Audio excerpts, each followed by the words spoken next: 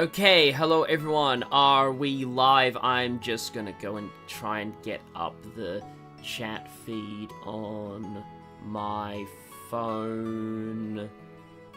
Here we go. Yeah, there we go. But yeah. Hi everyone. I saw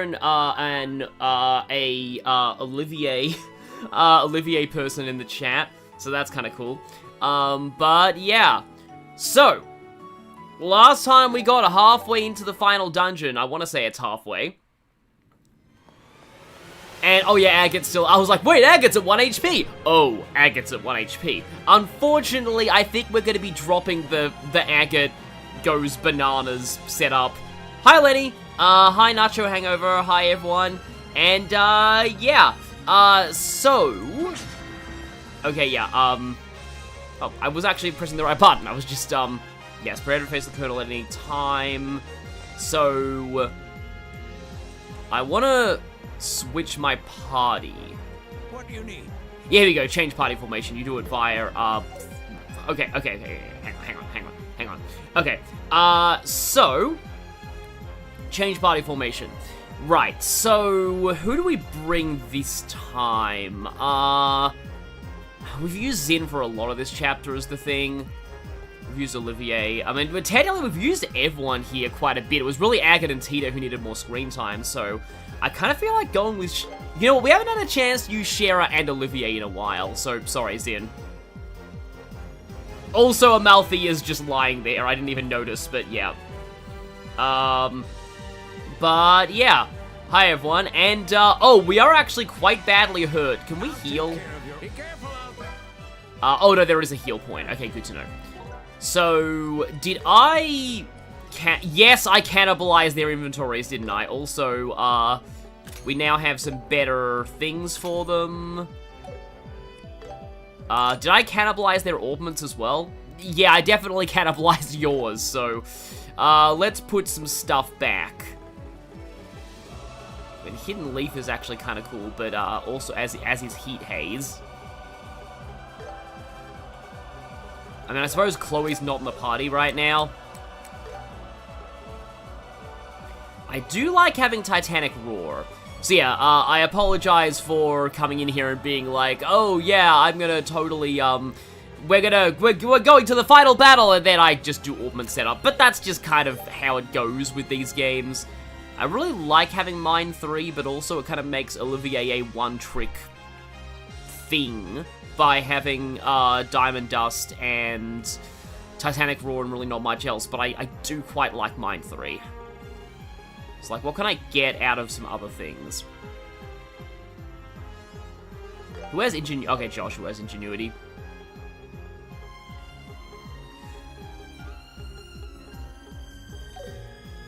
Oh, he doesn't have action or cast. Huh, that's actually a bit of a problem, I just realized. So I do need cast 3. Oh, okay, everyone here has cast 3. Okay, how do I do this then? I feel like Shera can get by without cast 3. She can take a cast 2 instead, because, like, I'm not really super, like, concerned about her offensive casting. So yeah, cast 3... Heavenly Insight. Oh yeah, I do like having the arts range boost. In that case, you don't really need Titanic Roar, because, like, you already have that big, arts boost. If I were to put Mine 3 on... Yeah, Trails definitely has some of the best Final Dungeon themes, exactly. Yeah, I know this is a very arts-heavy team, but I mean, that's just kind of the Trails meta for the most part. So that's like, okay, I do have White Gehenna. So why exactly do I have Mercy on you?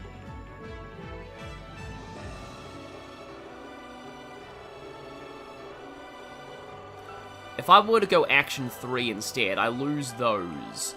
But I still keep Diamond Dust and White Gehenna. Oh, but you two have Action 3, and I kind of need that. I wonder if I can get by with just that and then just spamming a bunch of, like, high high speed accessories on him. Let's just go. I guess we can go.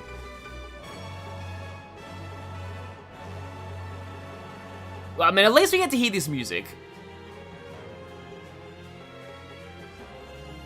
Who has the EP cut 3s, actually? Oh, right. Oh, Tina has an EP cut 3. That's dumb. Why? Yeah, she's not in the party. Let's take that off. And then I've heard Yeah. Inflict cancel art / delay with attacks. I think that affects arts in this game or something like that. Again, I'm not sure, but like, yeah. I mean, Hidden Leaf will actually give you... Oh, it gives you Aerostorm. Yeah, I'll take that, actually. Alright, okay. And then... Apologies, but okay, Shara probably needs to get, like, all of the best speed things.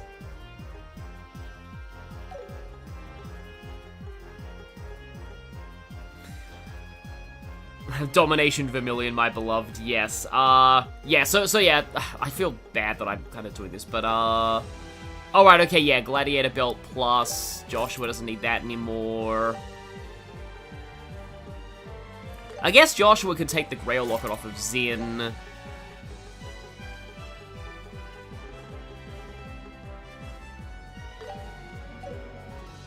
Yeah, you're gonna take Blue Sphere plus. You can play that version in Sonic Mania that has over 1,000 stages. Speed plus 20, defense. Okay, that's on Estelle. That's also on Estelle.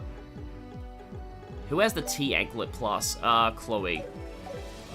I guess you can take the T Anklet plus. Alright, somebody needs the Tiger Heart.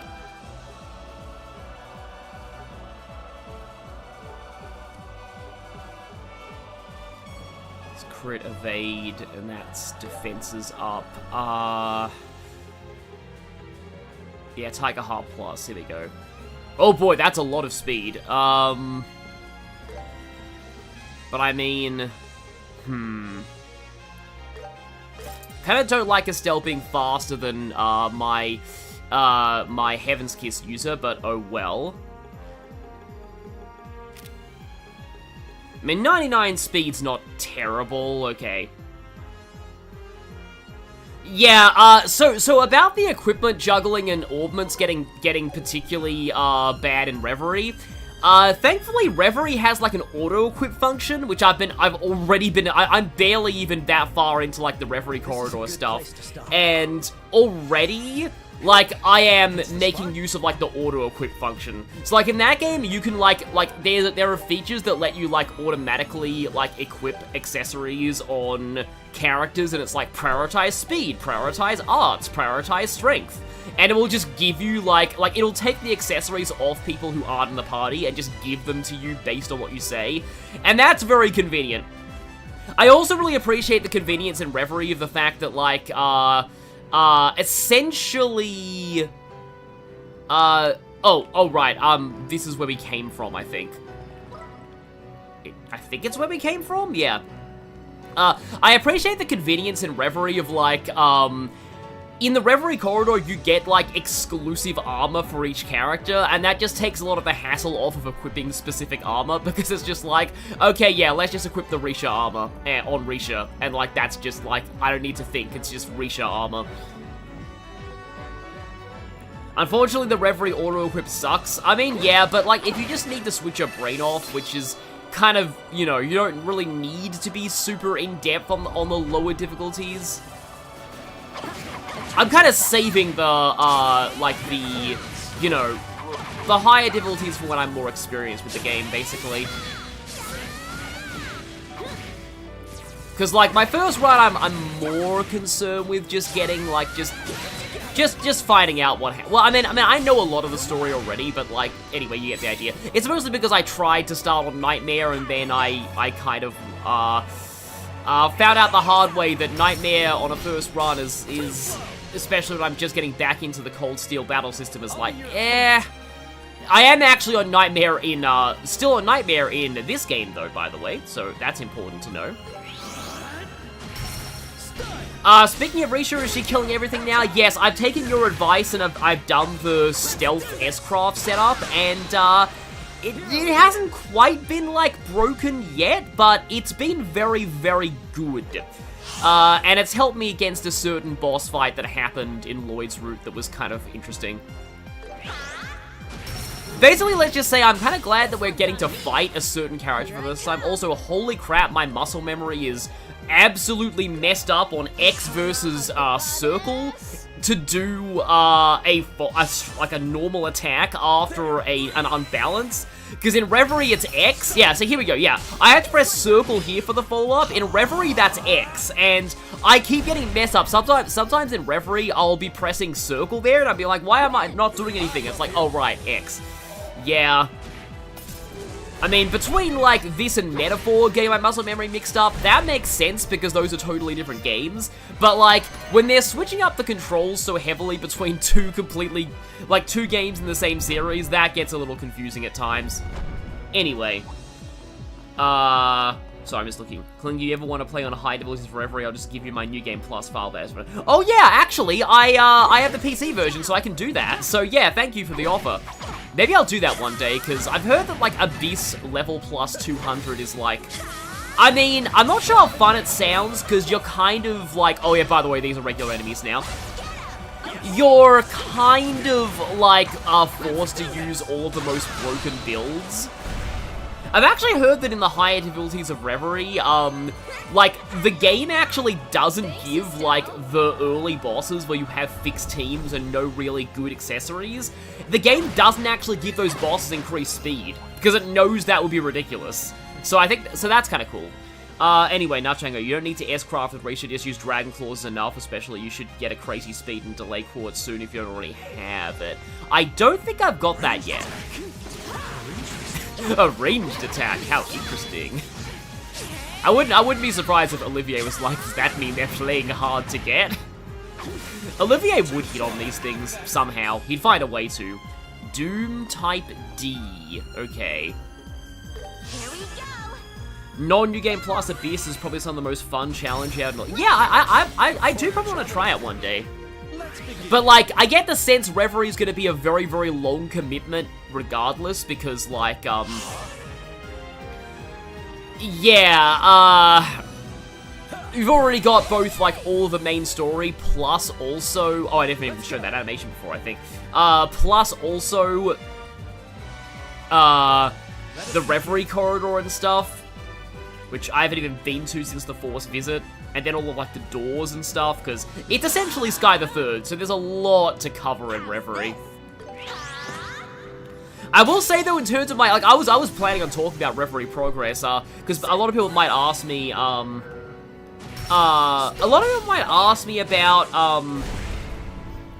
Reverie, like, where I'm at in Reverie right now, and I have reached, basically, I don't want to say, well, okay, I'm at the start of Act 3. But I'll just say that I don't want to talk exactly about where I am because, let's just say that in Reverie you have 3 parties. Rean's party, Lloyd's party, and the party of a mysterious masked person whose identity is a mystery. I just got to the point where you find out who that is. So talking about Reverie at all is going to be a massive spoiler at this point. Even though the Trails 25th anniversary concert spoiled that character's identity anyway. And they spoiled their identity on the 25th anniversary t-shirt because they have no tact about spoilers, but I'm not gonna say it. But anyway, you'll know where I'm at if you hear, you know, if you hear me say that, you're gonna know where I'm up to in the game. I did already know, who they were, by the way, because again, the 25th anniversary concert spoiled me, but still. I will say, I like who they are, and I do like the way they utilize this character. It's very interesting. Oh yeah, I've got Azure Destiny back now, right, yeah. I remember that. I'm like, oh yeah, that was a thing. I still can't believe that Azure Destiny exists entirely. Uh-oh. Okay, yeah, because, like, all the enemies in this place explode when they die, but only some of them actually count as a self-destruct that hurts you. That one is, gotta remember that. So anyway, what I was saying was that, I still can't believe that the only reason Azure Destiny exists is because Japanese fans complained that that character wasn't good enough. So they're like, okay, let's, like, they patched that into the Japanese version, and it's in the English version by default, but it's just like, of Cold Steel 4, he always has it in Cold Steel Reverie. Yeah, he always has it in Reverie, but it's still, it's really silly. It's just like, oh hey! People complained that he wasn't powerful enough. Let's give him one of the most broken buffs in existence. Now I'm mad. It's like 50% strength, arts, like ATS, and speed at the same time or something. And it's like, he's not even meant to be a caster, and yet it makes him the best caster in the game entirely because of that buff. It's just like... yeah. Leave it to me. Perfect move. Fun fact, they're even better now because Weaken and Art Support 4 now exist. Yeah, I've seen Weaken at this point. Weaken is hilarious. I was like, I saw one of the crafts and it was like, Weaken for, like Weaken for 3 turns. I'm like, what the heck is Weaken? And then I use it for the first time with Nadia, and I'm like, oh, the enemy is now like 20% weaker to every element. That's fun. Especially with Nadia, because she's like the caster of that group. I don't know why, for some reason, I didn't think that, like, I didn't expect Nadia would be the caster. I honestly, I have no idea why. This is a very bad position to be fighting in. I literally can't press the square button to initiate combat. Okay, yeah, now they're all on this side. Right. Hello, everyone. Just come over here, and also, that's new. Yeah, a regular enemy version of the thing that Amalthea was using. The things that actually, for some reason, can talk. You know what? That's a lot of HP. I'm gonna use Sylvan Wing. Shout out to the Bell glitch getting patched out of CS4 and Reverie. Oh yeah, and Azure Destiny also has 0 delay. Oh, and she gets another turn immediately. Yeah, so like if I ever do the Crossbell games on the channel, I want to talk about the hilarity that is the Bell Quartz, because like, I remember bells being, so what the Bell Quartz do is they reduce the delay after you cast a certain art. So like, basically, for example, if I were to cast like Aerostorm here, if I had Wind Bell, that would reduce the delay after casting a wind art. And with enough of that, you can basically just repeatedly spam the same element arts over and over and over again. So when I played Cold Steel before I played the Crossbell games, okay? And in the Cold Steel games, the Bell Quartz are already very, very, very overpowered. So imagine my my amazement when I found out the Bell Quartz in the Crossbell games when they debuted was somehow even better. In those games, the Bell Quartz make it so you have 0 delay after you cast a certain element of arts. So you get to act again immediately. Which is just absolutely stupid. Like, it's like, imagine if you had, like, Clock Up EX in this game, but it's like that was a built-in effect every time you cast a fire spell. Like, it's just like, it's always really fun to me whenever something gets severely nerfed and it's still broken. Like, there's never a better feeling than that. It's like, they nerf something badly, and it is still one of the most broken things in the game. Yes, excuse me, what is the correct response to finding out about that? Just like, oh boy, yeah. Except in CS through the Bell glitch. Look, what is the Bell glitch exactly? And yes, Azure Destiny is very stupid. It's very, very stupid. Yeah, I've heard that I do want to read 309. It's like a literal novel, though. Also, you're still there. Hi. Can I somehow get through there? I know that you have a gigantic hitbox, but okay, can I gradually... Yes, I can gradually push you in here. And I kind of appreciate it if some of your friends join this fight. Hello there. Oh yeah, it's like Fire Emblem Fates nerf Nosferatu and it's still very good. Yeah, that makes sense. I love how, like, everyone thought that Odin was bad, like, when Fates was first, like, coming out. And then people realized, oh, actually, Nos tanking still works in this game. So, like, yeah. Odin is still very, very good. Oh, hey, you did decide to join the fight. Good for you. I think these ones do explode, though. Like, as in, like, actually the kind of self-destruct that hurts you. Also, I haven't been using Heaven's Kiss nearly enough. Of course, Olivier would boost Shara whipping him. That's just, like, that makes just the most sense of all time.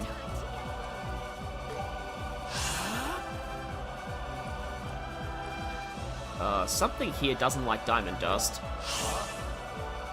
The tier 2 bells halve delay for all art, not just the dedicated elements, with the bell glitch. Okay, that is interesting, but it was patched out of CS4 and Reverie. Heisei5579 says, they nerf Gale by increasing the CP cost, but regains it, so it often doesn't matter. Yeah, Gale's fun. I like that, like, and that's another thing that I realized, like, just going back to Cold Steel after having, like, going back to the Crossbell games after having played Cold Steel, is just the whole thing about, like, oh, Mute and Seal, that's actually really bad, is just the whole thing of, like, Gale is so overpowered that one of the Divine Blades, Arios, based his entire fighting style around Gale. And honestly, I am not surprised. Okay, I think some people here need to get healed. And we also need to stand back from you. You're mine. Gotcha. Shara and Olivier should have a duocraft where she forces a barrel of booze on him. That'd be great. Like, okay, I was watching Lenny stream Daybreak 2 recently, and by the way, the intermission of Daybreak 2 is one of the most amazing things ever in this series. Like, holy crap, the intermission of Daybreak 2 is good. Like, I heard bad things about Daybreak 2. I heard that it's, like, was just rushed out for investors, but, like, the intermission of Daybreak 2 is really good. Like, legitimately fantastic.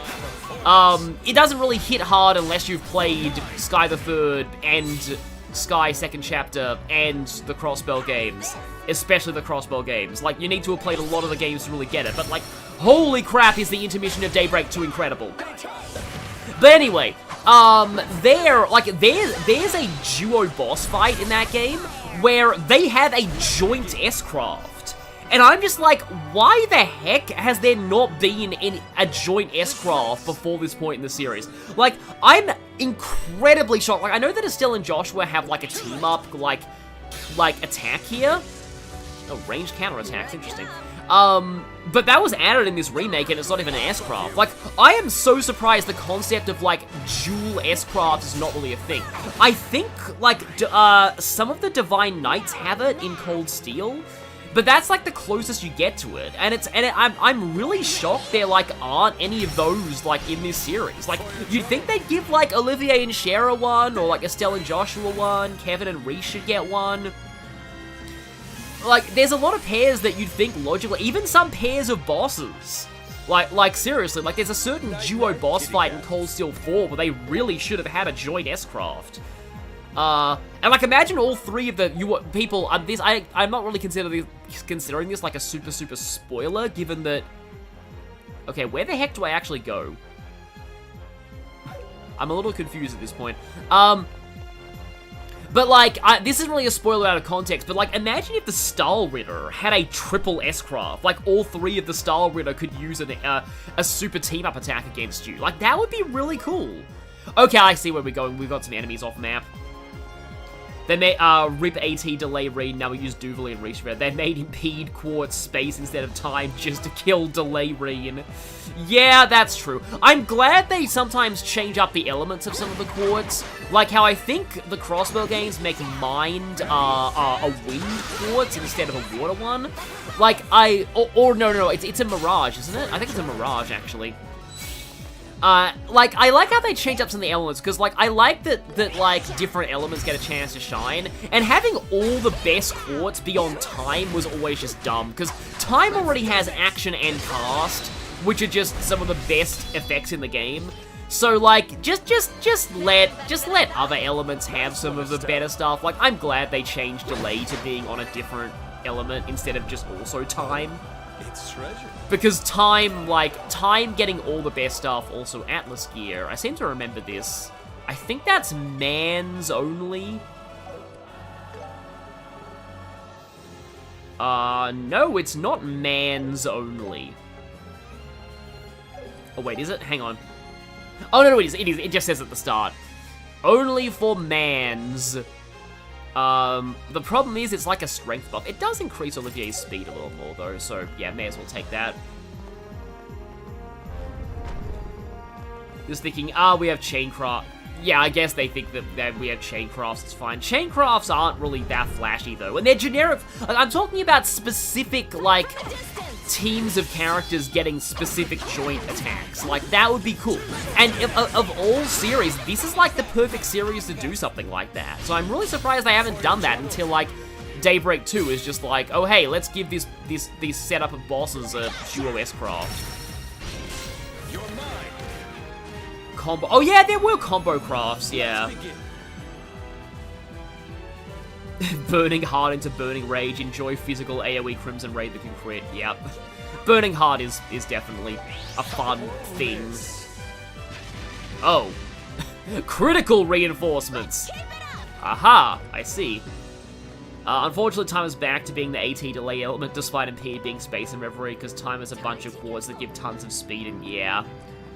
Like, again, as I've said, to be honest, I don't fully, like, understand exactly how to abuse delay in Reverie and Cold Steel, like, the things that add delay. All I know is that Gaius's absolute delay is, like, great, but, like, I often just don't have enough stacks of it to get past enemy delay resistance. I don't know, it's funny, as much as I've played, like, a lot of the Cold Steel games, I just don't really fully understand how to break the battle system in those games. I understand Sky and Crossbow a lot better, even though I played those later than Cold Steel. I don't really... It's hard to explain why, but, like, there's just something about Cold Steel's battle system that just doesn't really click for me, and I think it might just be because of the fact that it's kind of like that whole vanilla Kingdom Hearts 2 syndrome, where, like, because you can just beat the game by just mindlessly doing everything and not actually learning all of, like, the intricacies of it, then you don't really have an incentive to learn the intricacies of the battle system. Whereas, like, Sky and Crossbell actually challenged me at certain points, so I came to understand how to, like, use all their tools. Oh, hi, Agon Ghost. Finished Trail's first chapter yesterday. Found it really fun. Heading into SC. Yeah. Oh, yeah. No. Trust me. It gets even better in the second game. Okay, well, that's just a support skill. But still, that's cool. It gets even better in the second game. Ready? And broke your defense. Stack sources of AT delay from equipment, master quartz, and normal quartz. The more sources, the more chances to proc. And if any proc, they all proc. More speed for more chances to proc AT delay. Okay, right, yeah. Because I don't think I really use much of the master quartz that are like a delay plus something. Anytime. Ready, and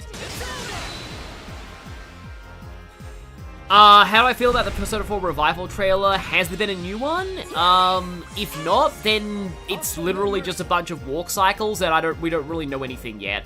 Like honestly, my thoughts on that the Persona 4 Revival trailer are literally just, they only dropped that just because Yuri Lowenthal leaked it and they had to just say something. Like, it's clearly just something that they were forced to put out, just out of obligation, so I'm not really paying too much attention to it. I did, though, recently see that, like, a website might have leaked the release date of Fire Emblem Fortune's Weave, and it's coming, like, in May, which is a little weird given that we've only had one trailer. However, that website did get the release date for Mario Tennis horrendously wrong. So I think we should take it with a very big grain of salt. And a lot of its descriptions for the games are also very, like, it's just their generic descriptions from the Nintendo website. This one's on me.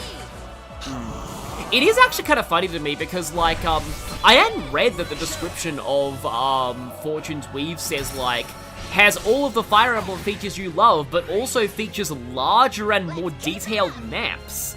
So I'm like, is Fortune's Weave gonna be a spiritual successor to Genealogy? I didn't actually realize that. That's interesting. Huh.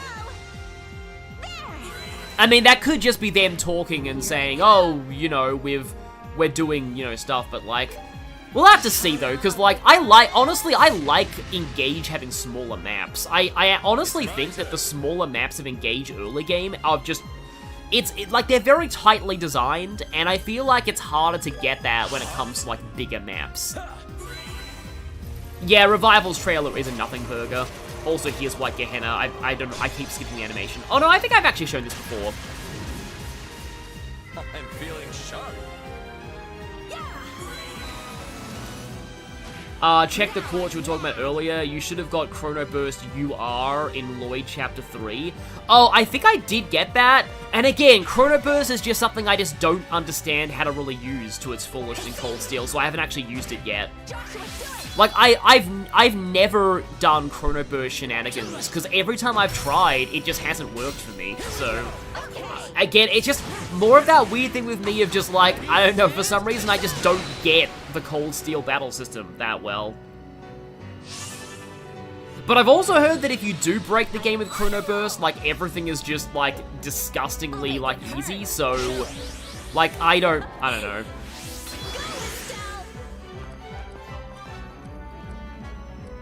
Like, I wouldn't be surprised if Fortune's Weave is already finished, because, like, Engage had been finished since 2021, and it released in 2023, so, like, I wouldn't be surprised if Nintendo's just ready to drop it whenever, but still, anyway.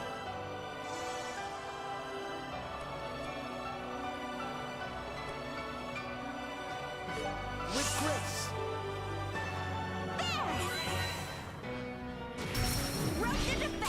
You're mine. Yeah, that is the thing in Engage. 4-base movement for people just doesn't, yeah.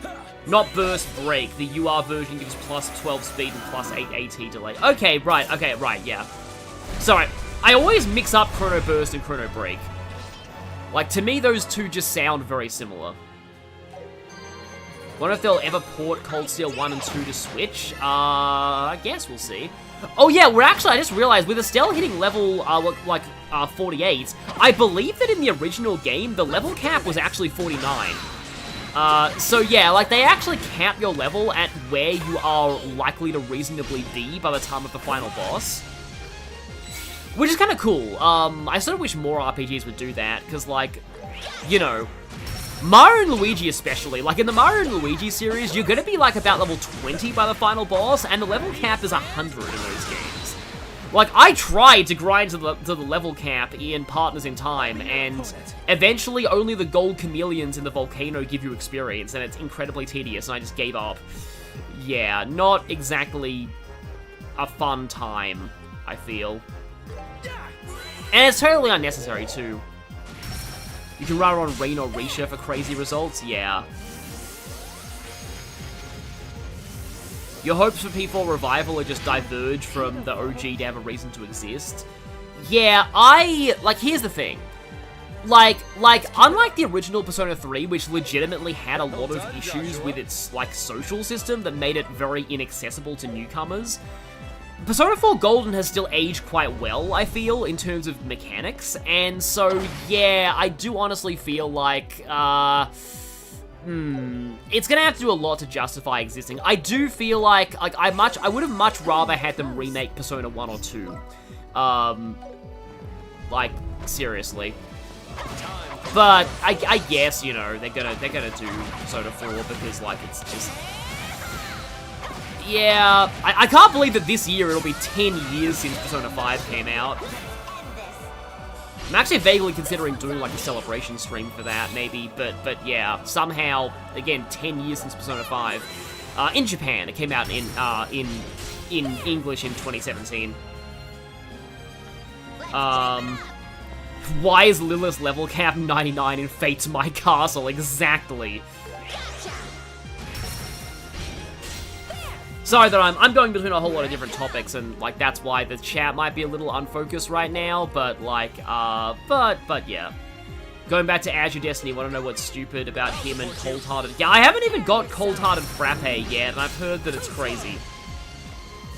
There's 2 Master Cores with the same effect as Magius, and they stack, so 1 HP Azure Destiny just one-shots everything. Right, I guess. Yeah. Well done, It is like, I feel like that character is a kind of case of the Camilla effect, because, like, it's a case where, like, the most broken character in the game is a character that I don't like very much, so... Yeah, that's unfortunate. Reverie did actually do a lot to fix his writing, though. His writing's way better in Reverie, but I don't want to say much more because spoilers. But anyway, yeah. Parties with Atlas dodging P1. Yeah, the original director for those games left, so that might be, like, there might be some weird legal issues preventing them from remaking those games. But I do think they need remakes a lot more than Persona 4 did. Like, at the same time, like, I do, again, like, as I've said in the last stream, I'm a very pro-remake person, but, Persona 4, but that's for video games that are not very accessible, like, on modern platforms, and Persona 4 Golden is, like, available on everything these days, and super cheap, runs incredibly well on most consoles, like, it's great on Switch, like Switch 1 even, so, like, the remake's gonna have to really justify itself in order... Because, like, Golden already has full voice acting, so it's not like Sky where, you know, sometimes having, like, the...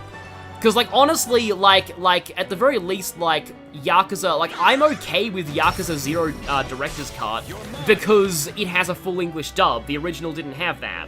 And, like, Sky, full voice acting, honestly, kind of worth it, in my mind. But, like, Persona 4 Golden already has full voice acting, so it's just a matter of, like, again, it's gonna have to do a lot to really justify itself. So we'll see. We'll see.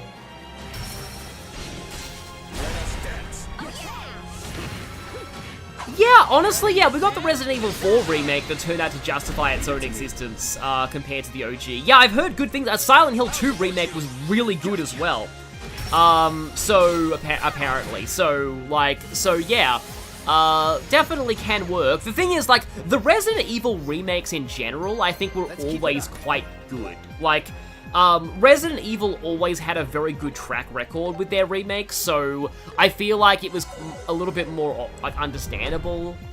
And it's not that Atlas doesn't have a good track record with remakes, but, like, they have it. Persona 3 Reload was, like, their first remake, kind of. The enemy's strong. No, actually, they did Devil Survivor as well. I mean, those were more updated re-releases, but still. Anyway, like, Reload was kind of controversial among some fans, so I can honestly see why people would be a little bit worried about Persona 4, but yeah, we'll see what happens. It's probably not releasing for a while, so not really too concerned about that right now. For your trouble. Love the gameplay of Conquest so much. Actually gives you an environment that fully rewards your understanding, yeah. Once again, Conquest is another one of those games that I just do not understand, like, how to play well. And I think in part it's because, like, it kind of forces optimal pairings on you, and a lot of the pairings that I like are not, like, because I don't want to pair Keaton with Camilla. I want to pair him with Selena. And it's just like, I kind of like it when, like, pairings don't really matter all that much.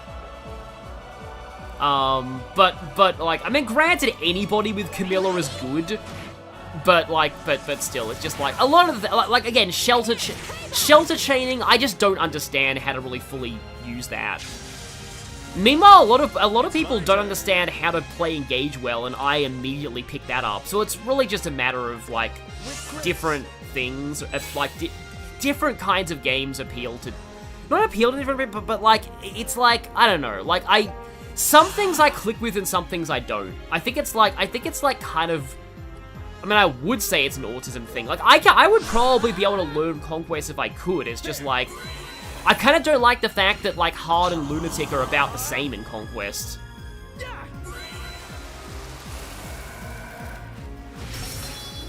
Devil Survivor Record Breaker took 5 years to come out. I'm kind of surprised by that. But yeah, Record Breaker's pretty good.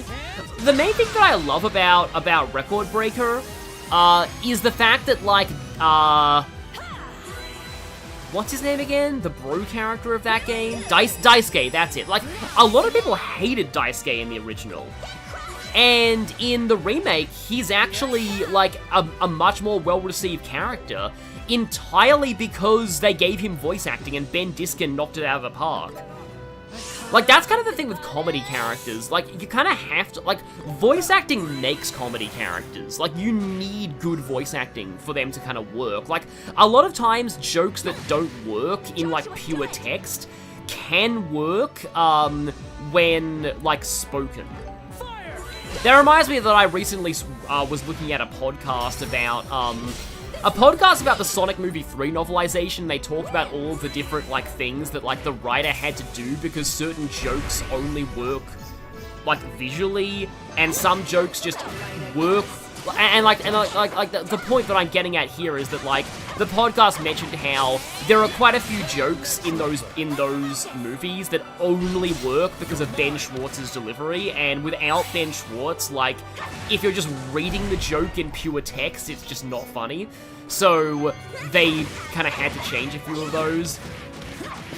But anyway.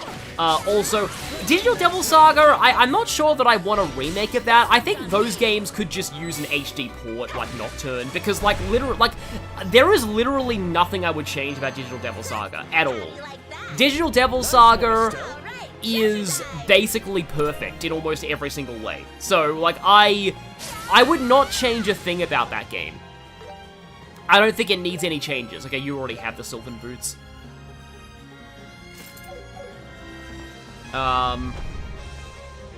But, yeah. Okay, go away, that thing. Also, hi, Sean Bird. Lunatic Conquest is still way harder than hard, even if enemy stats are basically the same. Yeah, skills, and also the enemy placements, too. They change a lot of things in Lunatic Conquest. Okay, so that's this floor out of the way. Let's move to level 4.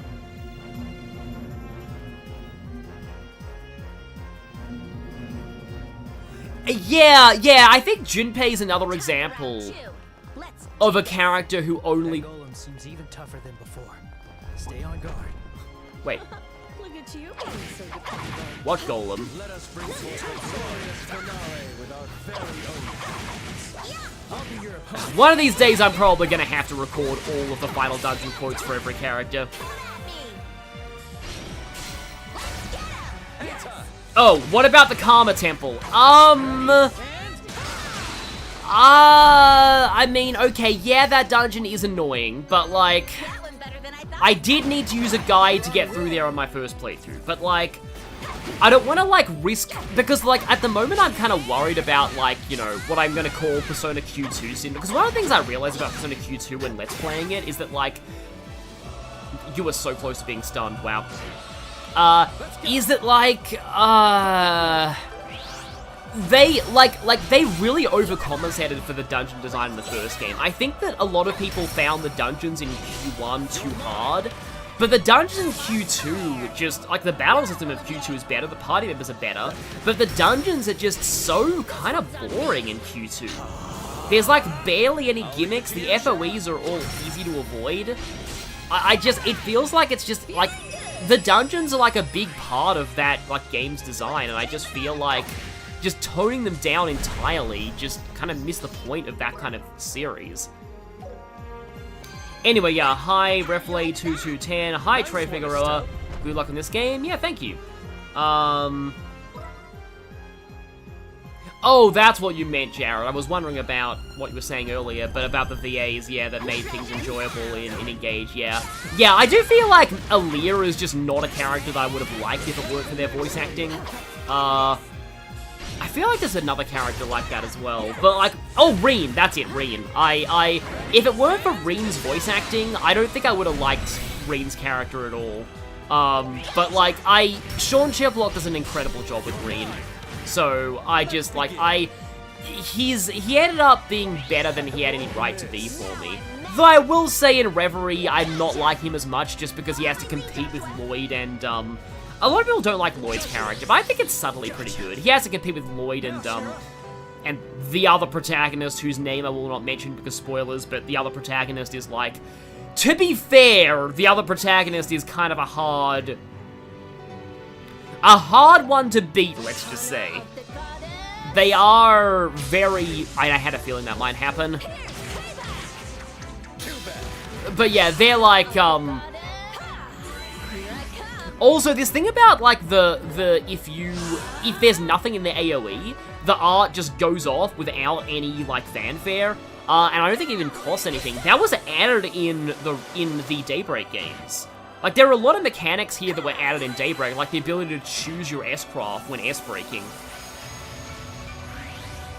We all needed not to have... Yeah, all we needed was not to have an Evil Spirit Club ever again. Yeah, Evil Spirit Club was too far, but, like, apart from that, like, the rest of the game was, like, fun. I love the Inaba Pride. I know a lot of people don't like the Inaba Pride exhibit, but I really, really like the Inaba Pride exhibit. I mean, it helps the music is really good, too, but, like, and the atmosphere, but, like, I do like the Inaba Pride exhibit a lot. Quite a few places to go, though. Then maybe with the Karma Temple, just make it a little more... This is Digital Devil Saga, a hypothetical Digital Devil Saga remake, by the way. Maybe with the Karma Temple, just, like, make the teleporters a little bit more obvious. Do I even want to fight you? Like, Joshua's at the point where he's got where he's not even gaining any experience from enemies. How interesting. I am surprised that we haven't seen any monster chests in ages. That actually concerns me a lot. Could you please just... Thank you. I remember feeling wrecked, by Inaba Pride's puzzles. I hate Inaba Pride more than the Evil Spirit Club. Yeah, I just really like Persona Q1 a lot. I just really like Q1 a lot. It's honestly, it is my favorite 3DS game. I think I like it even more than the 3DS Fire Emblems. Well, maybe not Fate's Conquest, like, design, but, like, yeah. I just, like, at the time, having a Persona game on a portable system was just huge to me. But I do just really like the atmosphere of it all. I like the party's horribly unbalanced, like, Teddy's terrible, but, like, I like Zen and Rei a lot, and a lot of people are just, just think that, like, you know, Teddy and some of the characters being flanderized makes the whole game terrible, and I'm just like, I don't know, like, it's only limited to a few like, I mean, I know Akihiko's really bad in that one moment, but, like, I don't know, for some reason it just doesn't bother me all that much, like, it's really hard for me to explain why I love, Q1 so much. Also, I haven't been playing as other characters enough. I feel like I should probably change Shera's costume back now. Yeah, the Devil Survivor games are very good, I have to say. In fact, like, going back to that earlier thing of, like, oh, there are certain games that I just don't get, Devil Survivor 2 was one of those, but then I played Devil Survivor 1, and I understand its mechanics way more now, and I really want to replay Devil Survivor 2, because I actually quit at the final dungeon of Devil Survivor 2, because, well, not final dungeon, the final battle of Devil Survivor 2. Is that a Photon Judge as a normal enemy? I think it might be.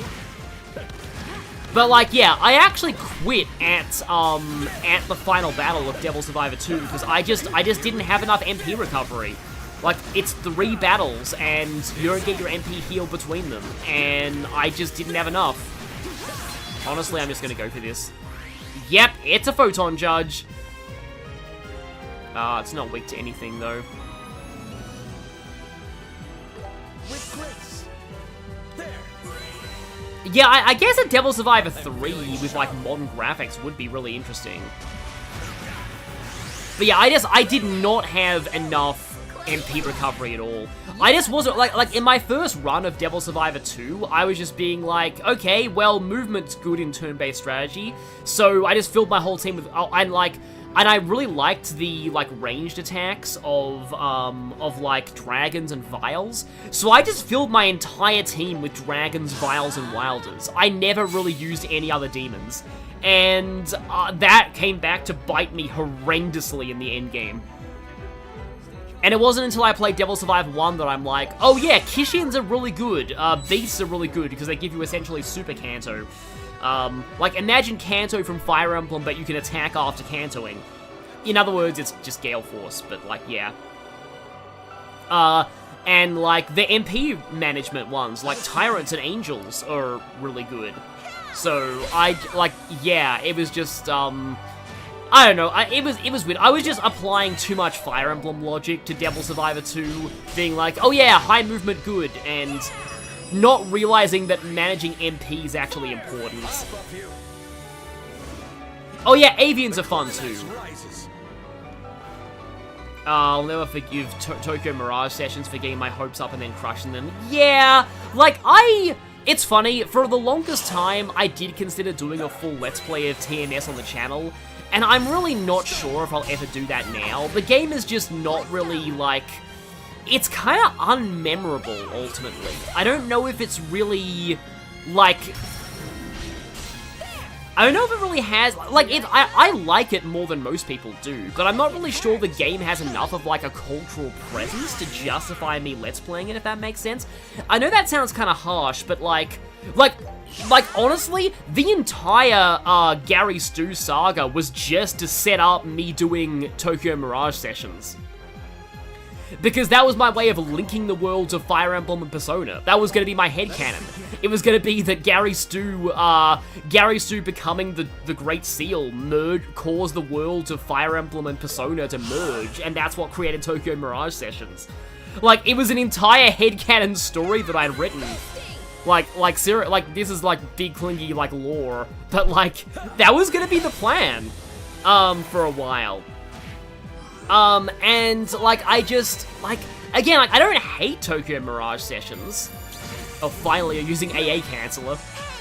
That's the reason why Photon Judges suck, by the way. They can just cancel your arts casting. Here we go. Ha! Boosting.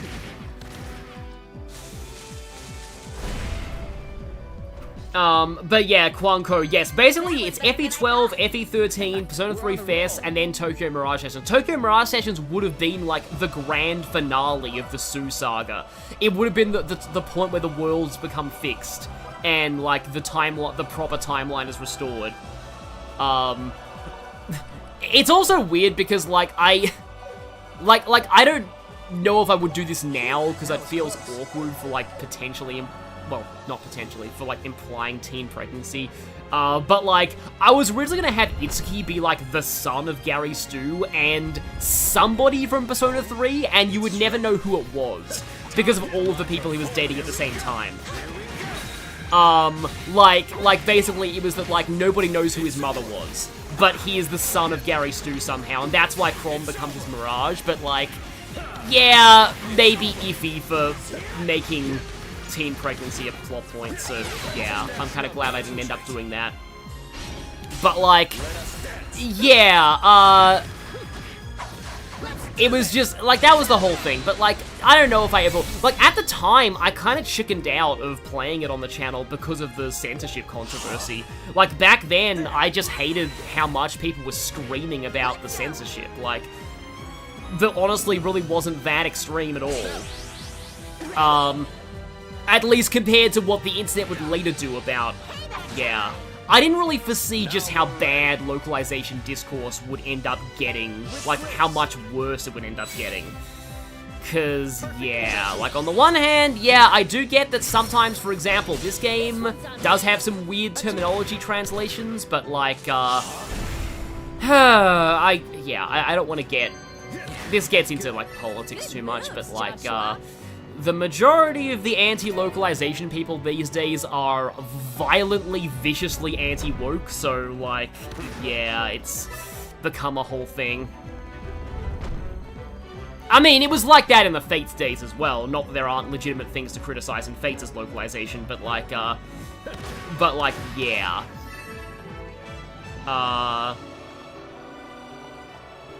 Anyway, sorry, I'm just looking back at the chat for, like, context. My universe is that my main character travels to every media I consume.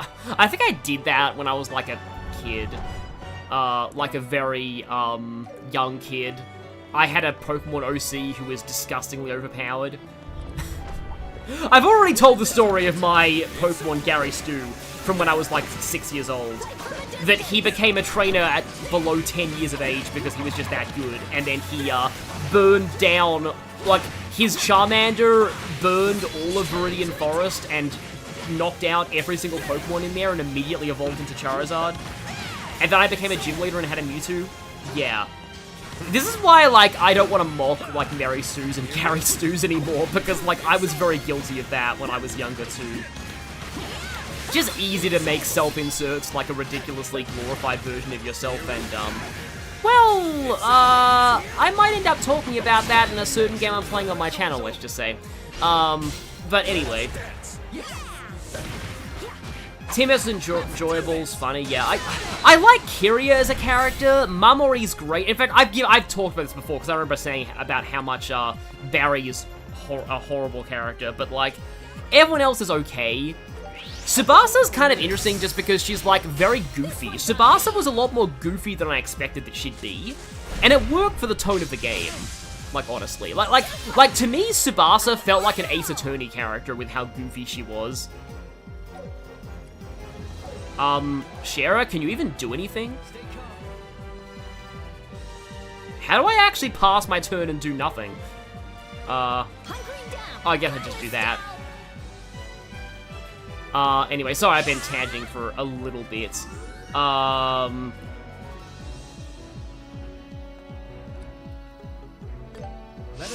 Some Asian, you name all of your main trainer in every game you play Asian, which leads to some funny screenshots. I mean, I remember, like, there's a visual novel called, what's it called? It's not Tokimeki Memorial, it's Mitsumete Night, that's it, it's from the makers of that. That's like the main character is literally called The Asian. But I honestly, like, that's a game that I kind of want to look into maybe fan translating one day, but, like, I'd probably call it, like, Easterner, because, like, I don't think it's a fantasy world, so, like, Asia would not exist in its universe. So, like, I'd probably localize that as, like, Easterner or something. Kind of like Trails does. No avoiding this. I'm feeling sharp. It would be really funny if he said no avoiding this and then missed. Perfect move.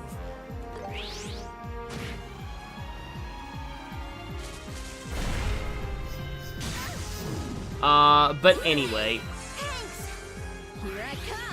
Orion Tempest, you feel like 99% of localization discourse boils down to this sexual content was toned down and it's not a one-to-one translation? These days, it's like, oh, they added statements that offend, like, my political ideology, but actually they were there in the Japanese script as well. I'm just too dumb to read the Japanese script. Like, for example, something in the Trails Calvard arc where they talk about, like, extreme right-wing terrorists, and, it literally says, the kanji, in the Japanese version, literally, extreme right. Again, I don't want to, I need to stop, because this can easily get, like, ugly, but, like, yeah. Like, if you read the Japanese script, you will see it's a faithful translation in that regard.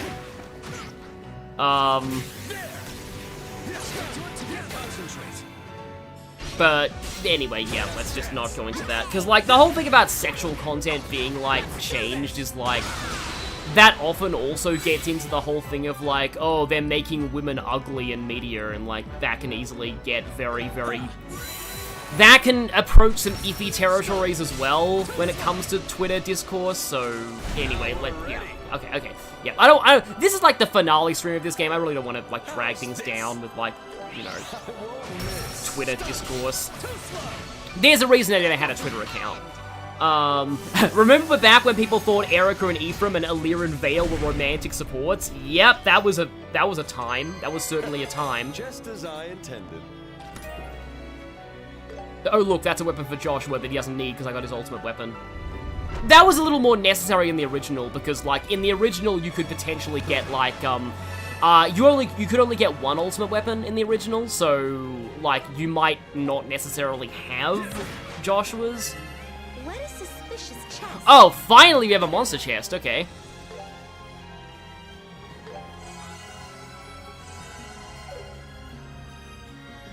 Yes, activates topic change, exactly.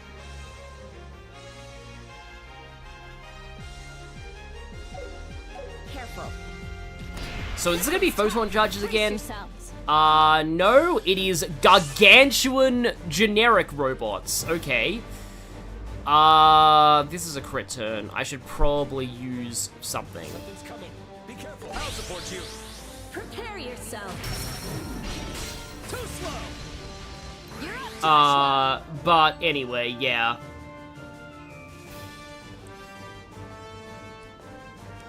Something's coming. Be careful. Actually, another game we really like to translate as a Sega Saturn RPG called Tengai Monk or the Apocalypse 4. Have not heard about that, but, like, given that, like, it's kind of cool hearing, like, reading about, like, obscure games that are, like, a lot of people have heard about these games, but, like, few people know, like, what they actually are. Like, again, for example, like I said in the last stream, Chaos Wars. Like, I can't believe Chaos Wars is actually a crossover. I never knew that, but, like, it kind of makes sense. Let's do this. Ironically, you're probably going to play a different remake after this stream is finished. Oh, right, I saw earlier on in the chat, Kwang, you were talking about playing Crash Insane Trilogy. Begin. This just makes me sad again, because of the fact that Activision was like, oh, the Insane Trilogy sold several million copies, and Crash 4 sold 1 million copies, but it's not a live service game that made $1 billion, so let's cancel the Crash series. Shara? If you whip Olivier, that would be that would be more appropriate. Oh.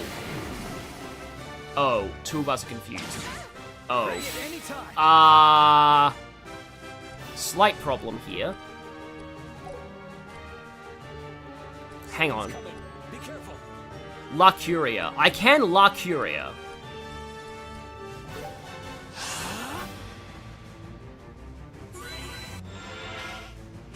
How pitiful. Oh, okay. Well, I guess Estelle's the only one getting cured. But I mean, at least she's getting cured, and Olivier's getting cured, not that that matters. Okay. I need to get myself a Revivey Balm.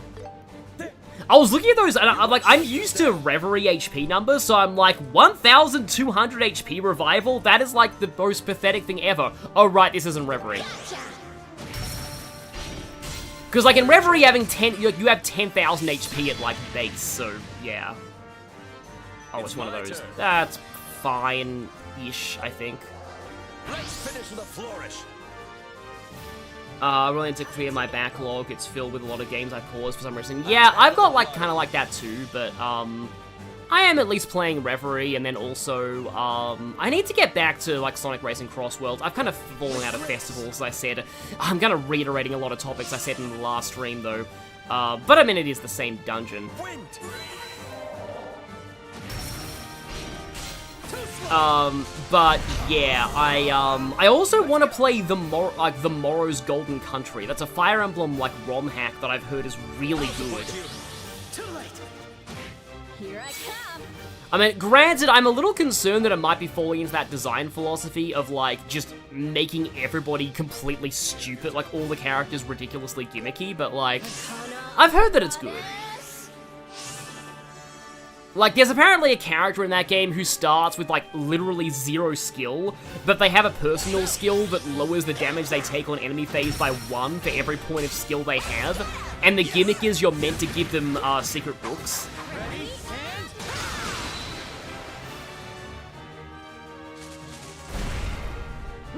Win. Anyway. Growing up, Wrath of Cortex was tragic, but, Twin Sanity made up for it. Honestly, I think I liked Wrath of Cortex more than Twin Sanity. I just like the whole, like, I like the traditional Crash formula. Twinsanity's was funny. Like, I like Twinsanity's approach to story in a Crash game. And, like, Cortex was hilarious in Twinsanity. But, like, I prefer the traditional Crash formula. That's why I like, actually, Crash 4 was more like Crash 1 than, like, the Warp Room system. But, like, I do kind of prefer the traditional formula. And also, Twinsanity is very clearly, sorry that I'm, like, massively tangenting. Twinsanity was very clearly, like, there's a lot they wanted to put into that game, but they couldn't. Like, you can tell, like, they literally make a joke about, we were supposed to explore 2 new dimensions, but we ran out of time. Ha! A treasure chest. So many Fire Emblem and Pokemon ROM hacks on my 3DS. Yeah, I'm not really into Pokemon ROM hacks because they usually make things a little too crazy. Though Bubble Tea recently found a Pokemon, like, you know, green ROM hack called like Shin Pokemon Green that, like, is just, like, basically just Gen 1, but it makes it harder and actually, like, adds a lot of stuff. Like, that, to me, was the perfect balance of, like, adding enough to be interesting while not, like, just being utterly Kaizo levels of insane, the way that a lot of Pokemon ROM hacks are. So, yeah, I might check out Shin Pokemon Green one day, because it does seem pretty cool. So I believe this was, like, where, yeah, there was a downstairs, yeah.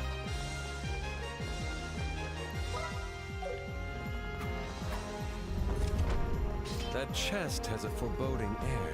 Thank you for that, Olivier, and I haven't actually saved in a while.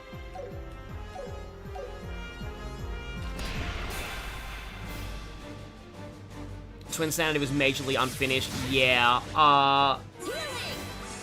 the main thing, oh yeah, that Fire Emblem ROM hack with this divine lightning shall pierce the skies, and that was also the one that used Silver Will as its, so I bring things back full circle to actually Trails. That was the one that used Silver Will in its, as its final boss theme. That was the first time I heard Silver Will as well. That was back when, like, even knowing anything about Trails in the Sky made you a gigantic nerd. And in a way it kind of still does, but, like, that was seriously back in the day when, like, only, like, the most elitist of JRPG elitists knew what Trails in the Sky was. And when I first heard about Trails in the Sky, I thought, oh, is it a game about trains? Because, like, trails, like train tracks? And then Trails of Cold Steel happened, and it actually, well, like, honestly, like, I think that the Cold Steel in Trails of Cold Steel, it means a lot of things. Like, it means Reen's sword, it means, like guns and weapons of Erebonia, but I do also think it means the railways of Erebonia. Like, I think that also fits, so, like, I like, in Japanese, it's, like, sen, which I think can mean, like, train tracks, but I think it can also mean, like, the glint of a sword as it's drawn, so they did a good job of translating that name. Meanwhile, Zero and Azure are just literally the same as the Japanese because there's no really better way they could put that. Although I do have an art book, I have a Trails art book that refers to Azure as Trails of Blue.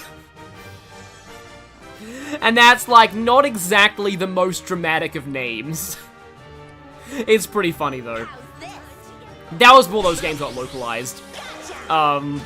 But it's like, featuring art from Trails from Zero and Trails of Blue.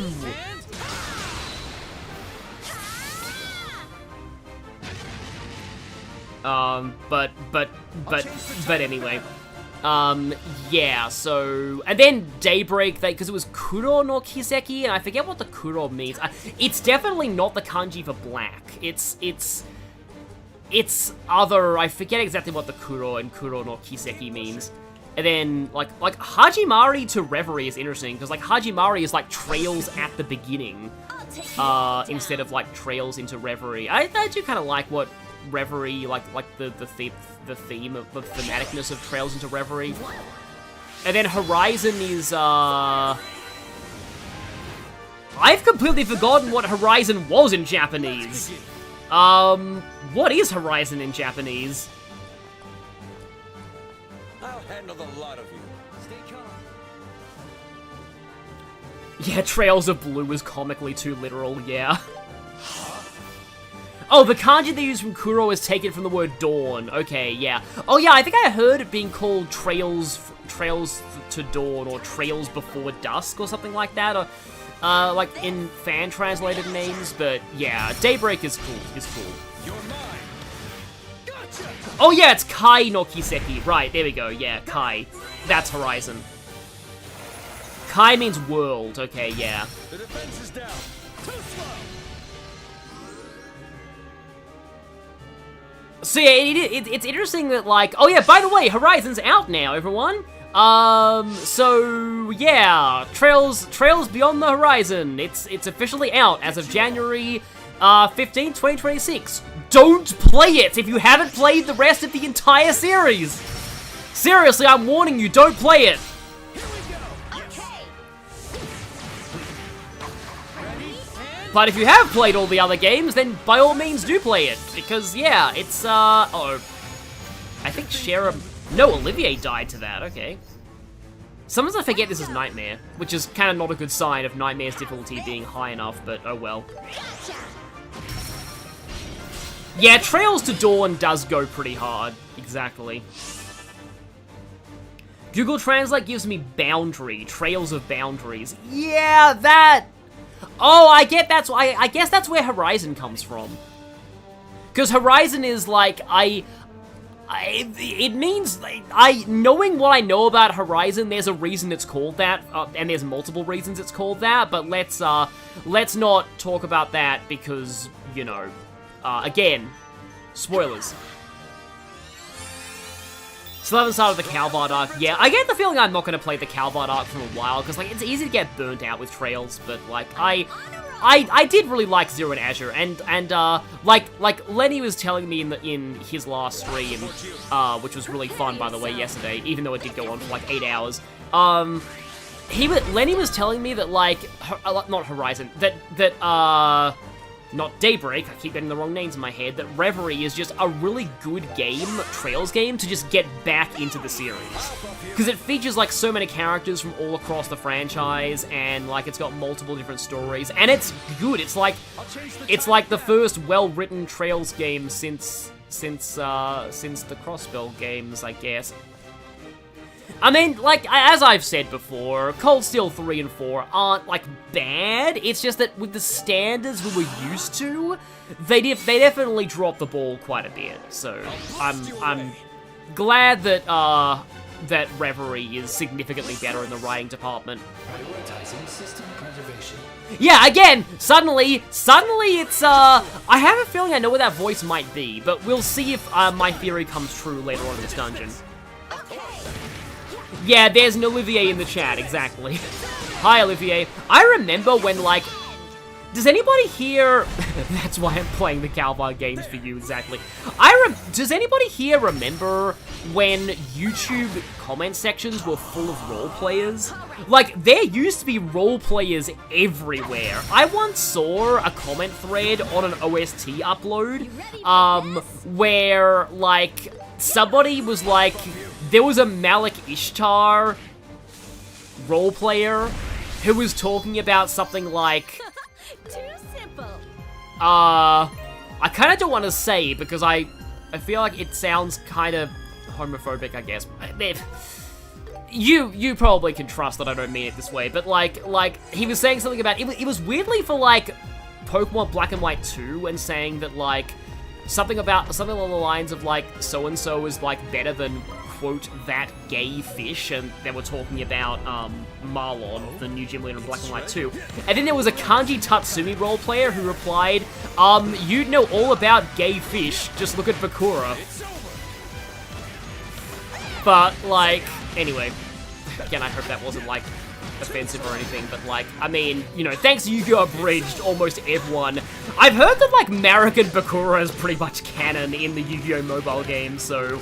Like, yeah, that's basically a true statement. Like I remember reading something to that effect. Yeah, no, Danganronpa had a lot of role players. I feel like Danganronpa just has characters that lend themselves quite well to role playing.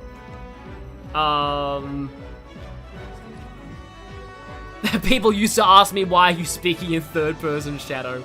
That's funny. Marlon's such a lame gym leader. Honestly, the only thing that I like about Marlon is that I can make Meku Tsunami jokes about him. Like, I feel like if I ever did, like, some kind of a no-experience run of Black and White 2, I would just pretend that Marlon is Meku Tsunami. And because after his gym leader fight, he goes swimming in, like, the ocean. And so I just say, now if you'll excuse me, I'm off to spend some quality time with my wife, the ocean!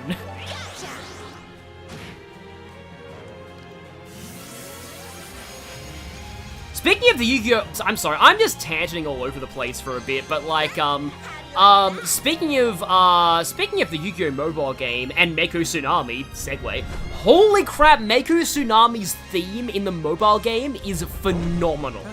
Anybody who has not listened to Meku Tsunami's theme in the mobile game, do it.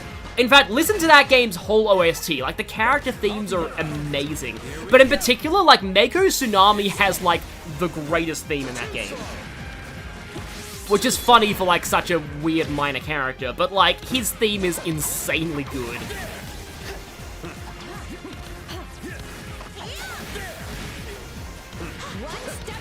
Yeah, bro is literally the freaky fish guy. You recently found out that Marlon isn't dark-skinned, just crazy tanned. I mean, that is sadly true of a lot of characters in Japanese media. Duel Link's OST is divine. Yes, I fully agree. Also, Olivia, I am quite hurt. I think I'm good not healing you, just saying. Remember when Umis and Marco... Yeah, I've read, like, I don't play Yu-Gi-Oh! But I remember reading about, like, also, why am I still in a field battle? I thought that I was in a turn-based battle for some reason. But I remember, like, reading the TV Tropes Game Breaker page for Duel Links and, like, the mobile games, because it's just really funny, just how broken a lot of the things were. Like, Taya was apparently one of the most broken characters in the game for ages. They had to nerf her special ability multiple times. But there are a few other, like, characters who are, like, very, very broken. Like, and I also love how a lot of the characters' abilities in that game were, like, they're like, the abilities are broken, but not for the intended reason. Like, nobody ever used, like, some of the GX characters' abilities, like, that were actually meant to, like, make summoning their boss monsters easier. Nobody actually used them for their intended purpose. They actually used them to, like, I think it was, like, who was it? I call him Steve Arcana. I think it's Steve Arcana, because that's his abridged name, or Pandora, I think is his official name. But, the Dark Magician guy, that, like, he's actually technically a better, like, Blue Eyes user than Kaiba was, thanks to certain weird things he can do with his ability. Okay, I'll heal Olivier. Just hang on a minute. There we go. Yeah, the joke with, the Yu-Gi-Oh! Abridged is that, I'll probably play a share after this a little bit. The joke with Yu-Gi-Oh! Abridged is that, that Marik's mind control powers only work on people named Steve. So, like, a lot of his minions are conveniently named Steve. So that guy goes, my name is Arcana, Steve Arcana. my favorite iteration of that, well, I meant also the fact that he has to trick Joey into legally changing his name to Steve so that the Millennium Rod works on him. And also Bandit Keith's middle name is Steve. Keith Steve Howard. But like, my favorite part of that was, Marik going, and now I'm going to unleash the most evil Steve in all of Stevedom, Steve the Mime! So yeah, that's just that character's name. I think his name is Strings, officially, but I call him Steve the Mime. He's the guy with the Revival Jam and Slifer the Sky Dragon and that weird combo that Yuki totally turns on him.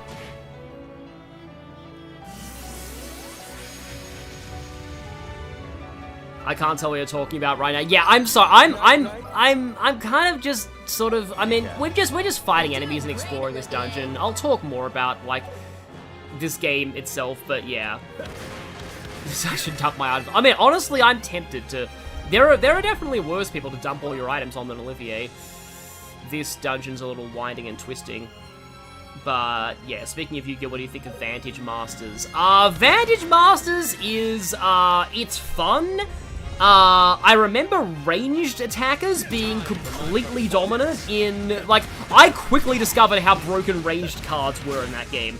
And I sort of spammed them. They kind of tried to nerf them in CS4 and Reverie, but, like, yeah. I do like the fact that there's an entire, like, you know, full-on TCG contained within... I think Vantage Masters is actually a reference to another Falcon property, though. But, like, yeah, there's an entire, like, game contained within... card game contained within... It's definitely better than, whatever the card game was called in Cold Steel 1 and 2. Like, that one was kind of boring. But, like, yeah, it's definitely better than that. Like, it's not, like, the greatest. Like, it's horrendously broken as far as card games go. But yeah. So many of your co-workers are obsessed with the Yu-Gi-Oh! Card game. I mean, I was gonna say I wish I knew how to play the card game, but then I'm like, that would drain my wallet immensely, so let's not do that. Too simple.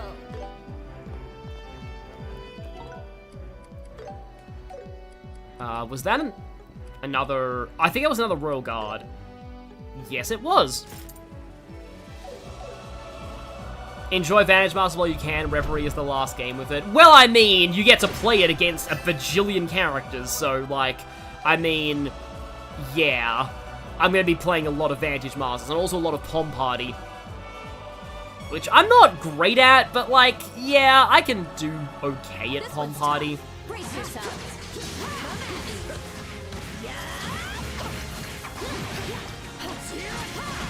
Oh, Blade! That's the game. That's the game that is called, yeah. It's the only Trails minigame with no reward for winning ever. They know it's badly designed. It gives you bond points, I think. But I think you get the same amount of bond points regardless if you win or lose, so, yeah. You're right about no points for winning. I want to say that's true, that you get, like, the same bonding points even if you lose. I remember Blade having good music. That's all I really care about.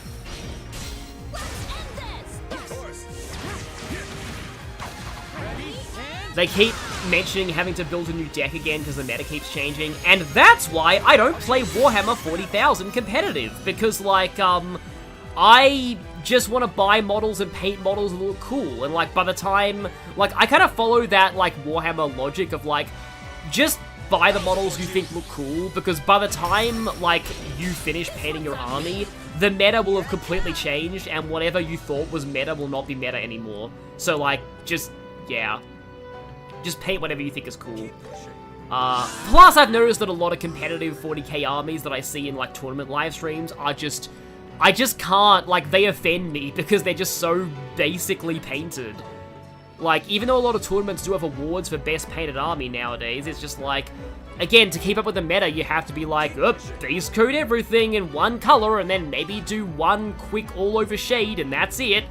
Like, yeah, a lot of the tournament-winning armies just look really, like, I don't know, I'm a painter, what can I say? I like to paint armies, so I just... But, like, I've had this, like, Leagues of Votann army for, like, the better part of, like, I talked about painting it in my Persona 5 Let's Play that was in 2022, and I still haven't finished this army by a long shot. Still unpainted. And then I also have the Space Marines and Tyranids from the box set of, the start of 10th edition, and, 11th edition is probably coming soon, so, and I haven't even painted any of the Tyranids yet, and I've only painted the characters of the Space Marines. Thank you for getting a double crit turn there. Now I'm mad. Yes, now you're mad. Now I'm mad! You killed my boyfriend! And then suddenly everyone's like, oh, so she admits it. I mean, no, I didn't say that. Good thing Josh was unconscious and he can't hear me saying that.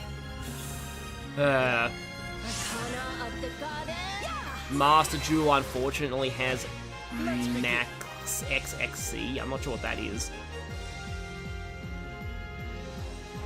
Had an easier time against Tio and Pom Party than the previous 3 fights. Yeah, I know there's supposed to be a couple of Pom Party fights that are, like, ridiculous.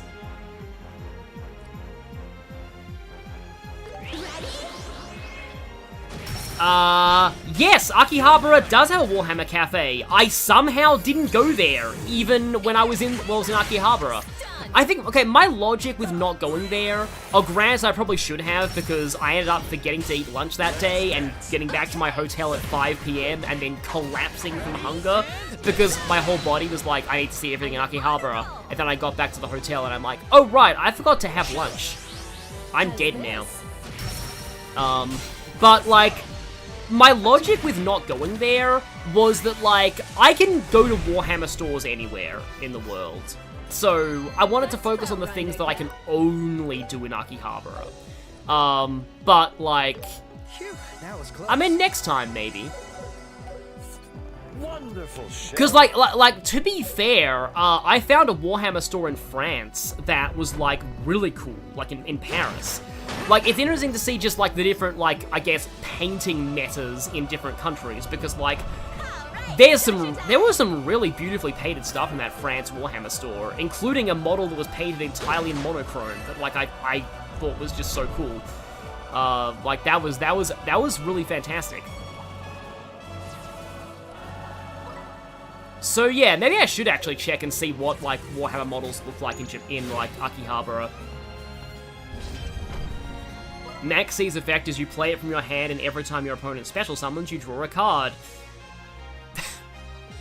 I don't even know much about Yu-Gi-Oh! And I already can tell that is the most disgusting thing in the history of everything.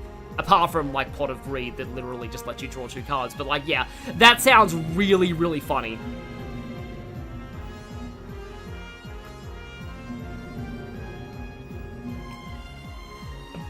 Where did Yeah. this go? Let's keep going. Oh. Oh, yeah. This is it. We're at the end. We're definitely at the end. I think we do move our base one final time. I do like being able to fully see this room, though. But yeah, look at all these golden rings. That's not hinting at anything at all. Like, I want to say you do move your base one more This is time. a good place to stop. Phew, that was a good break.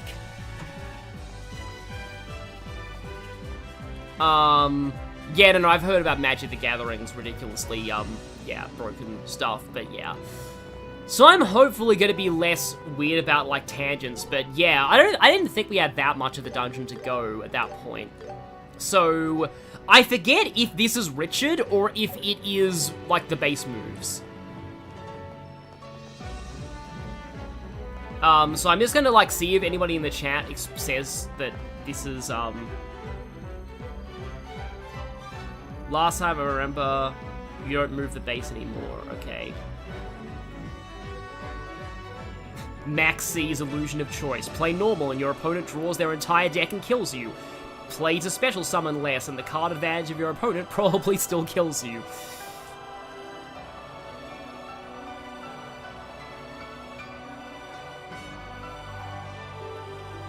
Wow, even Lenny knows about Max C. Do you actually, like, play it, Lenny? Like, play Yu-Gi-Oh? Okay, so people are talking about how... People are saying this is definitely the final battle. Okay.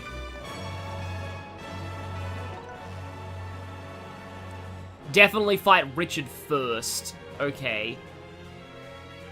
Oh, right, Sonic is in Magic the Gathering. I almost blotted that out from the whole make Sonic pregnant debacle. Yeah. That's an actual thing in Magic the Gathering. Anyway. Oh, you used to play Yu-Gi-Oh! Because, like, I am wondering if people want me to use a different... Like, I like using Olivier. I do feel like Chloe should be here, though. Like, thematically, Chloe really should be here. I normally use Chloe and Olivier. I, like, never use Zin, though, or Agate, and, like, The thing is, do we have to march all the way back in order to change our party? And now the chat has caught up with what I just said. Yeah. Sorry, I'm so sorry to bring that up. Yeah. Wait, no, go into that more. No, let's not. Yeah. And yes, Phantasm Irish, you did hear that right. It's a weird card interaction that, yeah, does something to cards that have the type creature, and Sonic counts as a legendary creature, so yeah. Yes, you actually have to go all the way back. You'd think that'd be the kind of quality of life they'd add in a remake, but oh well. I mean, I do like having Shera for this. It's just like, I really want to, like, I've never used Agate against the final boss. Oh, you can fast travel between different floors? Oh, you can fast travel, okay. Okay, that solves it. There was quality of life. I want to say it's the 3rd level that has the base. Yes. Also, there's something new in the shop.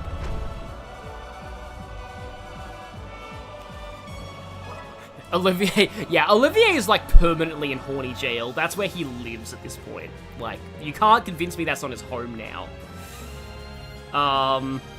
But yeah, thank you so much for bringing up the fast travel between floors. I like seeing Agate be good for once, because he's bad in every game he's in, except, yeah, yeah. Yeah, to be honest, like, I do feel like, I don't really know if I want to use Zin. I've never really brought Tita to the final boss, but, like, eh. So, what's new? What do you need? Any bargains? Which one are you going to pick? Also, I should probably buy some revives. I am gonna need these. I made up my mind. Oh, I just realized something. That's not what I meant to do. Cooking. I doubt I actually have the things that I need here. Oh, somehow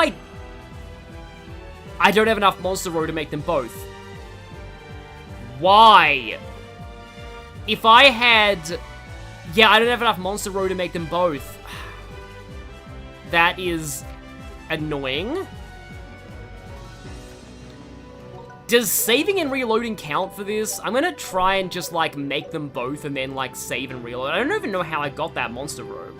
But, like, if I make this... Got it.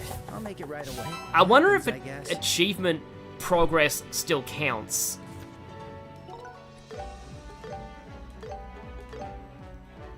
I mean, at the very least, I can say...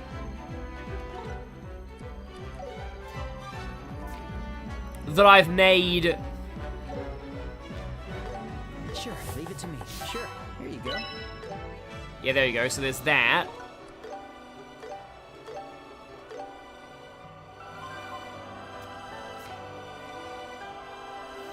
Okay. There's a first time for everything. It's pretty good. Okay, I should probably keep that. I should probably keep that. I should probably keep that. Yeah. Because that gave me all that, whereas that didn't give me anything. Yeah. I don't think that I have Master Soul. Okay, well, I suppose Estelle can take that. Oh, that lowers her ATS significantly. Huh. I guess Joshua will take that then. Yeah, that's almost certainly the one that I should probably keep. But I don't think that the achievement is tracked over multiple save files of, like, getting all the food, so... Yeah. Time for some shopping. Alright, we can just customize all of these things. So... I have a bunch of U-Material pluses, however...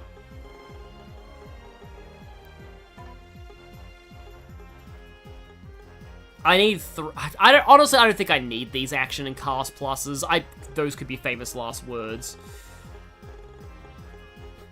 But, like, I can make another Blue Sphere plus. take this. And I think I'll get another green sphere plus. Don't really need the red sphere plus when I have the Tiger Heart.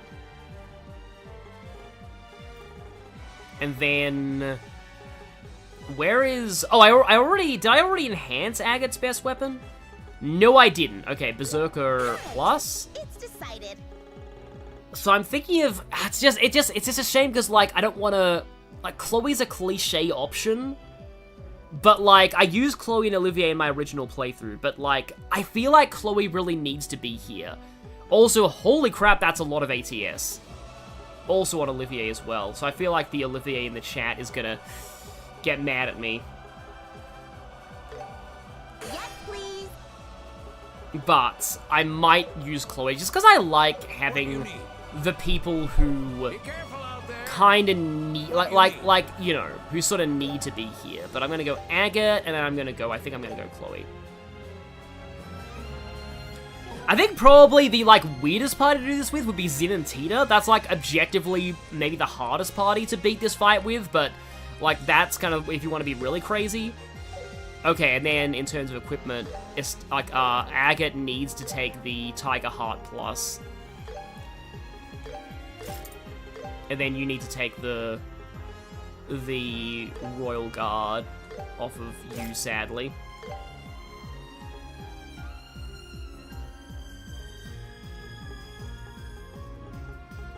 Later, you won't see me complain. Okay, so Victory Headband, I guess. Oh, if we're not using Shera, though, you might as well take the Gladiator Belt Plus. And then you need all of the arts boosting things. Every single art. Can I get her over 1,000 ATS? Because I would like getting her over 1,000 ATS.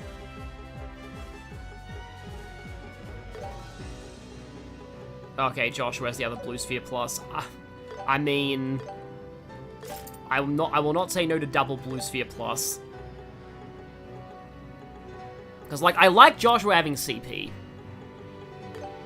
And then I guess Valkyrie dress off of... Tita has the other one.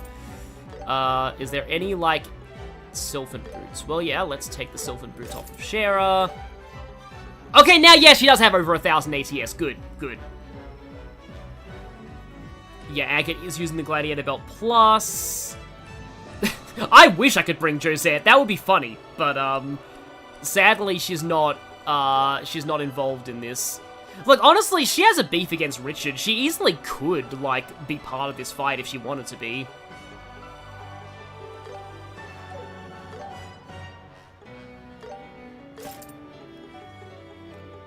I suppose Estelle will be like the buffer, and then Agate, do I have an action 3 that I can give you? Let's give you the action 3. And you need to get a cast 3, because there's no way that I'm not using Chloe without cast 3. Technically you probably need action 3 as well, but like, oh well. Hidden Leaf.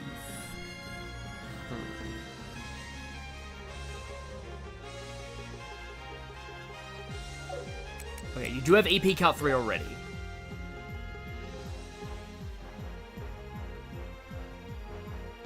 What role does Estelle have? She can kind of do anything. She's, like, very balanced, but she has, like, they buffed her crafts a lot in the remake, so her and, like, her buffs are pretty good. Like, I liked, in this fight, she's probably gonna be more of, like, a support caster, but, like, you can kind of make her anything you want. And in the original, that was pretty bad, but in this version, there's a lot more that you can do with Estelle, and I do like that. Do I go for Hidden Leaf or... It doesn't give you Aerostorm.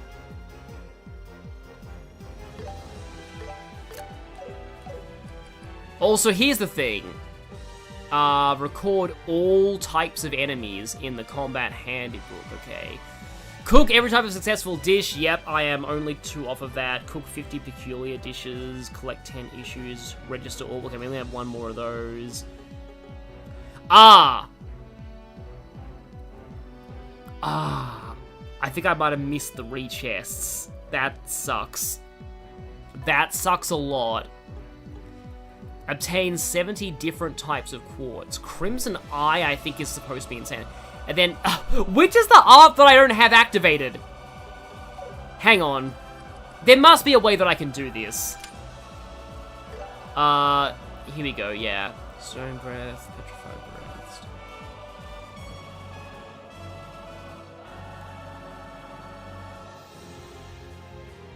Oh, does this show you? Like, the things that are yellow here. Ah, I think Volcanic Rays is the one that I don't have. Which is called Volcanic Rave in the original, I want to say. I don't think anybody's ever had Volcanic Rays. 5 Fire, 3 Earth, and 5 Mirage. How close is some... Oh, I can do that on one of my, like, reserve characters, can't I? I think. It has to be, like, on the whole party, so, like, okay. So you already have 5 Mirage. I need 3 Earth and 5 Fire.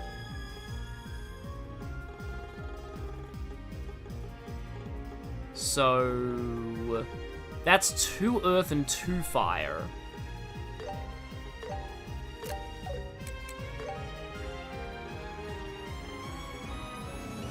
There's some way that I can go...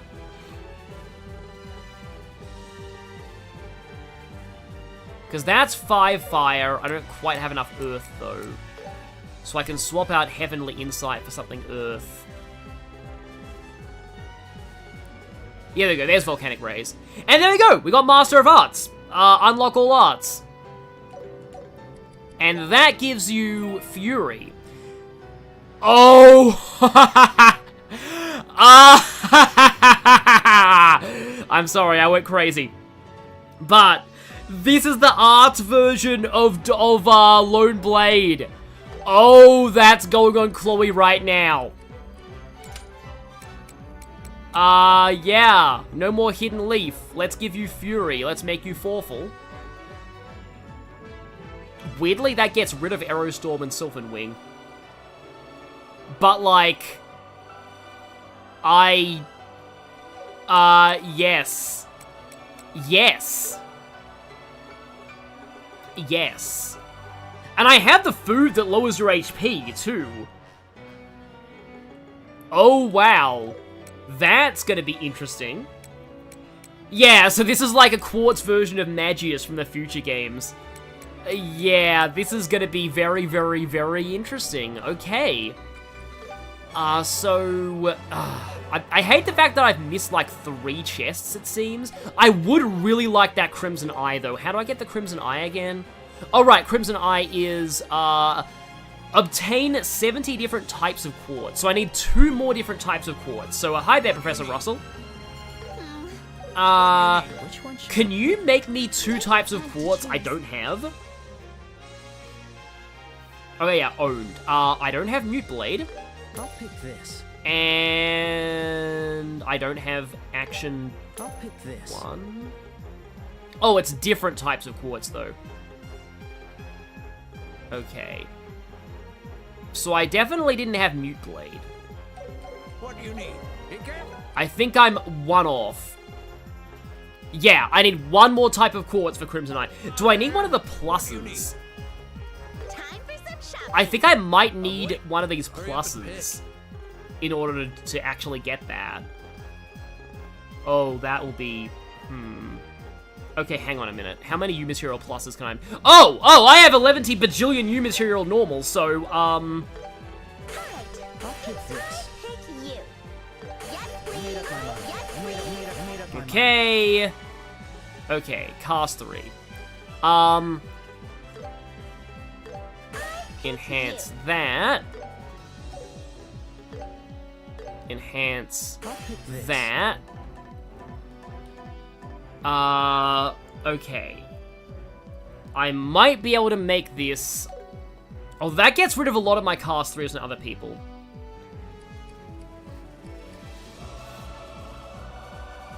One of the quartz is Great Fortune, which is locked behind 50 Shining Palm kills. Okay, but... if I unequip a bunch of my cast 3s... Sorry, this is all just weird, late game management. I kind of hate the fact they'll be giving up, because that's like giving up like 4 of them.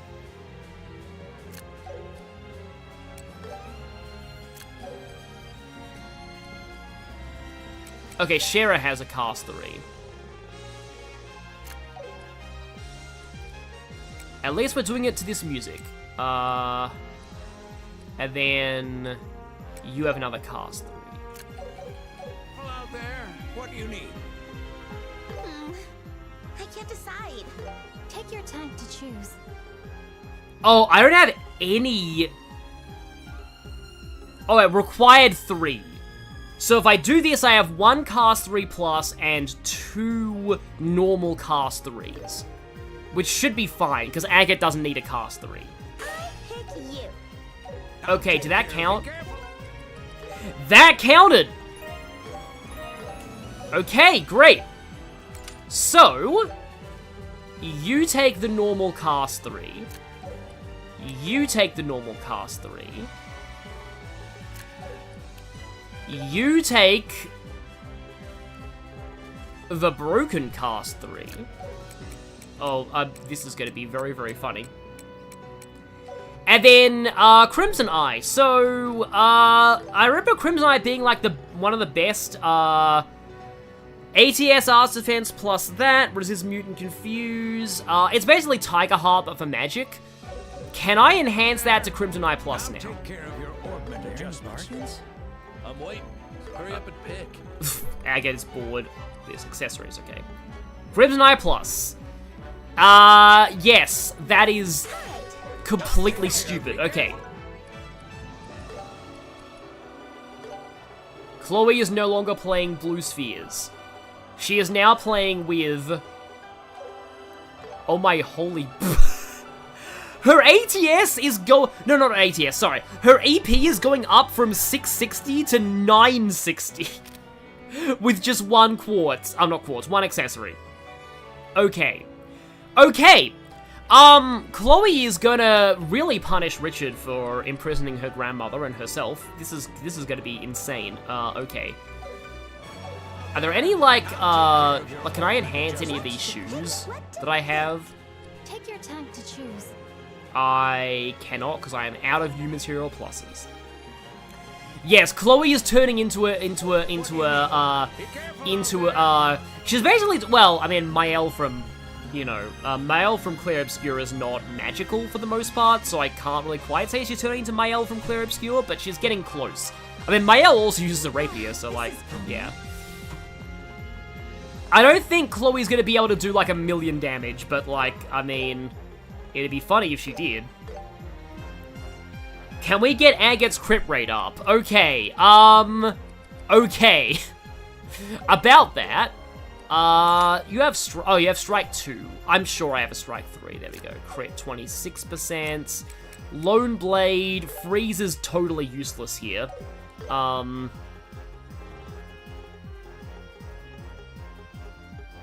guess break 3? I mean, it's percentage of HP, so HP 3 is fine to have, but like... And then, equipment... Okay, yeah, let me see if I can get, like... Because I like having that, and I like having that. Neither of those boost crit rate. Although, what about Hidden Leaf? Didn't that boost crit? Yeah, crit plus 10.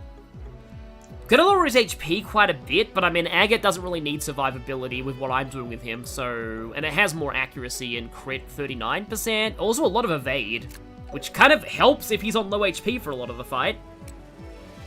Oh, Joshua's central slot's empty. Thank you so much for telling me. Because that's where cast used to be, wasn't it? I guess Deathblade?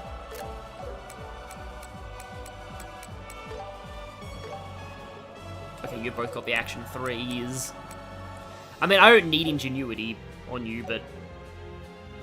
Okay, yeah. Yeah, Chloe is becoming the definition of I'm a healer, but at this point. So, yeah. I am gonna go ahead and save. Oh, Joshua has crit boots. I can give them to Agate. Oh, yeah, he does. I feel bad about Joshua not having the Master Soul, though. But I guess, yeah. 44% crit, there we go. And 145 speed. I've never seen an Agate this fast before. Also, Joshua is now the slowest character in my party for some reason. Oh, right, I guess because you don't properly have, like, this stuff. I mean, okay. I mean, you should probably take that. And I like the Victory Headband Plus, kind of. Okay, and then...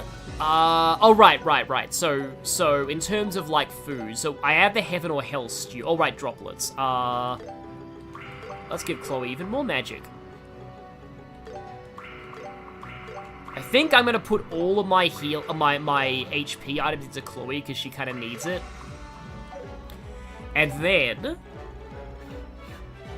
Yes, Agate has,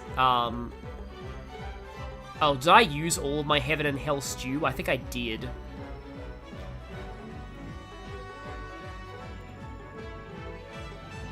No, wait. Sinful rice porridge, pungent cheese risotto. I don't think that's any of those. Hang on.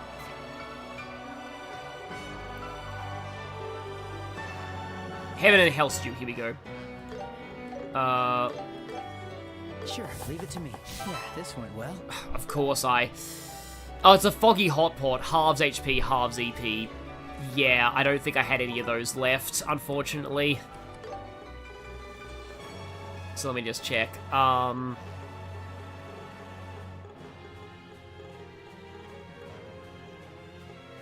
Yeah, I don't have the Foggy Hot Pot. I could, like, reload until I get that, but, like, I think I'll just have to rely on them taking damage. This is calming. What's set up for Joshua? He's fast, and he also does art sometimes. He's kind of like the best of both worlds between Agate and Chloe at this point. Meanwhile, Estelle's like the buffer, I guess.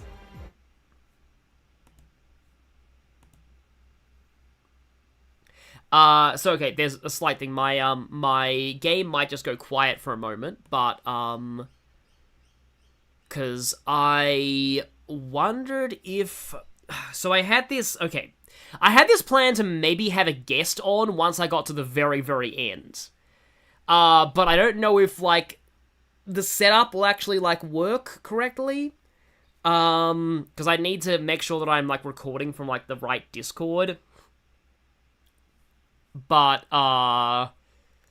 yeah, this means I'm just gonna have to... Yeah, it's gone quiet. I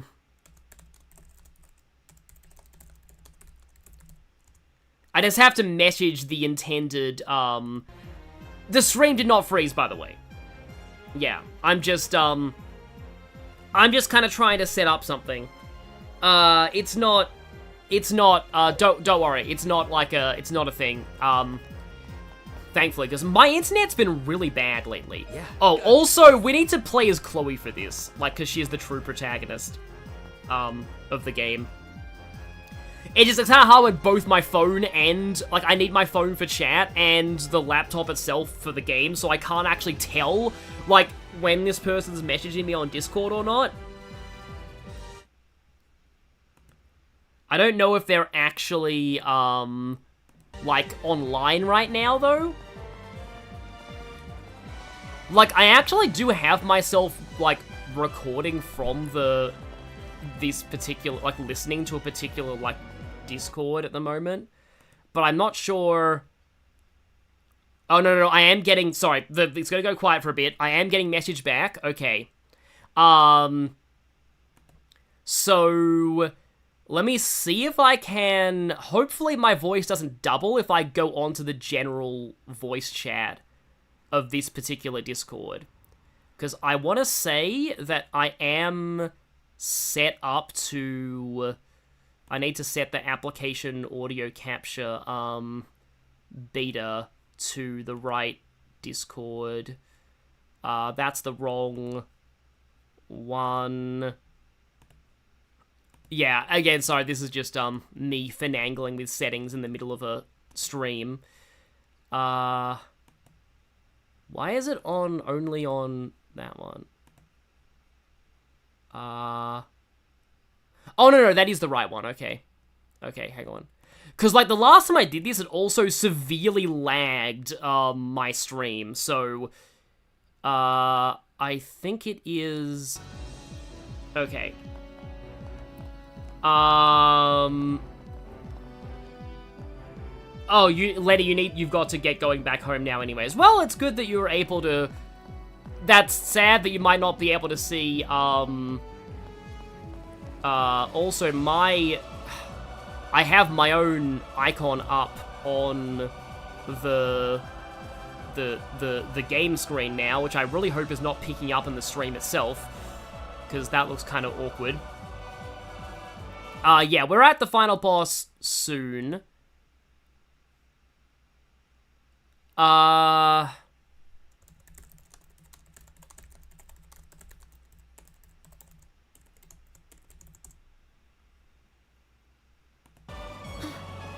I like how you can see, like, the, mouse clicks there. Oh, you'll be back in an hour or so at least.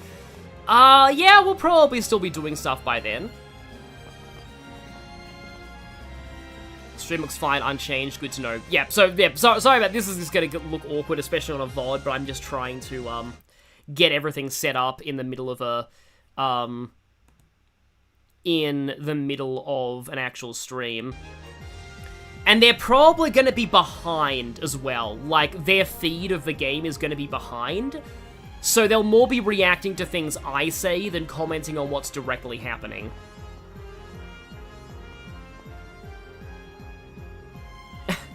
You trust in Clingy's yap powers to derail the stream for 40 minutes and the fight will still keep going? We'll see. Or Chloe could just instantly nuke Richard and we just win. Yeah, I kind of hate the fact that the game is like, the game's audio stops. Oh, okay. Okay, we got... Hello? Okay, we got someone joining the voice chat. Hang on, though, I think I need to go into my thing. Oh, no, it's the volume's up fully. Because you seem a bit quiet on my end. Oh, hello? I can definitely hear you. But yeah, I have the volume fully turned up in, my own Discord, so it might be a little quiet. But yeah, it's Lady Vigilia. I had her on for the start of this, so I thought it might be... Yeah, I didn't realize you were this far into the ending. So, yeah, it was... Sorry, I didn't... It was pretty, like, pretty quick to, like, get through the final part of this dungeon. But, like, you know, I thought she should be here for the end, because she was here for the beginning. Hi guys, thank you for the warm greetings. I'm glad I can join the final boss and the finale, like, scenes, I guess. I actually, as a heads up, I didn't actually finish Skyfirst chapter myself. So this will be kind of nice to, you know, see the ending. Kind of, like, I'm blind to this ending, basically, of Skyfirst chapter. Yeah, of the remake, not of the original, because, yeah, but that was your first Trails game, right? Yes, yeah. And I have replayed FC a number of times, too, so... Okay, okay, yeah. And Inho in the chat explained who she is. She does videos on YouTube mostly of Persona and other Atlas games right now, but she used to do a lot of Trails content as well, including story summaries and some character analysis. Thanks for the introduction. Anyway, we've got voice acting here, so, like, yeah, I'm just gonna let this play out. Yeah. It's suffocating in here. Oh, wow, it's cool that, like, everyone who you can bring to this has unique, like, fully voiced dialogue. This is probably the end. Let's make sure we're fully prepared before heading inside. Oh, okay, so it's just, okay, it's the end, so let's just, yeah, I already fully prepared, though. And I don't remember the door looking this elaborate in the original. I mean, maybe it did, I could just be misremembering, but anyway, let's just, I'll keep a save there if I want to show all of the dialogue one day.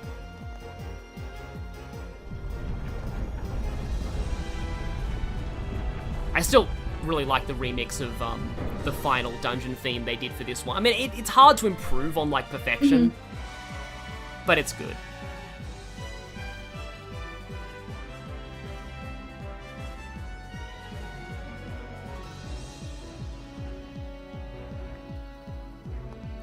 Can you let me know when, like, the fighting happens? Because then I think I'll talk more. Yes, I'll let you know. Yeah.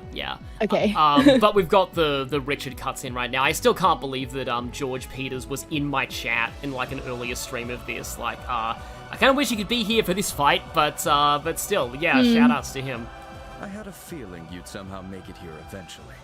Colonel Richard, Her Majesty asked us to stop you, so we're here. Looks like you haven't activated the gospel yet. That means you can still turn back. I'm afraid that's not an option. Wait, why not? And what's this Oriole thing anyway? What do you even want with something like that? It's said that the ancients harnessed the power of the Septarians, granted by the heavens. The Oriole is one of those treasures. If it truly does exist, do you have any idea what that would mean for the nation that possessed it? For the nation? To acquire a weapon powerful enough to allow Liberal to stand against its neighbors. That's what this is all about? Precisely. As I'm sure you're aware, Liberal isn't like the other nations surrounding it. Our population is 1/5 of Calvard's. Our military strength is only 1/8 of the Erebonian Empire. You know these statistics very, like these exact statistics quite well. The technological edge we have, the only one we have, won't last forever. I mean, that is kind of true. Like, Erebonia is getting better with their tech. To ensure we are never again invaded, we need something decisive. But that doesn't mean you need to depend on some ancient relic. I mean, we managed to get through the war 10 years ago, didn't we? We managed to drive back that invasion because Cassius Bright was there. But he left the army. The hero who defended our country is gone. Miracles like that, they can only be performed by the goddess and the hero she chooses. Yeah, so this is where things get a little bit lost in translation, because Kiseki means both trail and miracle, and so this is, like, kind of getting into the double meaning there. That's why I created the Intelligence Division, to stay one step ahead of other nations. Through spycraft, of course, but to also scour the world for a source of decisive power for our fair Liberal. A power that we could use to summon a miracle. One to deliver us from the darkness. You really think that's a miracle? What?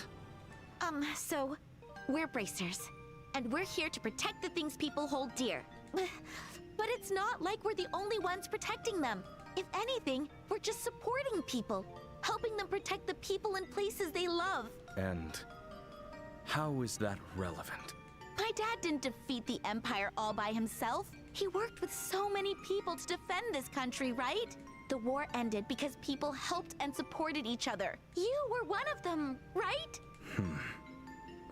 So this is actually really interesting to me. I've already gone into this when I originally played Trails in the Sky on the channel, but, like, a lot of people point out just all the constant, like, Cassius glazing, for lack of a better word, in the story. Like, everything is just talking up, oh, Cassius is so amazing. Like, literally everyone knows Cassius and thinks he's, like, amazing and perfect and, like, the strongest person on, like, the whole continent. And then, like, you get to here, and it turns out that, like, all the Cassius glazing was actually the antagonist's motivation. That, like, he just believed that Cassius was literally the entire army. Like, and that without Cassius, the nation's completely screwed if they get invaded. And so that prompts him to seek out, essentially, like, a nuclear deterrent against other countries, because he's like, well, now that we no longer have Cassius, we're completely defenseless. So it is just interesting showing that massive, like, hero worship Cassius had, like, that there are major negative effects of that too. I think it's the same with us being here right now. When we first found out about your plot, we felt very hopeless. But thanks to everyone's help, we managed to make it here. Isn't that a miracle too? But it's actually not. I think it shows the potential each one of us has. So even if something like war happens again, as long as we're there to support one another, we can overcome anything. I'd put more faith in that than some weird ancient devices, that's for sure. Estelle.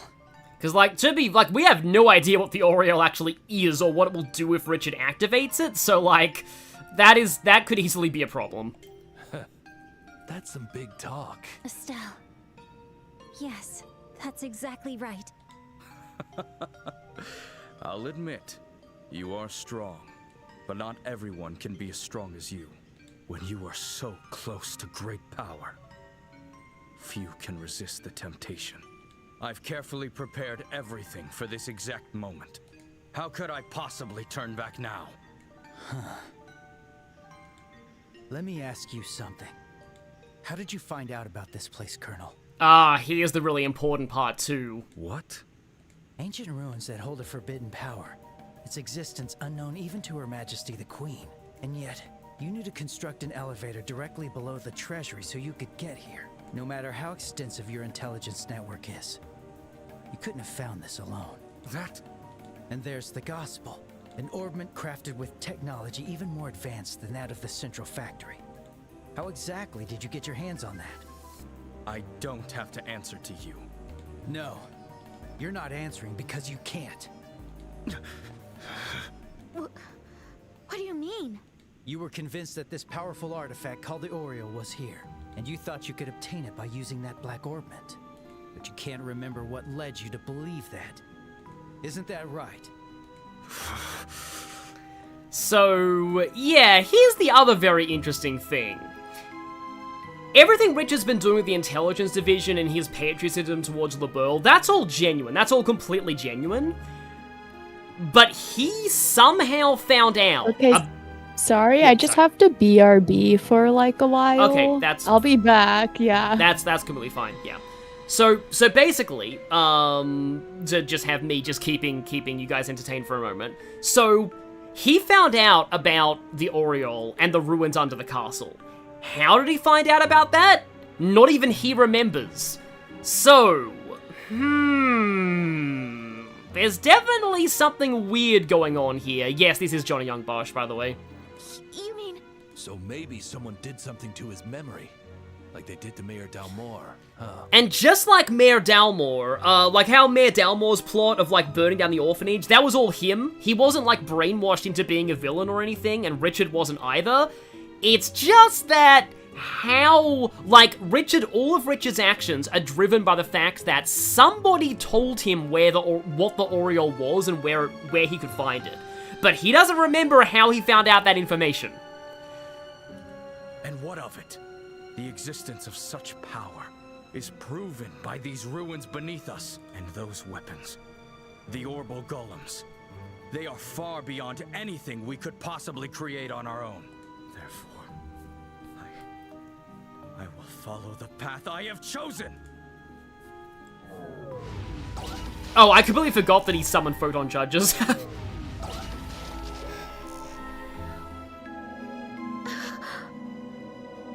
If your words are true, go ahead and try to defeat me.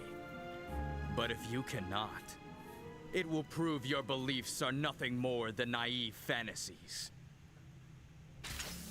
Will Behold fantasy the be power and dead? techniques I learned from the Divine Blade himself.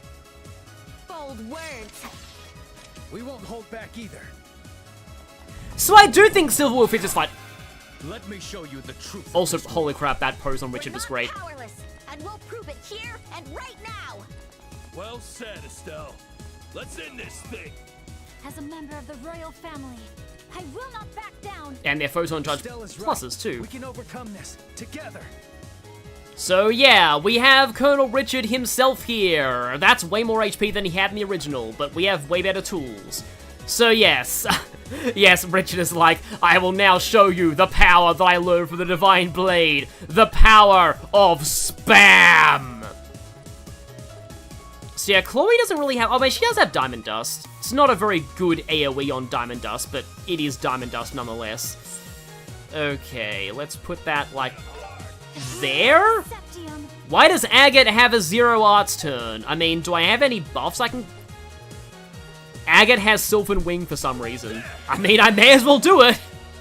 Leave it to me. Okay, well that's up, and we have Foresight, and also, Chloe needs Clock Up EX probably. Okay, so how much is this gonna do? Could I hold back against Richard until I see his S-Craft? Oh yeah, I'm on Nightmare, by the way.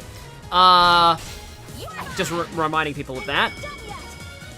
Yeah, I would like to show Richard's S-Craft, because it is legitimately really, like, I'm sure it's pretty cool. He had an S-Craft in the original, I think. Ace Attorney feels very up my alley, says Luna Amethyst. Yes, definitely play it, it's really good. Oh, here we go, it's the Buzzsaw attack. That attack is an enormous pain in various other Trails games. I mean, that's a kind of a spoiler. I probably shouldn't mention that, but like, I hate the fact that I'm losing a crit turn with this, but I need to start the Wild Rage Pain Train. Oh, actually, Chloe just took a lot of damage. It's funny that I'm excited about that, but I am. And, oh no, we are already double Sylvan Winged, so I guess Agate should take the Clock Up EX here. And then let's go Wild Rage. Okay. Okay, let's see how much damage this does. He's on kind of half HP.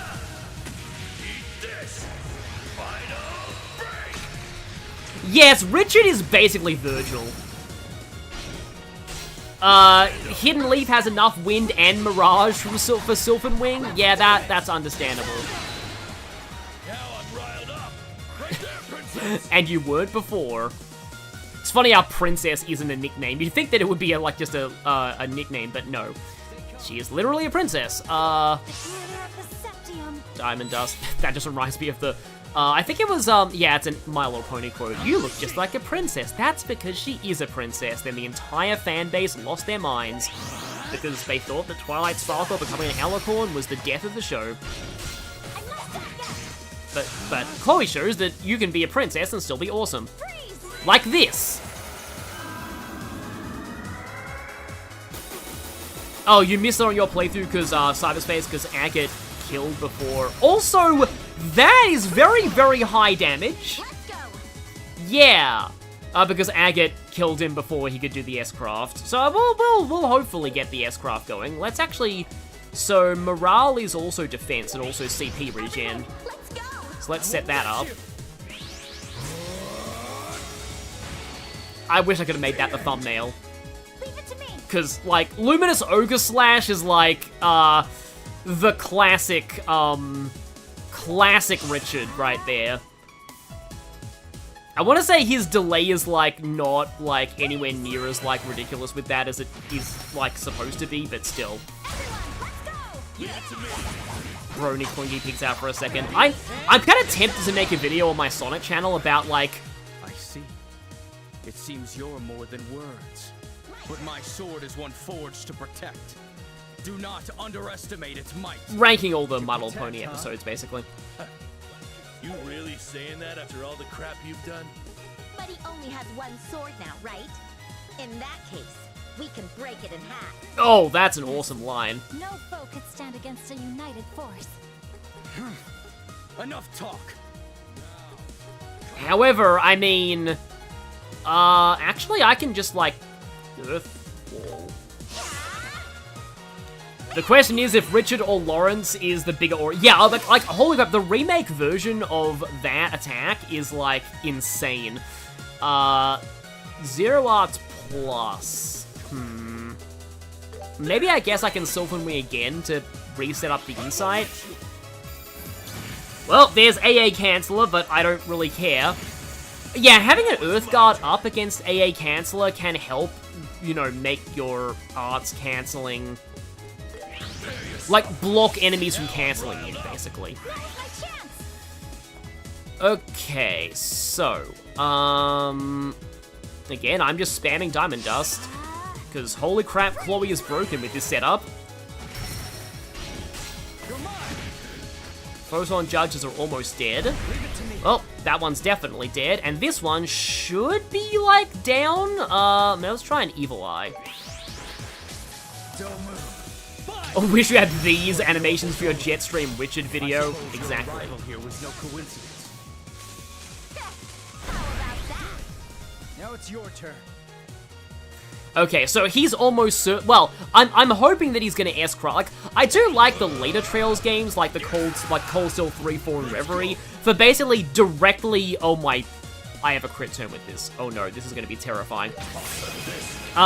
For basically like, oh, I think Lady Vigilia's back. Hi. Hi. Oh, you're fighting now. Okay. I am. I see. I usually like I don't really know where you usually are, because again, like, I get that you can't, like, stream to Discord and the stream without having severe, like, performance issues on the stream, but that means that, like, usually it's only a good time for me to talk when you're, like, fighting. Yeah, I can try and, like, stream it to the Discord. I have to put the quality down really low, but, like, I can try? I mean, you don't have to, because, like, we haven't, like, tried this, like, before, you know what I mean? Okay. As in, like, because I know that because, like, for example, like, for me, I know that, like, I can do it because, like, my PC has really good, like, specs, but, like, I don't want to risk your stream, like, the stream itself, like, kind of having quality issues. Yeah. Because my laptop is generally very good, but it's like, sometimes when you're trying to do a stream like that, and do, like... Are you on Wi-Fi or are you on LAN? I'm on Wi-Fi. Oh, okay. Yeah, see, I think that also kind of plays a role a little bit. Yeah, so I don't want to risk you, like, having problems. And I can't get YouTube LAN where I am, in the room that I am. It's, like, because my actual router is downstairs. Sure. Yeah. Yeah, so, like, it's fine, where it just means that, like, just let me know whenever you're fighting, or like it's a good time for me to, because I don't want to talk over the voice acting parts, or the, you know.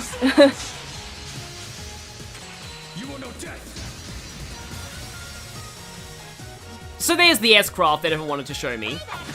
And also... Oh, so the people who are asking if I can just watch the stream on YouTube, see, the problem is that, like, if you don't directly stream to someone, usually via Discord or, like, a private call, what happens is that, like, the YouTube stream is, or, like, a Twitch stream as well, it's usually, like, 20 or 30 seconds ahead of what we see, if that makes sense. Yeah. Sorry if that's a bad way to explain it. So it's like usually the way, like, you would fix that with someone who's, like, on call with you is that you directly stream it to them via the Discord call. Then they're not behind. Because what happens is that, like, what I'm watching is, like, yeah, just slower. Sorry, I found, like, brain fogging on the word. It's delay. Thank you. Delay. Thank you.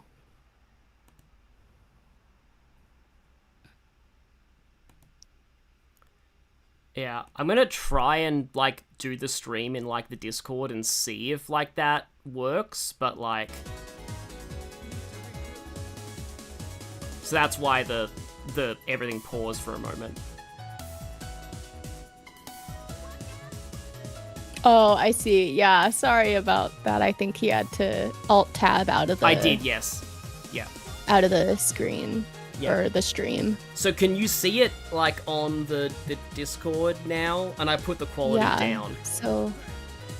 Yeah, you can have the quality, like, the lowest possible in Discord. That's fine with me. Yeah, okay, I can see it on Discord. Okay. Is it, like, running okay still? It's like, running on PC for my you? end okay. Oh, okay, that's good then. Yeah, then I'll go with this. Okay, Yeah, so I don't hopefully need high this will quality. work. But anyway, the thing is that, like, I wanted to try and use, like, a CP item, so this was a 200, because I'm just barely below 200 CP, but that would heal Agate out of 1 HP, and so it's kind of a question of, like, whether I think the 1 HP damage from, like, Lone Blade is better than having the 2, I don't know exactly what will be stronger, but yeah, that's a lot, okay. And then, I mean... Dude, yes, I'm, like, perfectly where you're at, too. Okay, good, like, yeah. Because you're moving Estelle right now, right? Yes. Basically. Yes. Okay, yeah, good. okay, perfect. I'm, like, tempted to... Yeah, let's finish this with Estelle's S-Craft. I know this isn't, like, the last fight, but, like, having the Daughter of Cassius finish him off is just fitting. Yeah. Dude, these S-Crafts look so good. I haven't seen any of these, like... amazing ones, like these ultimate versions, because I've never gotten this far into first chapter. Impressive. I'd expect nothing less of Colonel Cassius's children. But it appears you're too late. Oh, crap.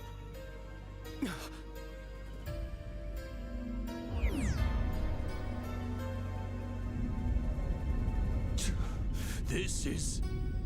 The light that shut down the mayor's artifact. I'm glad that thing wasn't, like, fully activated during that boss fight, because could you imagine, like, having to do that fight without arts?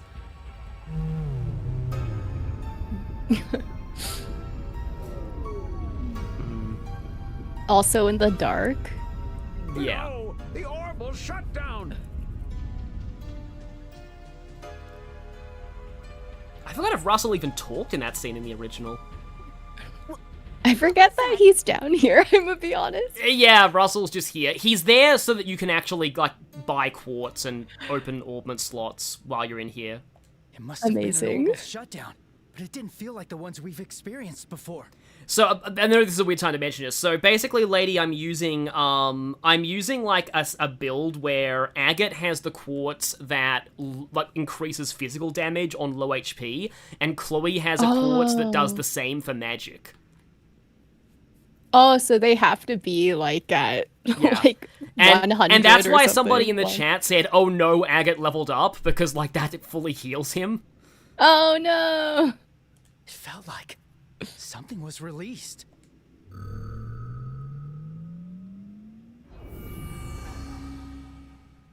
Warning. All personnel. That device is talking. Dissolution of Oriel sealing mechanism first barrier has been confirmed. Use of gospel in the deepest level of the sealed area presumed. Device tower activation confirmed. So, I don't want to say too much about this because spoilers, but I think they chose a specific VA for that voice for a very specific reason. I don't have, like, confirmation. That sounds like... I mean, I guess I can actually kind of say because the Queen did mention that their descendants were the ones who... I think that's Chloe's voice actress, the same VA as Chloe. And if so, that is intentional. Because the people who made this place were the ancestors of the royal family, and, like, if that is... Oh, pretty sure that was Brianna Knickerbocker. Okay, that sounds like Tita's Yeah, VA. it sounded like Tita. to Yeah, me. maybe it's Tita. Personally, okay. too. Okay, yeah, could be wrong about that. Yeah, so I was just thinking, because, like if it was Chloe's VA, then, like, there would be a reason for it, but, like, if it's Tita, then, yeah, maybe not. First barrier. Oriel's sealing mechanism. Colonel, what's going on? I don't know. I never anticipated anything like this happening. Yeah, this is why you don't go activating like ancient super weapons that you don't understand anything about. Dissolution of the first barrier. Faint interference waves from Oriole detected. Yeah, it does sound like Tita. Unsealing of the Guardian Yeah. of the Ring. Confirmed. All personnel are advised to evacuate the sealed area as soon as possible. I thought this voice was going to be the male voice that the random archaisms use, because some of the random archaisms, lady, they actually do like have like voice acting, which is weird. That's actually kind of really cool that they could add that in, like, because like it makes me feel like maybe they wanted to be able to do that in the original. Yeah, but I think just... they do say like initiating repair mode in like a speech bubble in the original. Oh yeah. Oh, I like what they've like. They make it like its panels look a little bit more like stone like. Stay sharp. This must be the Guardian of the Ring. I like. To think Yeah, I How like it that looks. too. this was sealed How it away. opened. Hey, we seriously fighting this thing? Gate secured. Orbital energy supply restored. Oh, that was cool. Ooh, yeah, this guy talks. Search and destroy. Coordinates confirmed. Deepest section of the sealing mechanism facility. Guardian of the Ring. Reverie. Resuming search and destroy operations. Yeah, because Wait. I Does Reverie have a have like a significance? Verification. Reverie. I forget that's what it's called. it is, yeah. Initiating. Oh my god, I totally forgot that in the original. Damn. If it thinks we're the enemy, we've got no choice but to fight. We don't know what that is, but there must be a way to win. That thing's nothing. Just gotta break it good. I'm ready to go. I do I like all just the wonder if that. Oh, sorry. Go ahead. extra dialogue they added in fights, like in this version. Yeah, I am really glad of like just how much they were able to add with voice acting in general. But yeah, it is so cool to be able to like hear the robot, like especially this one talk. Can you imagine being these people who are like orbments are like a pretty new thing in their society, and then this whole game they're having to get used to the fact that like these robots can talk like humans. Yeah. Like they might not all sound exactly like a human voice, but like they can obviously like kind of they can just talk. It's just like what?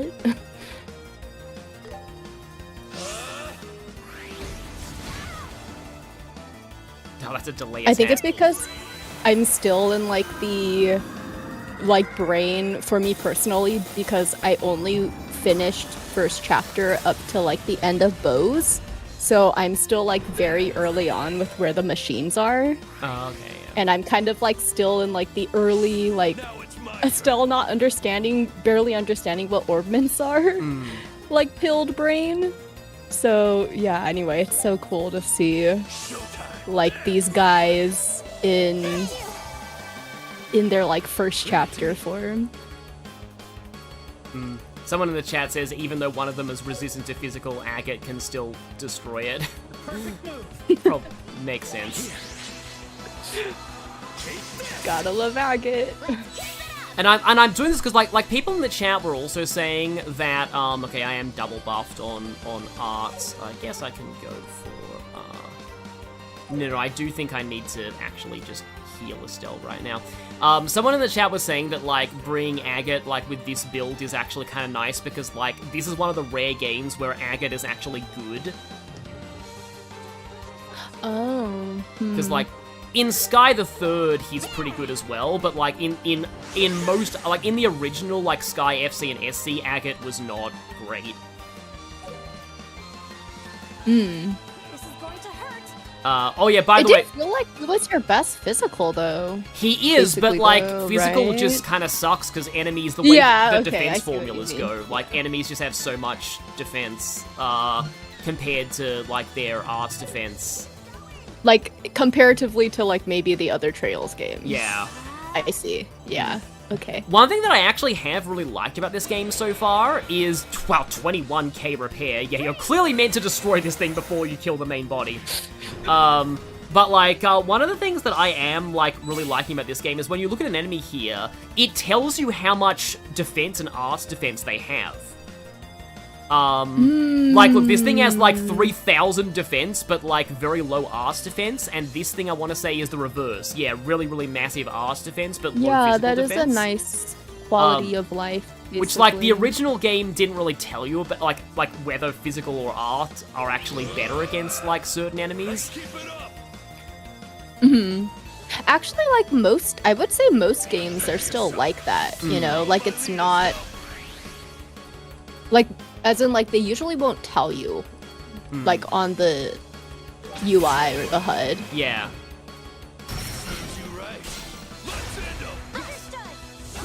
Yeah, someone says, in SC, Xin is definitely the best physical attacker, and in the third, there are other monsters. I really like Tita in the third as well. Also, I actually got Burn on that, which is cool. Do have that double ATS. I guess I can get a Titanic Roar.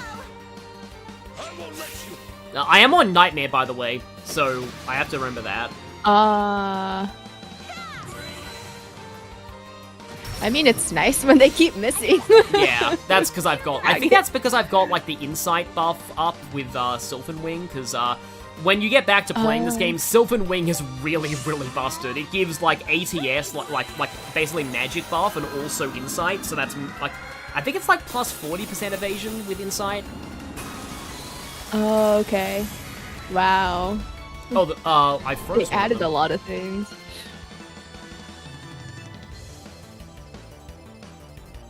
Okay, and then...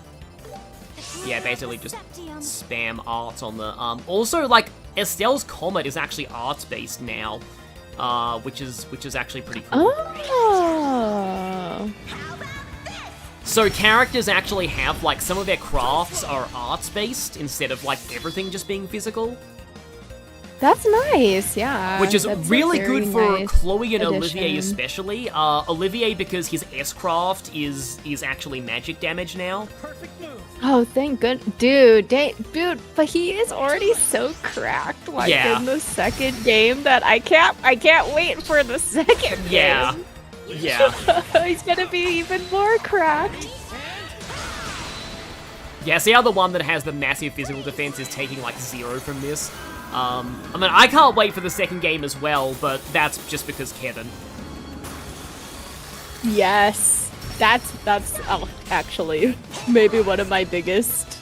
Kevin and Olivier in the same game is gonna be so amazing. Yeah, I want to say that was my original final battle party, was Kevin and Olivier in SC. Yeah, I'm pretty sure that was mine too. Did I? Oh shoot. I know for sure I had Kevin. Did I have Olivier?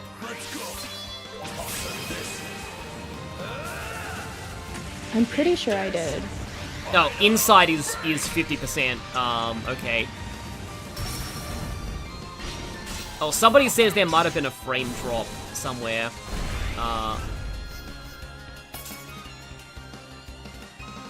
In the stream, but yeah. That's I hope it doesn't stay that way. Because it looks okay, because I'm looking in between, like, what I'm looking at now and the stream, and it looks okay. Okay, finally Chloe got hits. That's good, because I want her to take damage. You're going on a... Oh, no, actually, hang on. Maybe I can use... Yes, I can clock up EX Chloe and make her go before it does.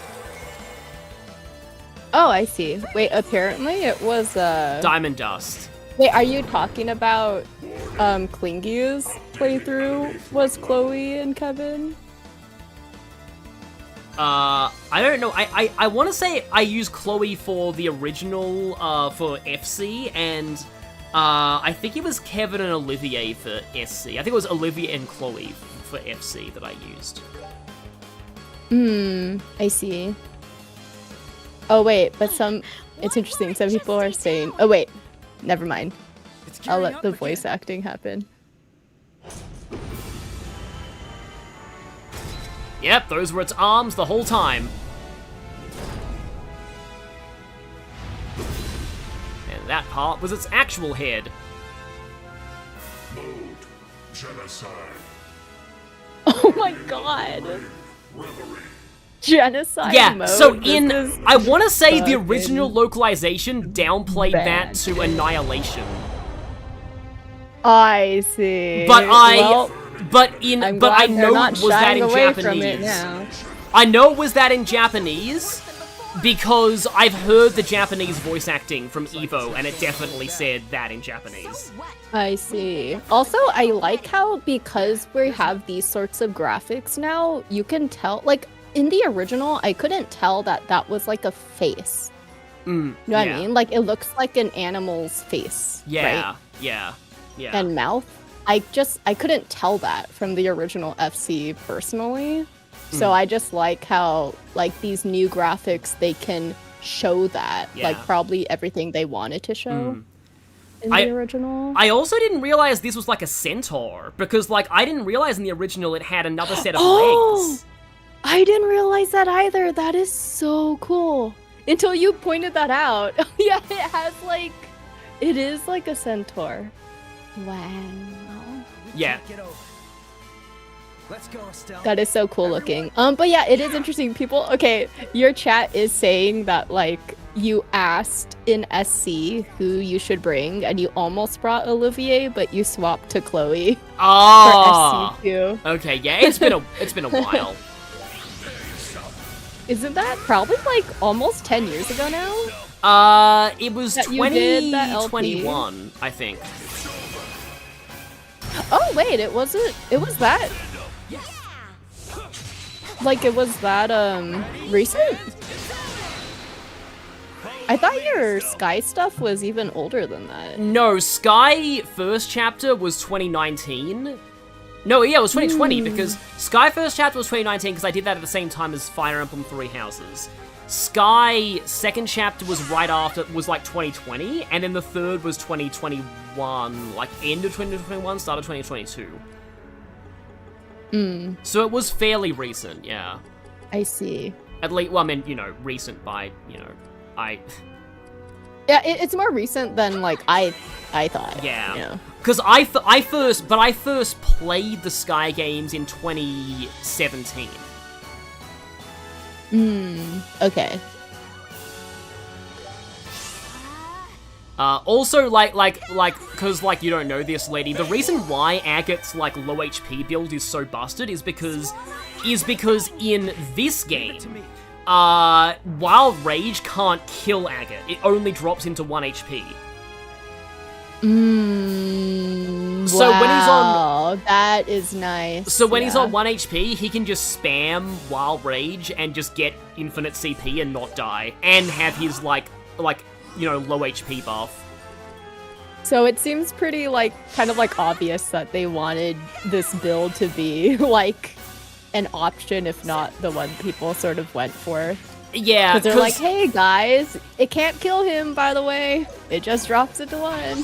Because in, like, conveniently... In the later Cold Steel games, you have, like, Master Quartz that have the same effects of, like, increasing damage when... Oh, this... yeah, okay, this is the attack that I remember saying in the original Sky, in my original playthrough. Yeah. So I'm like, this attack is technically not instant death, but it might as well be. It's genocide mode. Yeah. That's why. I think the only, heavily defense buffed Zin can survive that. Just barely. And he's the only one who can. Yeah, because I was about to say, like, that just literally took, like, 11k. That took all of her HP. Yeah. Like...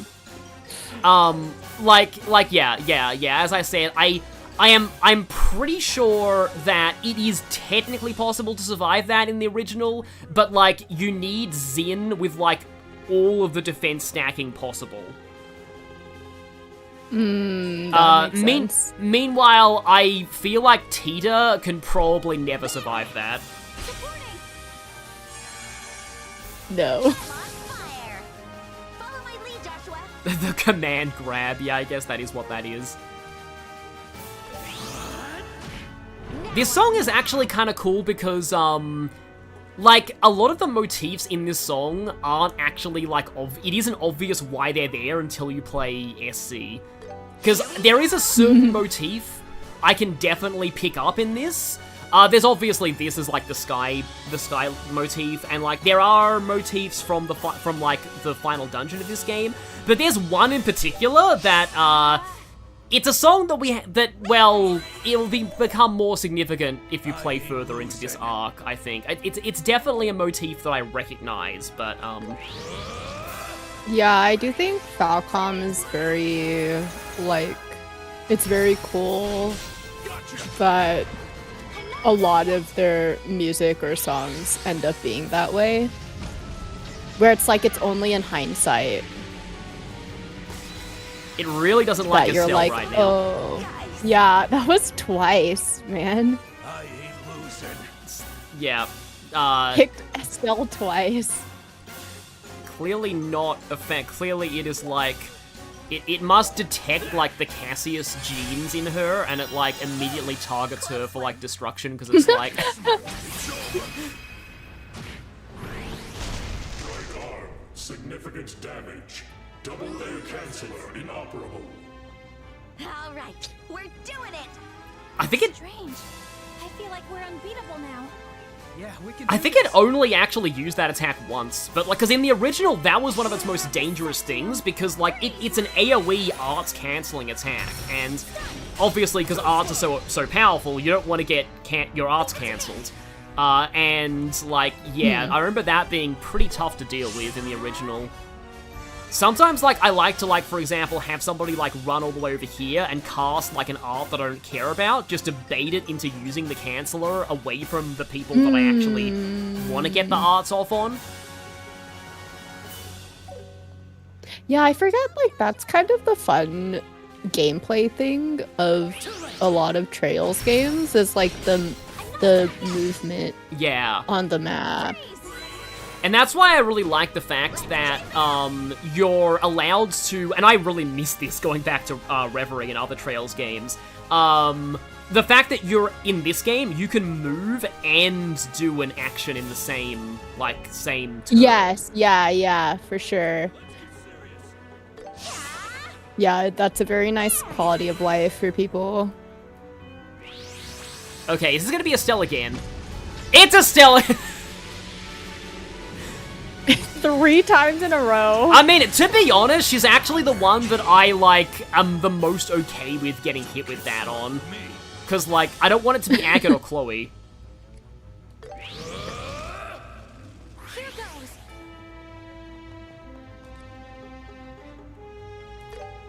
Also, I love how Chloe is, like, nowhere near close to running out of EP, because I also have that quartz on her, not quartz, the Tiger Eye accessory that's, like, plus 33% EP or something, and so it took her from, like, 600 to 900. Also, literally no reason not to use your Zerum capsules now. This is the last fight in the game. Well, kind of. Like, the next one... No, you have to be like Pro CD. Be like, no, I only have, what, like, how many? 99 or something? Of the elixirs or something. Significant damage. Buster laser inoperable. All right, we're almost there. Too bad you had to fix us. Buster laser. I Did he do have like to how... use Oh, like a that's basically laser? its S-Craft. Please don't kill me. Oh, shoot.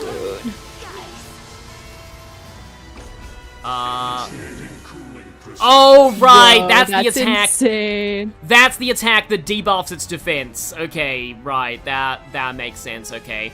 Because Because I remember that being, like, the original is just like, okay, yeah, that's how you, I can't actually get to Chloe, I don't think. Close one. But, like, the idea is that, like, after it does that, you just...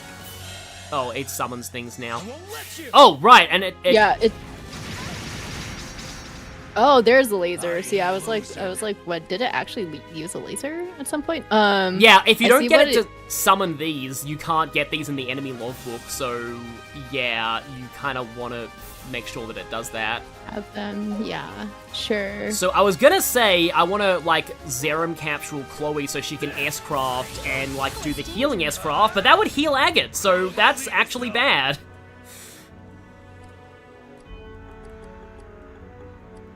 That's, like, the downside of using this kind of build, because it's just, like, I actually don't want to heal. Like, I don't want to use, like, AoE healing, because then it would heal Agate.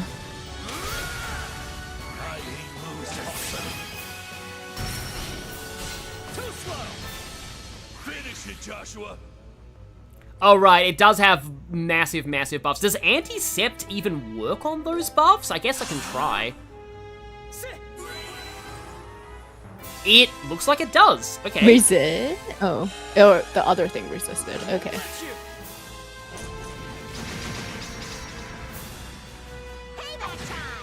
Oh, that's a steal bonus as well. It's kind of cool that an enemy has steal bonus.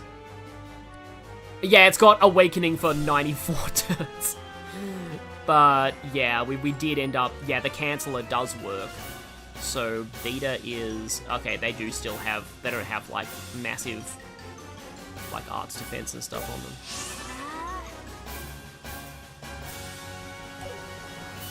Like, I mean, it is kind of low on health, but I do need to be, like, really, really careful at this point, because, we've kind of lost our insight, and if it does the big oh no, no. I am gonna barrage now, because I don't want it to get a 10% heal turn.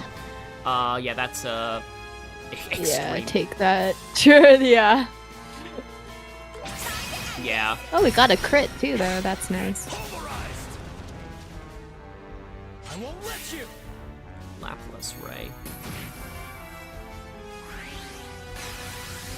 Hey, Lenny's back. Oh, okay, that's cool. How fast did Chloe melt Richard's face? Well, Richard at least got his S-craft off, so that's better than you know, people expected, but... Now I'm riled up. Don't get smart with me. That should get rid of one of the little things. It is, like, almost down, I think. Though I do want to actually try and kill both of those, because, like, otherwise I might not end up getting them in, like, the enemy log. Even though that's not, like, super, super necessary to do that, but still. Because I don't think I'm getting, like... I think I missed some chests, which is unfortunate.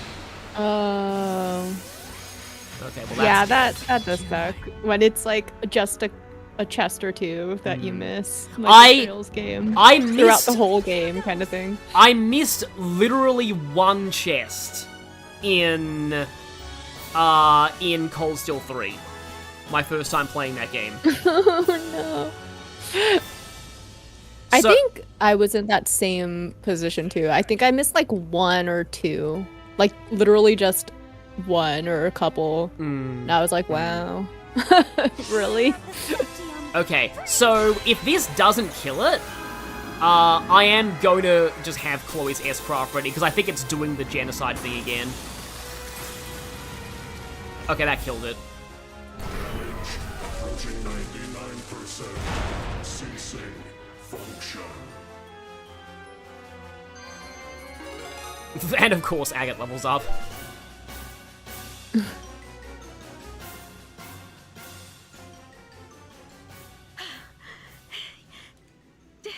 Did we destroy it? Yeah. Looks like we stopped it. So this was the Guardian of the Ring. It seems its purpose was to destroy the facility that kept the Oriole sealed away. And once the Oriole was sealed, it shut itself down. I wonder if the ancients fought amongst themselves for the Oriole. But then, where is the Oriole? What? It can still fight? I can't move anymore. Joshua! Estelle!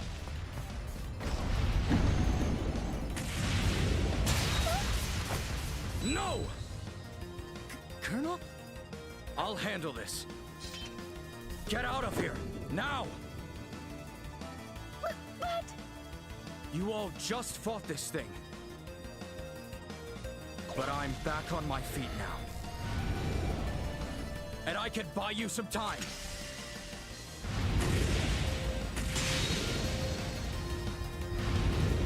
Yeah, this looks a lot better with the new graphics. Mm-hmm.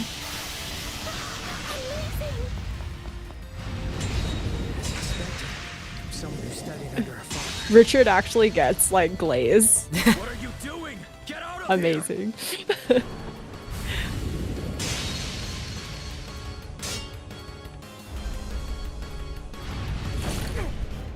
Oh, shit. Yeah, only these graphics can kind of, I feel like, capture that. The moment I lost to you, my fate was sealed. No!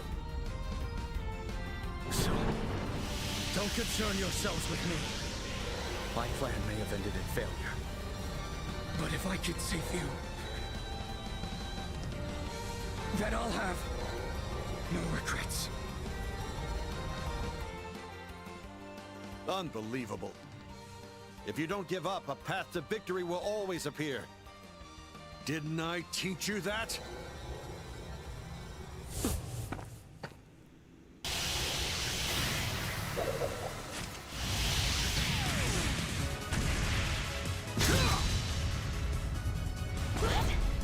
No way!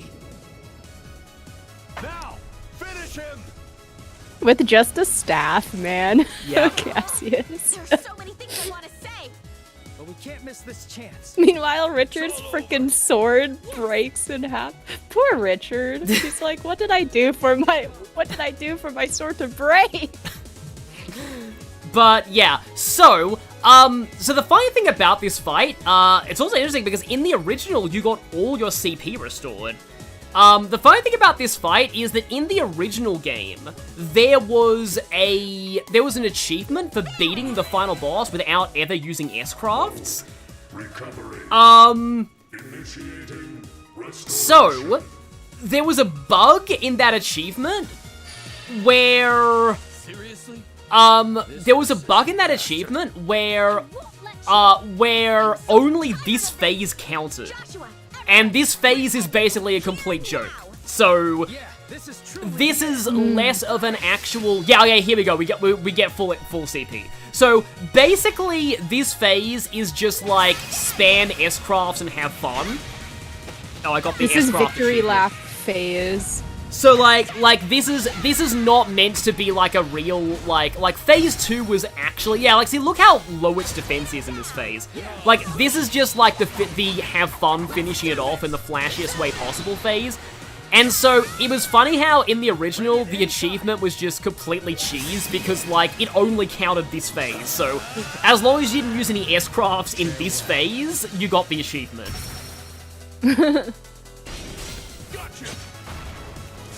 Yep, it's the victory lap. Yeah, Let's victory lap. go. It's kind of fitting if Agate finishes it because of how, you know, broken this build has been. There we go. Yeah. It's over.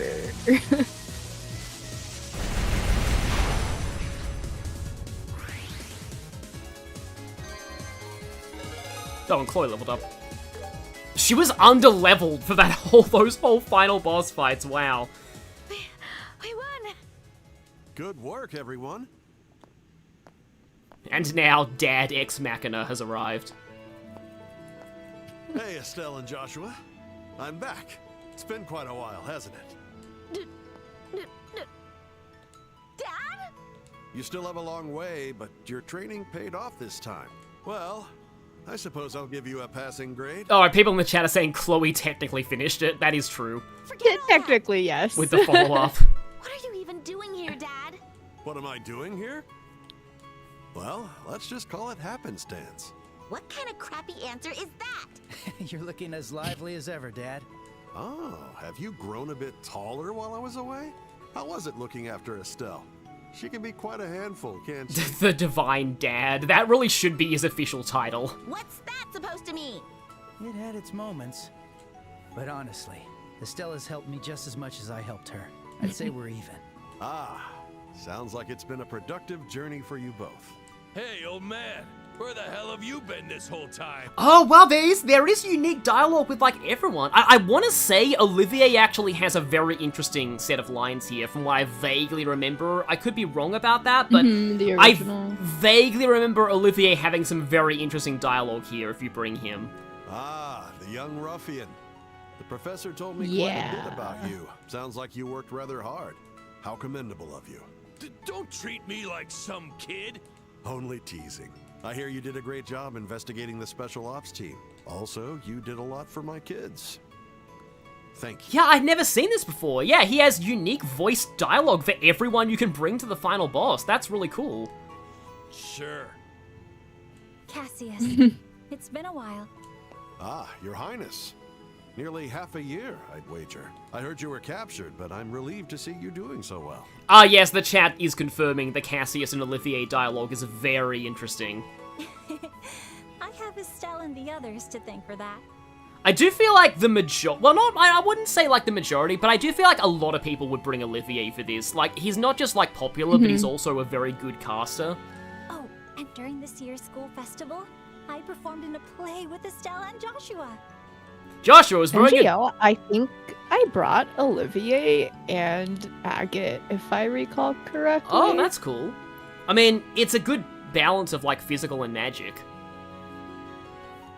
I'll have to look into. I forget who I brought. I'm pretty sure I for sure had Olivier. I can't remember who my last slot was Yeah. in particular. But I was just about to mention when she's like, I was in a play with Estelle and Joshua. Joshua was wearing a dress. You should have seen it. I wish you could have been there to see it, Cassius. That would have been, I would have, like, Cassius's reaction to that play would have been very, very interesting. Oh? Yes, I would have liked to see that. Now's not the time for friendly chit-chat. Also, I don't know, I really like Christina V as Chloe. Like, her performance over this whole game has been really great. It's just the perfect voice for the character, I feel. Yeah, for Chloe, for Sneaking in sure. at the last minute and stealing the spotlight. And Stephanie Shea's Estelle is actually very, because, like, I only heard, like, little bits of her, like, obviously in the original Sky, she only spoke in, like, S-Craft, and in Cold Steel 4, she actually had, like, a bad quality microphone due to the pandemic. But here, I do think she did really well. My, oh my. Looks like you've managed to wrap things up here. Ah, Professor. You're rather late, aren't you? After you went ahead, we were surrounded by a horde of those horrible golems. We finally made it here after fighting them all off, so it seems you managed to take care of everything. Yes. We still have much to address, but things have settled down for now. But what about the army headed towards the castle? They're controlled by the intelligence division, right? Right. It looked like they had patrol ships. Dad, how were things looking above ground when you arrived? Ah, no need to worry about all that. I asked General Morgan to step in and take control of the situation. Yeah, since we got his daughter, like, freed from being a hostage, he could just, yeah, he's free to contribute now. Sid's assisting him as well, so things should settle down soon enough. What? I still can't believe Sid has the same voice actor as Katra from, the Daybreak arc. I see. Ooh. Wait, All really? these pieces in place long Dude, before Sid coming is here. my NGL. He's like the goat. Like, he's my fave, like, underrated goat of the Sky trilogy. Yeah, Like, I just find he's, like, really underrated for, like, all the shit he gets accomplished in the narrative. Yeah, honestly, yeah, true. Because, like, he's the reason you get to escape the Leyston Fortress in Chapter 3 of this game. Like, you would have been completely surrounded if it weren't for him. And there's more that he does, like, as well later, and I still remember his, like, optional boss fight in the training battle in the second game, where he has, like, an in-game art.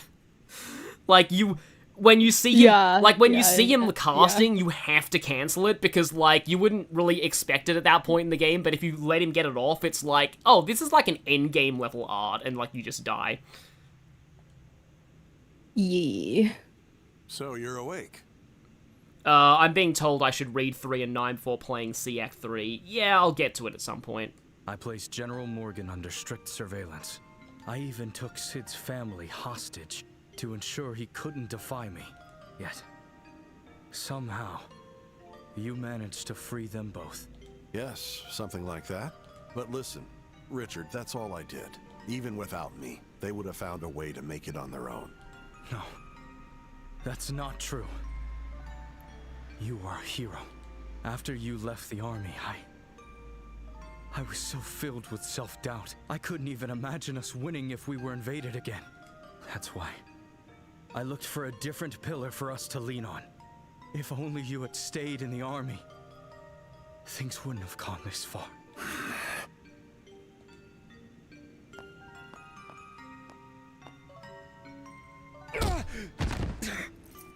Wake up, Richard. Your biggest mistake is letting yourself create this delusion about me. With all that talent, why didn't you stand on your own 2 feet? I left the army because I trusted it would be safe in your hands. Colonel. I am not the hero you think I am. The only reason we won 10 years ago was because the general and all of you helped me. And in the end, I'm nothing more than a man who ran away from reality after failing to protect what mattered most. Dad! But I'm not going to run away anymore. So Richard, you should stop running too. Face your mistakes and atone for them. Think about where you went wrong. Oh my god, my mouth has just been like hanging open this whole time after the punch, because it also shows like the like mark on Richard's like cheek afterwards. Dude, that scene was so good. Yeah. It's one of those, another moment where it's like, you really need, like, voice acting just really enhances so much of Yeah, these sells that scenes. so much.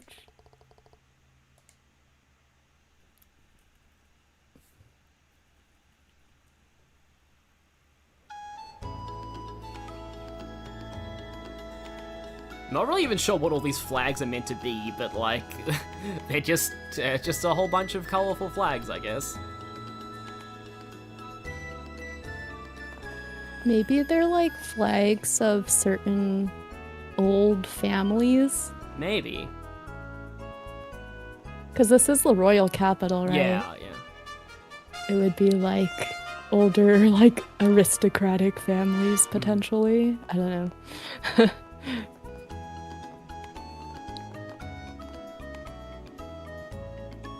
Yeah, I like this song. This song's really nice. Hey, Queen Cindy Robinson! I think she does a really good, like, you don't often hear Cindy Robinson playing, like, older women in games. And she sounds very different to how she normally sounds. Estelle Bright, Joshua Bright. For your accomplishments, the Grancel Branch grants you a recommendation for Senior Bracer status. Oh yeah, this is the point where it's like, yeah, no duh, you're getting a recommendation for all that. You stopped, like, a literal military takeover of this entire country and destroyed a giant robot. Yeah, you probably deserve Senior Bracer status now. Please accept. Yeah, at this point, yeah, you have demonstrated your capabilities, your competence. Also, see you, Jared Punch. Okay, Thanks yeah. for joining and watching the stream. Have a good week. With this, you now have recommendations from all 5 regional branches. Now then, Cassius, if you would do the honors. Very well. Ooh, who voices Elner? I don't Estelle know. Bright To look it up. and Joshua Bright. Under the rules of the Bracer Guild, I hereby grant Dude, you both the oh rank my of Senior God. Bracer. It's Toshiro from Tactica. Toshiro from Tactica? Oh, that's really cool. Elner. I love that. Ah, that is cool. But yeah, I do think like, as pointed out in the chat, it is kind of sad that, like, Estelle and Joshua, for some reason, never canonically get A rank, even though, like, they've saved the world multiple times, like, at this point in the series, and it's just like, no, just B rank. And meanwhile, like, still. like, Instructor Sarah and Cold Steel gets to be, like, A rank on her, like, introduction. Please submit your recommendations from each regional branch. Yes, sir. Yes, here you are. Roland, Bose, Ruan, Zeiss, and Gransel. Also, yeah, thank you for becoming a member, Summation. I have confirmed all 5 signatures from the branches. Ooh. Final rank, Junior Bracer, Class 1. I never thought you'd make it this far. You've surprised. Oh yeah, Cassius actually does have different comments depending on what rank you get. It'd be really funny to see what his comment for still being, like, the lowest rank at this point is. C what's the lowest C rank? Is that the lowest? Appoint you both Senior Bracers. It's like class 10 or something, because Junior Bracers was the numbers and Senior is the letters. I see. With honor. Yes. It's not quite as funny as if you do like an absolute minimum rank run, you get a point in the story of the second game where Estelle dramatically announces herself as an E rank bracer in like the middle of a very serious scene where she's supposed to be really pulling her rank. They probably didn't really intend for your rank to be that low at that point. Yeah, I love when like people upload like all the different versions of that. Yeah. Like, I can't imagine going through the game, like, that many times, basically. Yeah. To be able to upload that, you know? Oh, and also, Right. thank you, Kwanko, for the 5 gift memberships you just sent. Yo, based! Oh yeah, there's our new emblem. Because you wouldn't have been able to see that in the original. Pins. Yeah. Oh my god, wait, is his name Grant? That's his name, right? Yeah. That new emblem looks good on you. He's so enthusiastic. His clapping was like... Thanks, everyone. We only made it this far. So thanks to everyone's dramatic. support. Remember, as bracers, your true journey starts now. Like, if you would care to explain why you have this really hot take that Grant isn't boring, because, like, I'm honestly very interested to know, because he's a very underappreciated, like, not a lot of people like him. Yeah, I don't know. I feel like I'm the kind of person who I personally just really like seeing NPCs, no matter, like, who they are, like, kind of just trying their best, for lack of a better word. And at the same time, I feel that, like, personally, I don't know what it is about me, but, like, sometimes when I notice that a fandom doesn't really like a certain character for some reason, I like them more in a sense where I want them to feel like included almost. Oh, okay. Like, and just it's kind of like in real life. Like, I know like these are technically right, like they're not real life characters, but in a way that like stories, especially ones that are so like, despite the fantasy setting of Trails, it's also very like real life, like grounded, if that makes sense. It just reminds me of like in real life, it makes me sad when people are kind of like left out, for lack of a better word. So then it's kind of almost like, I don't know what it is, I just like to have them feel like included. Okay. So that's why I'm just like, oh, I like I like Grant because he's just doing his best. Like, he's obviously a very, you know, like, not everyone can be exceptional in this world, kind of thing, or in the story. So I'm just like, he's obviously not meant to be like exceptional like Cassius or Zin or like any of the party members, but it's like, well, he's still doing a lot of good stuff as like a bracer, you know. So good job, Grant. It's like good guy Grant. Like, ultimately he's not really meant to be that like quote unquote special, but he is helping his community in his own way. So that's my weird, I guess, like little hot take where it's just like, in general, I find that I like a lot of different NPCs more in this fandom than the average person. Okay, that's a really cool take, honestly. I do need to shout out Minato Kurusu, who did a $5 US super chat, so thank you for that. Yeah, that's honestly really cool. Don't forget that. Yeah, I know. We'll work even harder from now on. Well, then I hate to bring this up now, of all times, but I have some unfortunate news to share with all of you. Unfortunate news? As of today, Cassius Bright will be leaving the Bracer Guild and will be resuming his post in the Royal Army. What?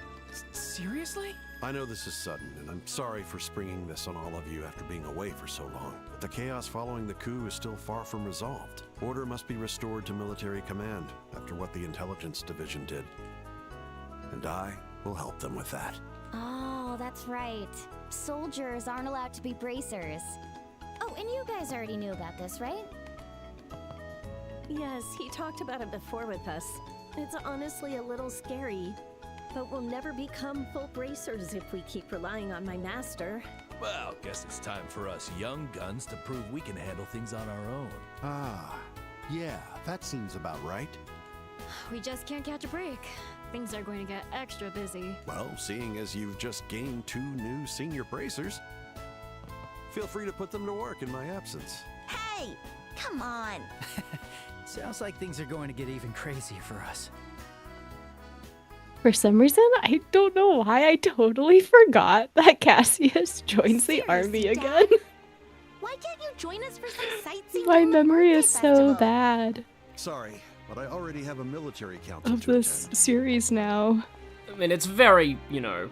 So Though sad. Richard was arrested, there are still plenty of special ops soldiers who have gone into hiding. Very, very, very early, you know, in the series, so understandable. I need to quickly address someone in the chat saying, going back to Toshiro, who do you like more, Zenkichi or Toshiro? That's really, really hard. That's a really hard question. And I probably want to save that for, yeah, I think somebody else just joined this group chat, but, was sort of... Anyway, yeah, but like, yeah, it's like, anyway, I'd rather save that for some kind of a Persona stream, but, because we're right at the end of this game. Tangent, basically. Yeah, I feel like I got through enough tangents in the dungeon. And Captain Amalthea managed to escape while we were in the underground ruins. Sure, I think especially because, like, you do want to, like, finish the entire thing. Yeah. And you're still gonna do NPC stuff, yeah. Like actually talk to everyone? Yeah or no?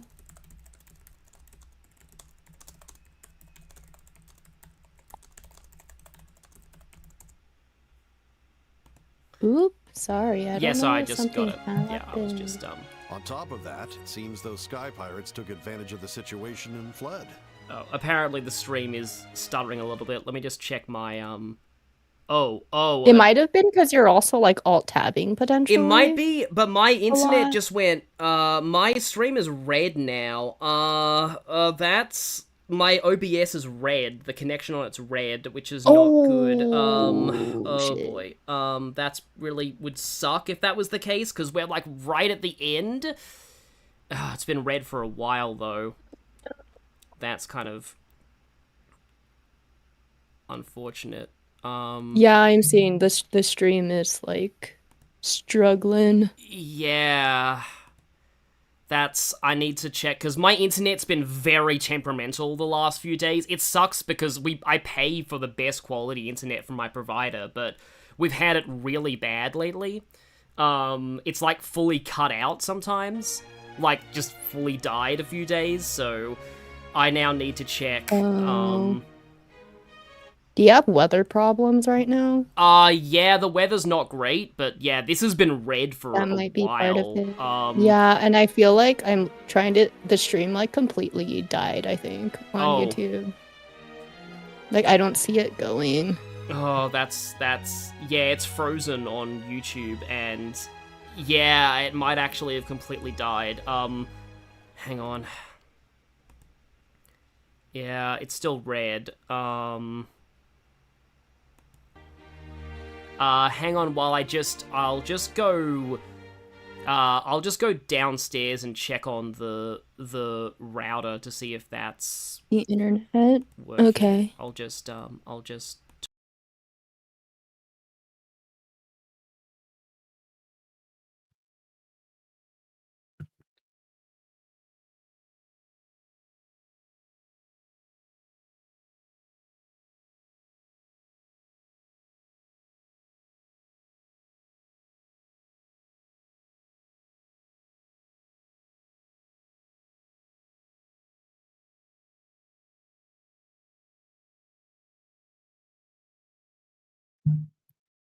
LOL. Thanks, Buffle Tea.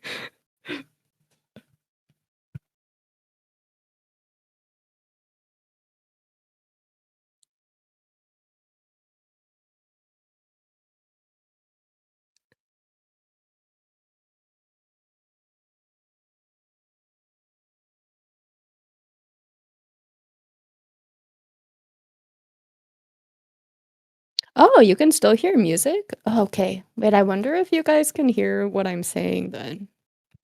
Maybe. Potentially.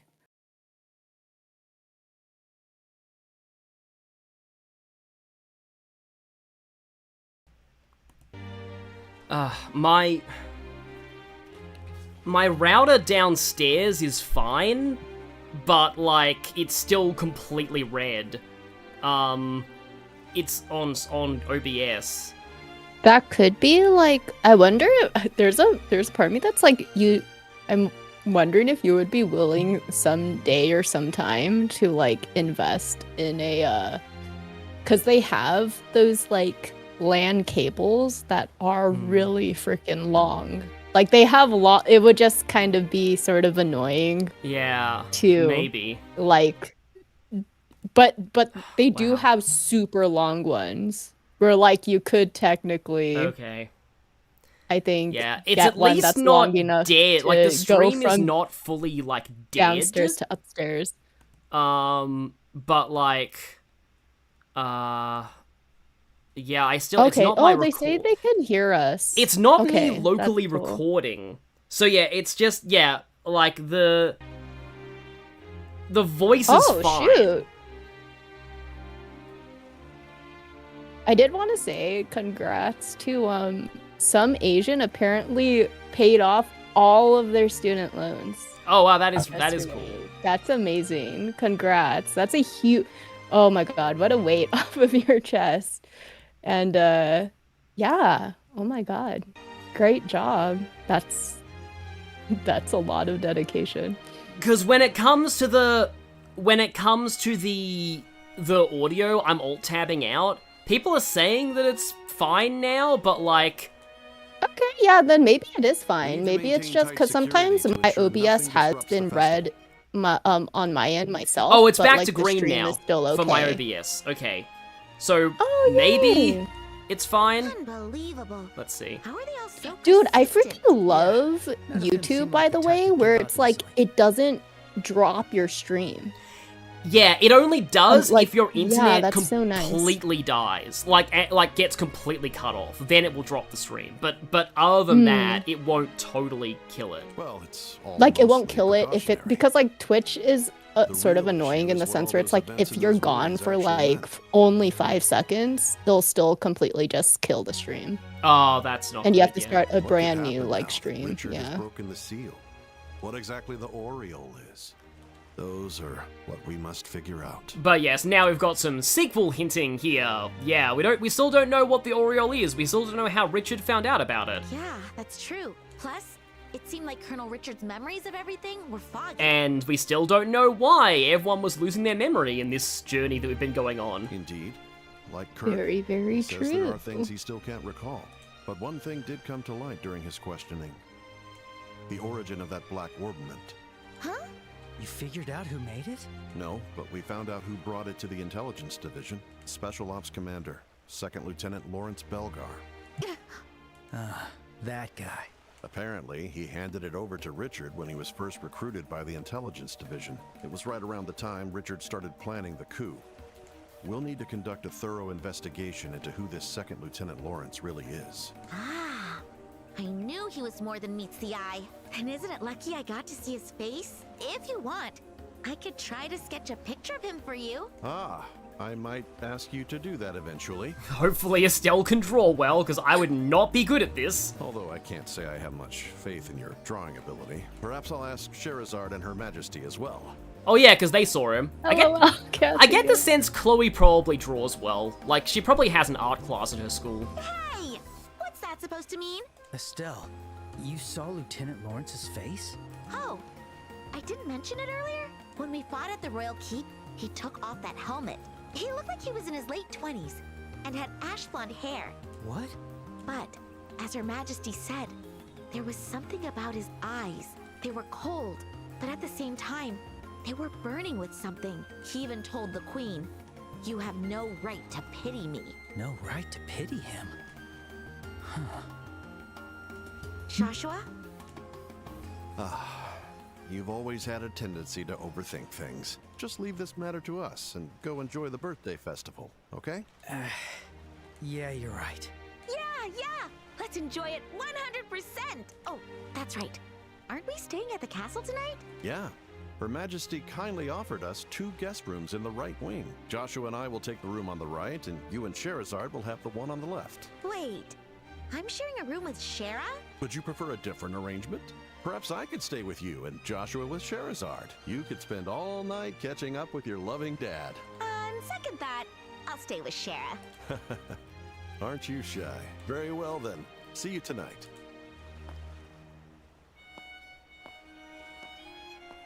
You know, it's been a while, so I wouldn't mind if you wanted to spend the evening with him. I'm sure there's a lot you two have to talk about since you've learned more about your mother. Yeah, that's true. But I just didn't want you and Shara to share a room. Huh? Nothing. Anyway, let's go do some sightseeing. The town is super lively. Yeah. Oh my god, it's this song. Yeah. Oh my shoot, this is like one of my faves. This is one of my underrated faves. Yeah, I associate this song more with this moment than with the school festival that it first plays in. If we get tired, we can take a break at the rest area in the east block. I just like the song a lot. All right. It's so cheery. Town and end at the rest area. So, dude, this is the first time I'm hearing this in this game because I never went that far in first chapter to hear it in the second chapter of it's the third chapter of this game? No, second chapter. Feels like a real birthday party. All right. Time If you don't count the prologue. Let's have fun. We just became senior bracers. Don't get too carried away, okay? So, okay. I kind of wanna, like, there's a lot that you can actually do in this segment. Like, there's a lot of people you can talk to. You can meet NPCs from, like, the entire, like, region. Like, everywhere. Like, you can meet all the Bracers, you can meet all the party members, you can meet, like, people from, like, Jill and Hans from Chloe's school. Like, everything. But I kind of want to speedrun the ending in case my internet dies again. If that's okay. Okay, sure, yeah, just to make sure you get to that. Well, at the very least, we get to talk to, as the chat will know, the lesbians. Like, I mean, you don't like have to ship these two, but like I feel like it's pretty heavily implied to an extent. I like this shit. Yeah. Wait, how do they pronounce? Is it Lila or? I think it's how do they pronounce her name? I always get it wrong. Lila. I know they say it in voice acting. Because they say it in this game, right? So I forget how they pronounce it in this game. Oh right, no, and there is one quest. And it's a massive jerk move. In the original, because there was no indication this was there. There is one more quest. Your first quest is Senior Bracers. And, like, as you can see, there's this green exclamation mark in the castle now that tells you it's there. Yeah, in the original, if you miss this one quest during the epilogue, you don't get the 100% chests trophy. Security at midnight. Yeah, okay, don't miss that. And the Korean coffee Nile treated us to.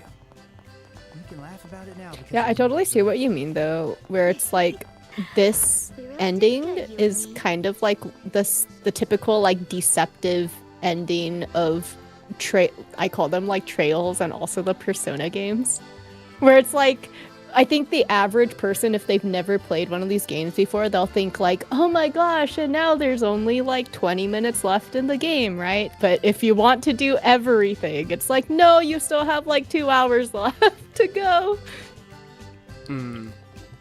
Yeah, like, talking to all the NPCs in this segment, like, even just the generic ones, would take a very long time.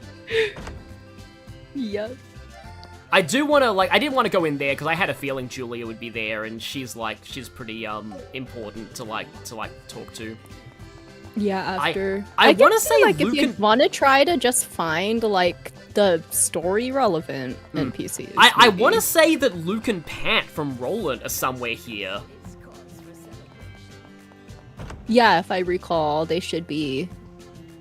Yeah, oh, in this here's epilogue, here's too. Hans and Jill and everyone. Yeah.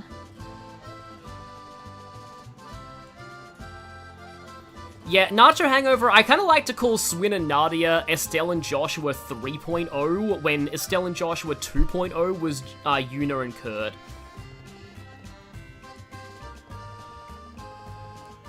Yeah, I am of kind of the mind that same.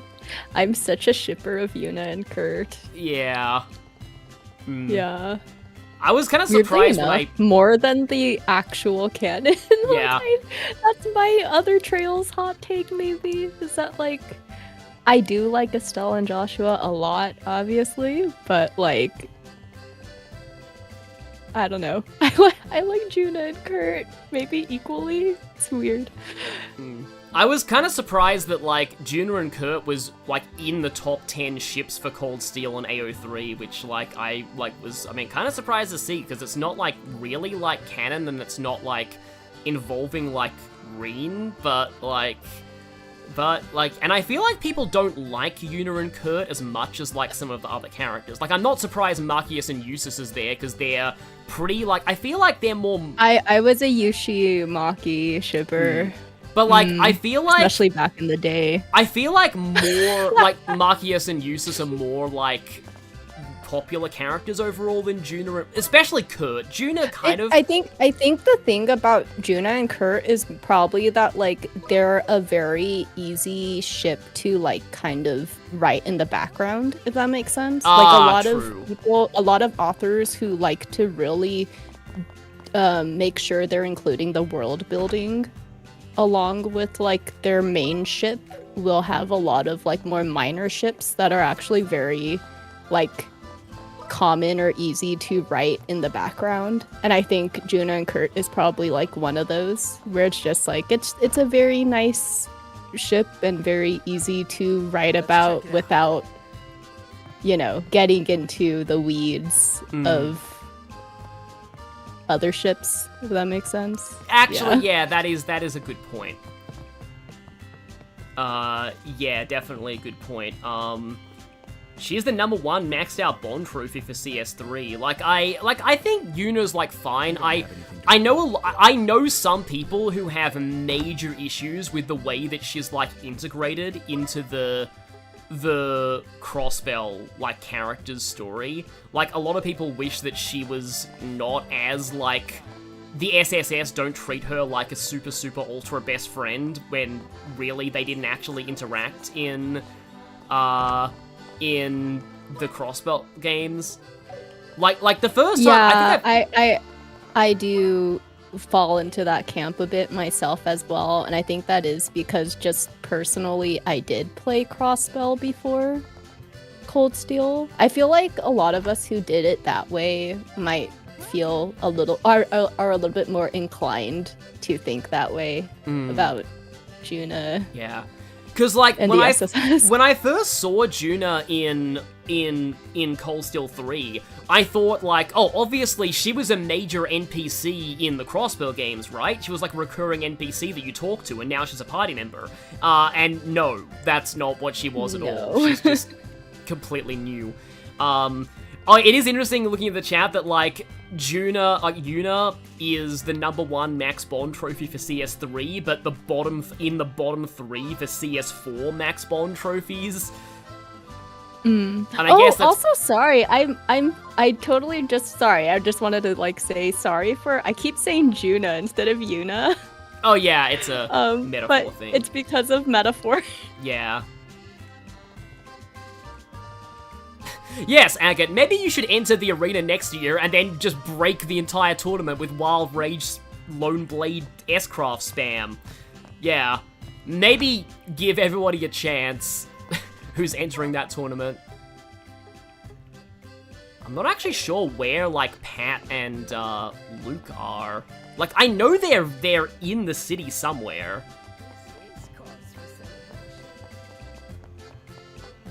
But anyway, I really hope that I think I just got a text from my internet provider, so I'm really hoping that everything is going to be fine for the rest of this stream. It looks okay. Okay. The special ops are gone. I'm sure the castle Yeah, staff I can will be see busy. that you want to just like, yeah, speed run to the actual ending. Because I have to show the actual ending. But I gotta check in with Hilda, though, because, you know, Hilda was great. Hilda's another character who really benefits from, like, having voice-acted dialogue, because, like, she never had any in the original, and she's pretty, like, has a pretty big role. I think I feel similarly to her about how you feel towards Kurt, in that it's, like, she's just, like, somebody who just, like, isn't, like, you know, she's not, like, a fighter or a major, like, sort of player in, like, the franchise, but she does, like, her best. Like, she's just a, you know, person who helps out in her own way. So yeah, here's the point. In the original, if you did not think to go all the way here and find Olivier, you missed out on one quest and could not get the max quests achievement.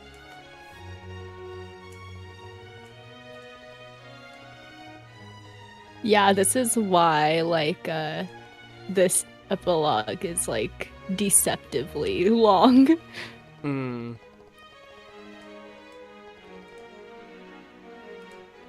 It's funny how this is, like, technically their first ever request as senior bracers.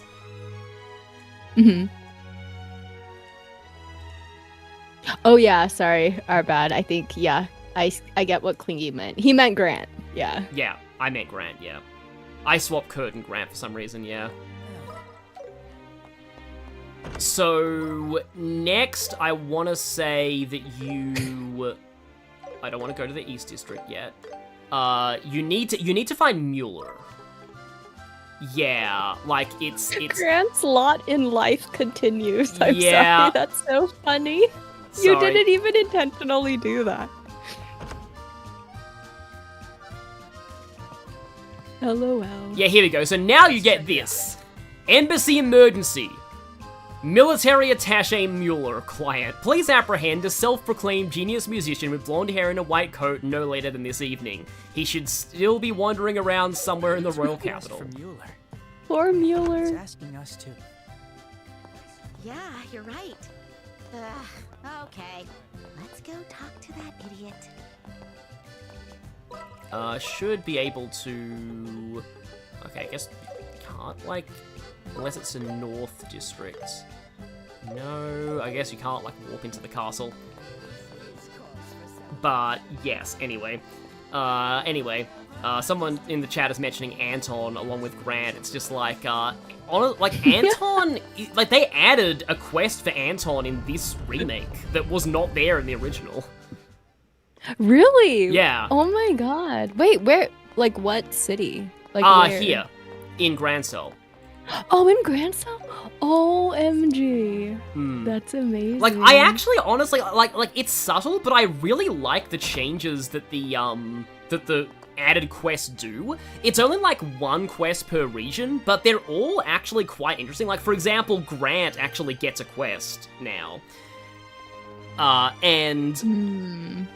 And they also, like, yeah, they added one because I think they wanted to make sure that Anton had a quest in every game. Because I know that he has one in SC and also in, like, Cold Steel, and I think he has one in Crossbell as well. It's been ages since I... Yes, he does. He does, yeah. So I think they wanted to, like, make up for it and make sure that Anton had a quest in every game. Or at least, like, every... Yeah, okay, no, I see what you mean. Every game, for sure. Because FC would be the one he didn't. Aw, man, I wish this was voiced, NGL. Yeah, I do too, yeah. Because it's like, we're basically catfishing Olivier Matt right Mercer now. every single time. We're basically catfishing him with Mueller. Actually, speaking of AO3, I think Olivier and Mueller is like top 3 AO3 pairings for the Sky games. I mean, it does make sense to an extent, yeah. I think it's actually more popular than Olivier and Shera, but then again, Sky doesn't have as many fixes as Cold Steel. NGL, I would read that, even though it's not like I'm not a huge shipper of Olivier Mueller in particular, I'm like, I'll read that ship. I'm that kind of person who usually will like read almost any ship. Because like some people make I keep shouting this out on stream, but there's a Persona 5 fic that somehow managed to make Ryuji and Hifumi work really well as a pairing. Like, I've heard people say they legitimately actually, like, people realize, wait, these two actually work. Like, we didn't, like, nobody really realized that until they read this fic. I love that when an author can, like, sell me on a ship. You know, like one that I never really thought of before. I'm like, dang.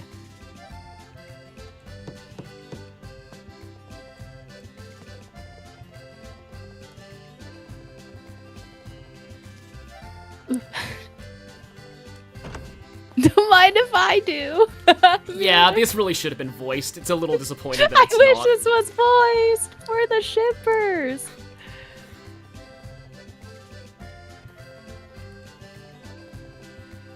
Olivier came voluntarily. Well, we gave him incomplete information, but...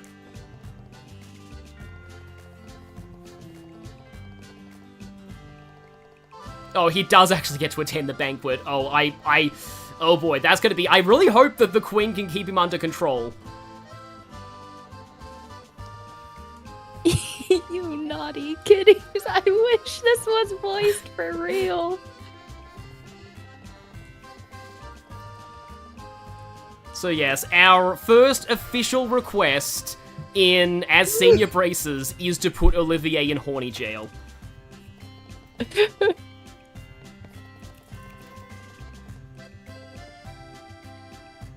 Oh yeah, and it goes into your junior bracer notebook because technically we're not. And there it is, the quest achievement. Yay! Congrats, you got all of them.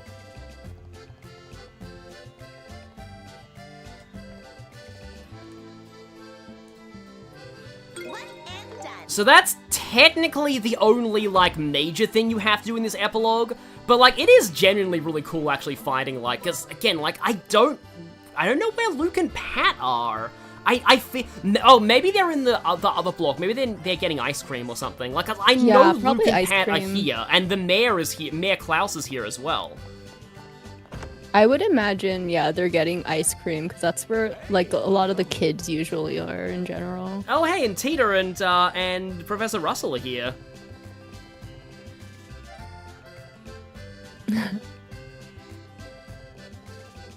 She has omo rice and ice cream.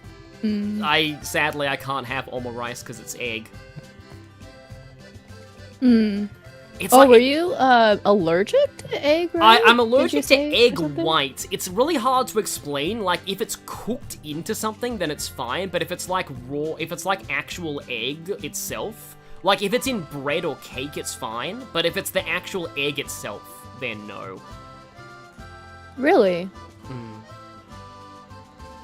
Is this from like a long time ago? It was, but like I've never really had any eggs, so I get the sense that like I probably wouldn't even like it anyway if I did have it. But it's just kind of interesting because it's like you don't like or you don't mind it in like other things, right? Like when it's like baked into things, that it's kind of It's interesting because usually I just say that like a lot of people have that maybe early on in life. Also, someone in the chat told me to check this, and I am so glad I did. Oh my gosh, Olivier. I want dude, Olivier could be like in an idol. Wait, if there was an idol group for dudes of Trails characters, who would they be? Olivier, Wazzy probably. But like, also, yeah, this is the Anton quest, yeah. So this is the one here. But yeah, some of these get like photos.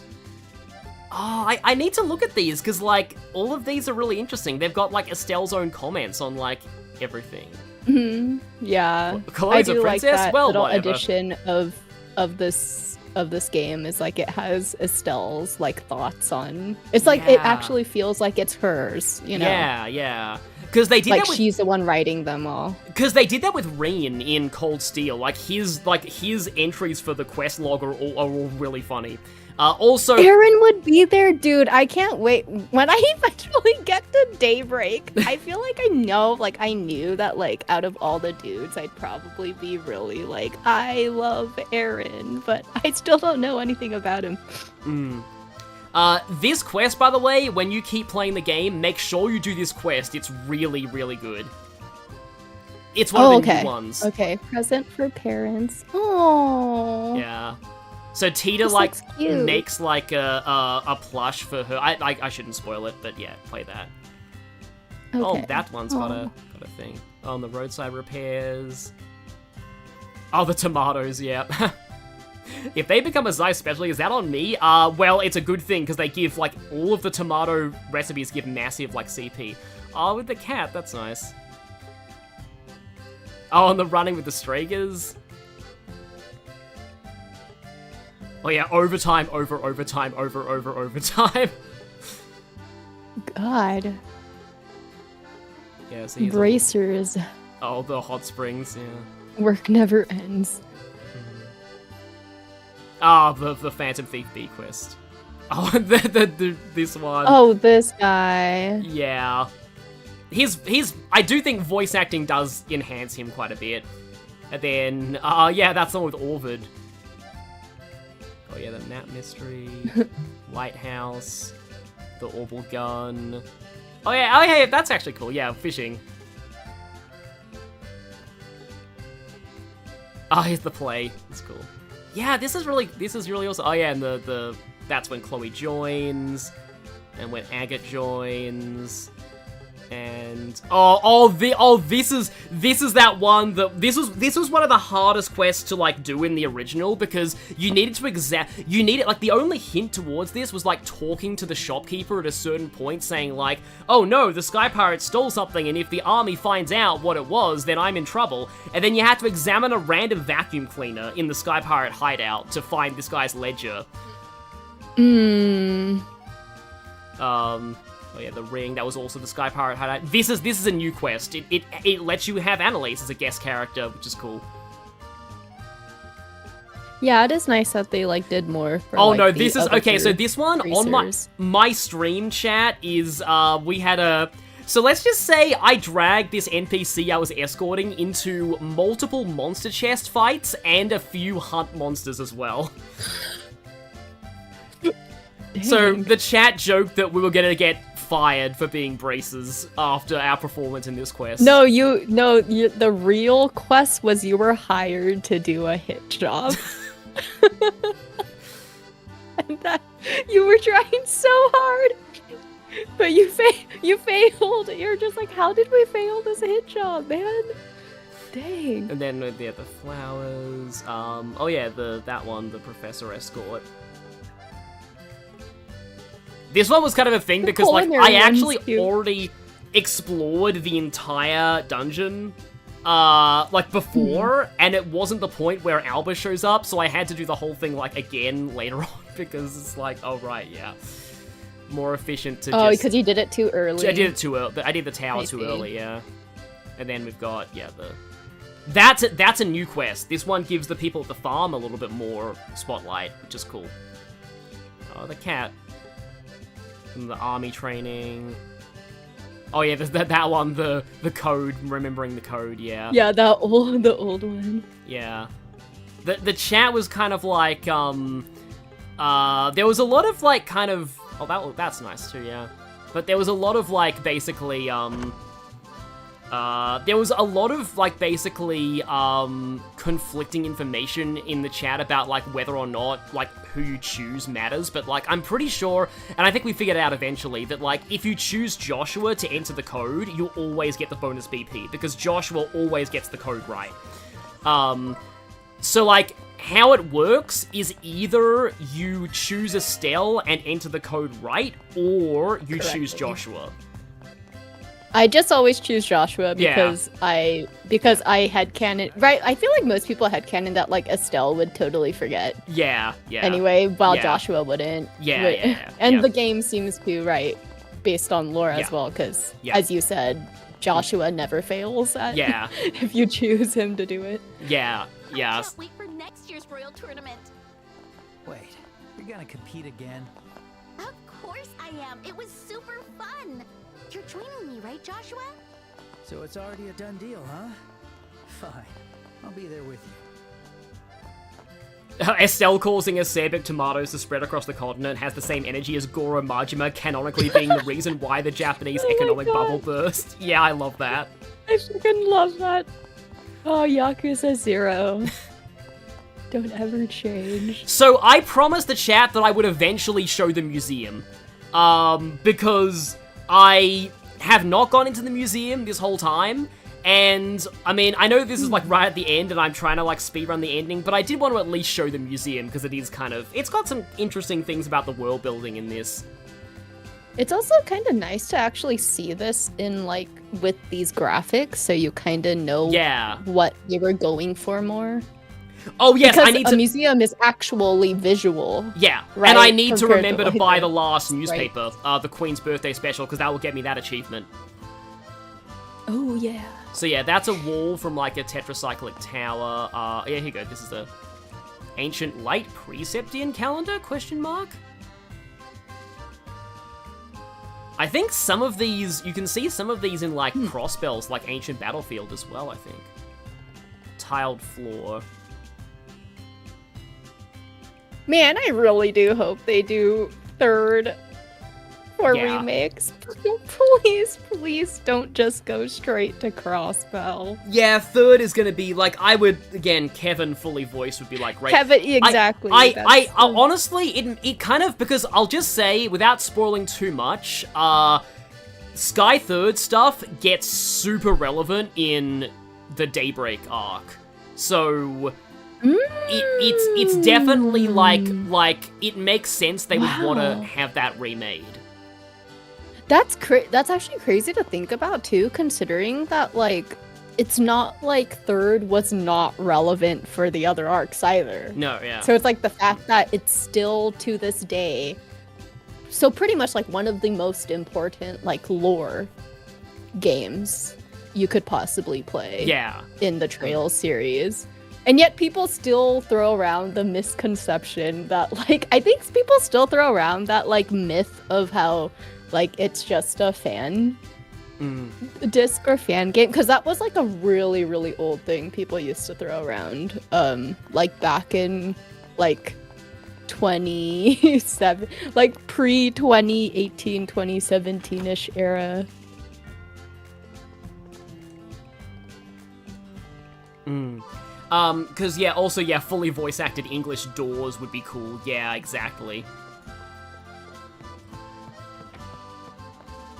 Because I do also say that, like, while I do think, and, you know, not to spoil or go too much into what it is, but, like, while, yes, Stardoor 15 is very, very good and, like, really tragic, a lot of people act like it's, like, the only reason to play the third, and there's a lot more in the third besides that door. Yeah, that for sure. I mean, I do just think maybe part of the reason, like, Stardoor 15 is also... Sorry, what were you saying?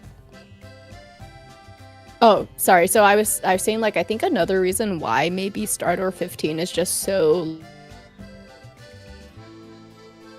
like, the reason why it might be talked about so much compared to all the other doors and or all the other things in Sky Third is maybe potentially because of, like, the whole... only the PC version was able to have it fully, like, uncensored, right? Yeah. And I think that might be one of the main reasons potentially people talk about, like, because again, like, it is very important that that kind of topic doesn't get censored because it's so important to talk about. But it is kind of sad to think that, like, in the I do really hope that, yeah, it sounds like people are saying Daybreak is for sure saying third is not skippable. Yeah. That it's basically inevitable that they also make a remake for third. That it's kind of sad to think that potentially Stardor 15 will only like get all the way through like the full content of it in like the PC or the Steam version. But even now, I don't know. The thing that I will say is that like I'll just say Daybreak absolutely confirms that the uncensored version of Stardor 15 is canon. And yeah, I mean, I think that yeah, I just feel like the reason that like they couldn't get it through, right, is literally just that there were more laws at the time. Yeah. For like it's harder to get it through for console or something. Not necessarily that they didn't want to not be able to get it through. Well, I mean, I guess in Australia they'll have no issues because the game's got the Gambler Jack poker minigame, so it's already getting rated R18+ in Australia, guaranteed. Yeah. It's crazy how that kind of stuff any goes. game with poker minigames is automatic adults-only rating in Australia now, even if it's not for real money. Yeah, that is pretty crazy. So does that mean all like JRPGs are basically yeah. like that rating? So if they including keep like Pokemon or something? Yeah, if Pokemon released like now, re-released, it would get an 18+ rating. Dang. Yeah, because of like the older Pokemon games, like all of the different gambling things. Yeah. Oh my god. It's very, very, very crazy, yeah.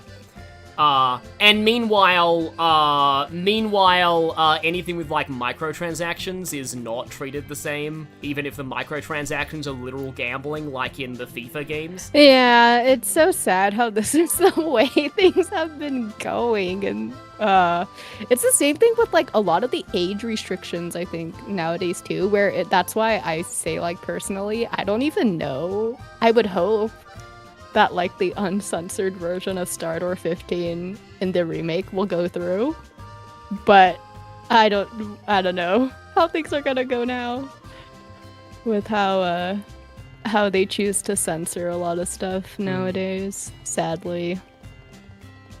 Like regardless of platform, you know. Yeah, I'm not reading up like reading like a lot of these, but like I'm gonna leave them here. If you want to read these in detail, you can watch the VOD as well. But like these are all very interesting information about the backstory and lore of like Trails and like what happened in like the Great Collapse in the Middle Ages and like the evolution of ornaments and airships and I remember reading one of the localization blogs that are talking about like how to translate the different classes of airships, and like airships smaller than a certain size were like a certain thing, and then others were like called something else, and like they had to keep the terminology consistent. Like I love the localizers of the Trails games, just how much effort they put into just making sure. Like I've said this in an earlier stream of this game that like they specifically went through all the terminology with, like, the Liberl Royal Army and made sure that it actually, like, the ranks all made sense.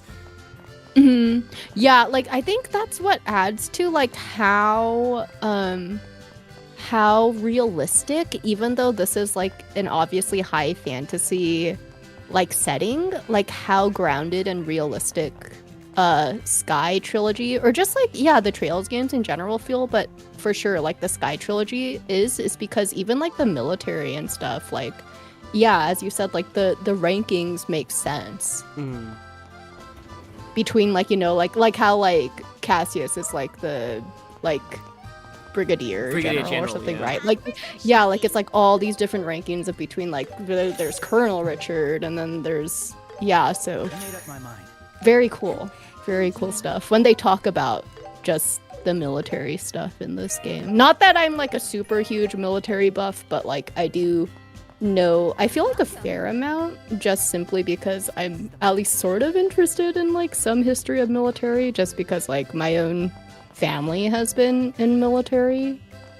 So even though like ultimately I would hope that we don't really need, like, militaristic forces all that much, but I get it, and I also get like the social mobility aspect of it. Ooh, the scene's happening. Okay, this is just the ice cream. I was hoping Luke and Pat were here. I know that Luke, Pat, and Mayor Klaus are here somewhere. They're like the one group. Yeah, I forget where they are. Yeah, of NPCs. I thought they would be here too. That I want to talk to. Remember we got all sulky when we were dressed as maids?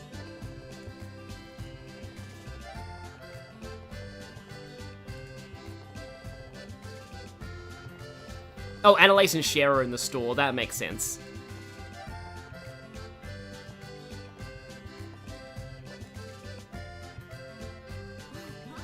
Okay, well, I guess I can try and talk to Annalise and Cher. I think Zin is like the one party member that I haven't seen here. Although missing Zin would be kind of in character because, like... For sure. Like, even the, what's it called? The Evo versions of the things. Completely forgetting. Zin is nowhere in the opening.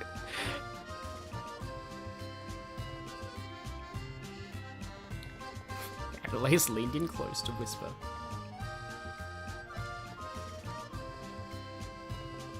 Oh, we did see Zin. Oh, he was with Agate, right? Yeah. Of course. Again, also lore accurate that I forgot we saw him. Yeah. Klingy didn't. I totally tuned out like who you were talking to sometimes.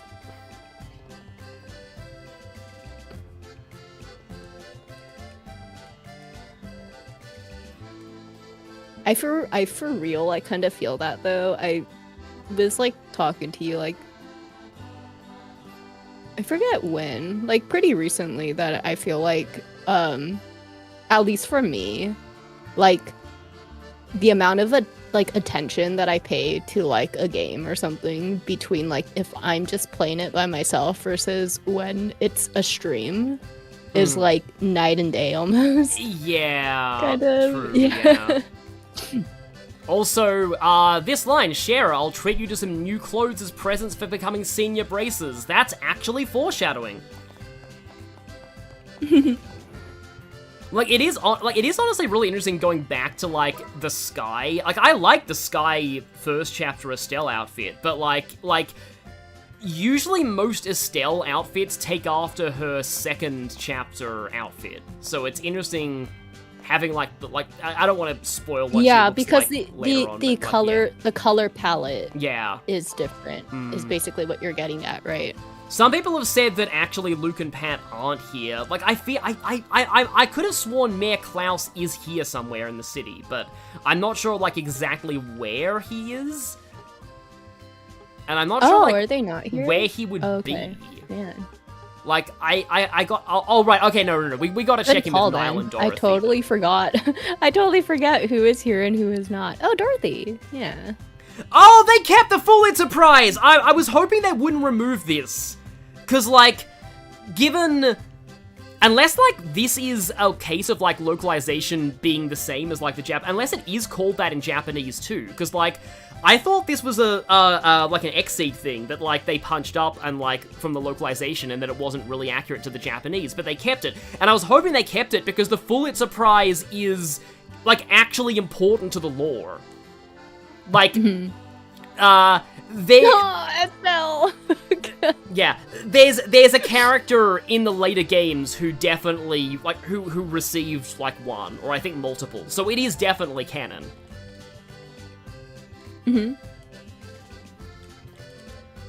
So I think that is sort of the nice thing about Trails that probably a lot of people end up liking about the series is that, like, a lot of things that are talked about just on the side kind of in lore is actually also still important to the world building. Yeah. Like, in the actual narrative as well.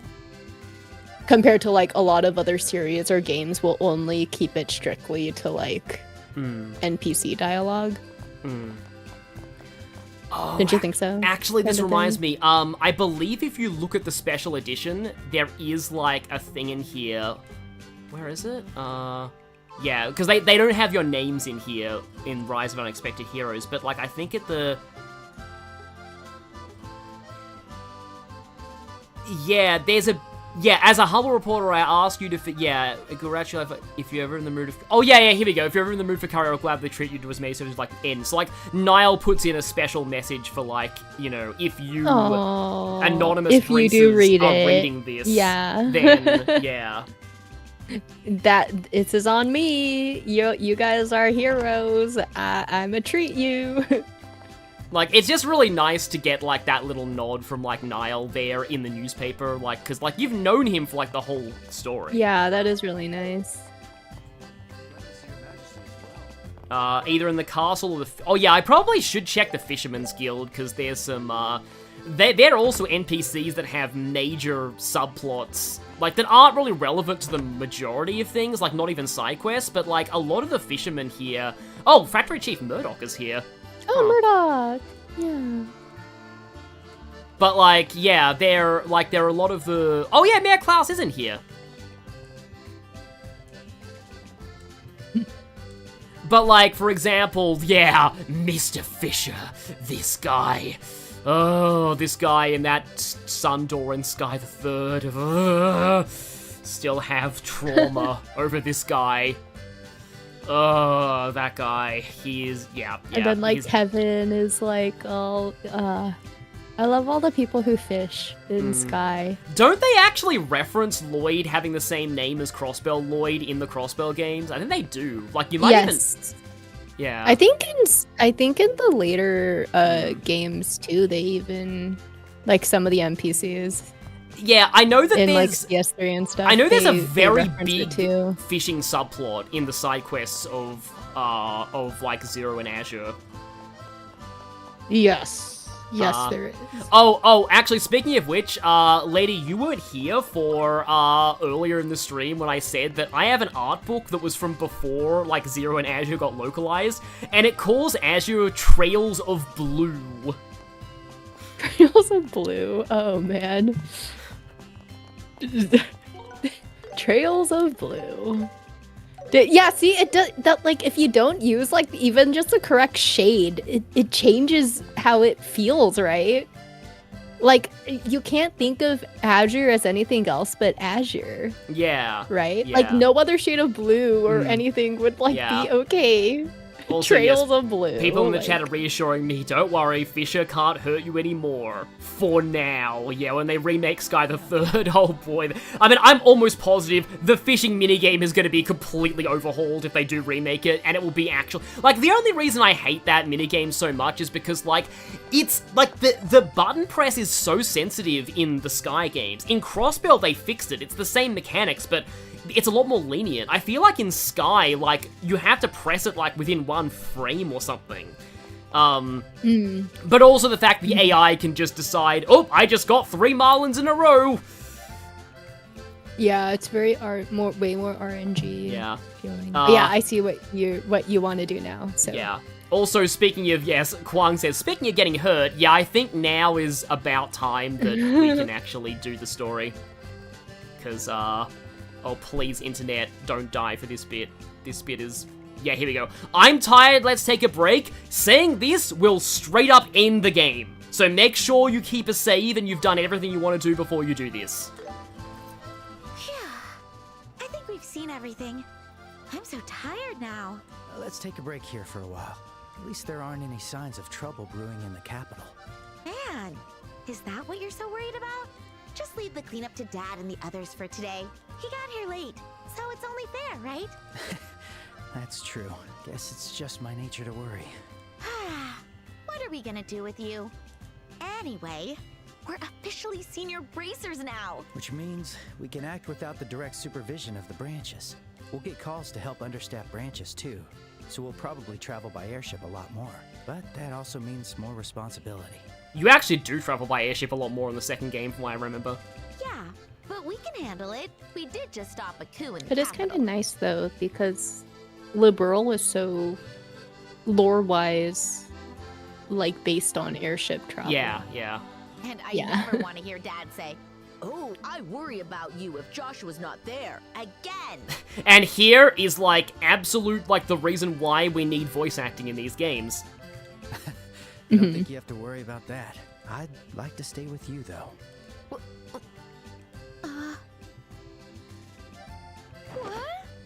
What? Is that a problem? No. It's not that. What do you mean by staying with me?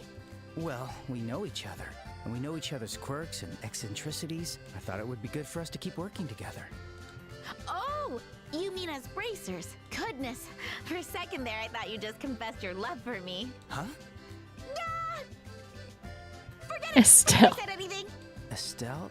Does that mean... Man, it's seriously hot today. Nothing like ice cream on a hot day. As promised, it's my treat today. Wait here a sec. with the sound effect too. I'm pretty sure the ice cream stand is the other way. Oh yeah, I love that line. It's like, the ice cream stand's not that way. Wait a minute.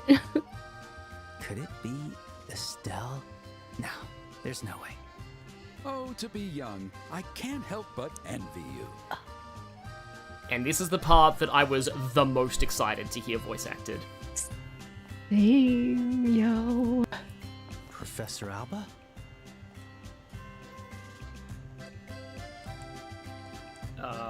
Okay. It's been a while, hasn't it? It's funny, my controller actually disconnected there. There's been so much commotion lately, but it's such a relief peace has returned to this fair place. After all, they say it's a curse to live in interesting times. Oh, is something the matter? You look quite pale. You've just become a senior bracer, have you not? Try to look a little cheerful, would you? I should give you a little something too, though I'm afraid it won't be anything extravagant. From the moment we met, I've always felt uneasy around you. I've grown used to it by now, but for some reason, your existence made me tremble. Oh? And with all those incidents, where people's memories were erased, you were always there. You claimed you were researching something, but your timing was always too perfect. Kurt's reaction was the deciding factor. He had lost his memories, looking so unwell, sitting in the arena. And you were there too. I just love whenever the eyes, Professor when they Alba. opened, it's like, shit. It was you all along, wasn't it? I'm in awe that you figured it out, what with your manipulated perception and memories. I'd expect nothing less from my creation. What? Well then, shall we lift the veil?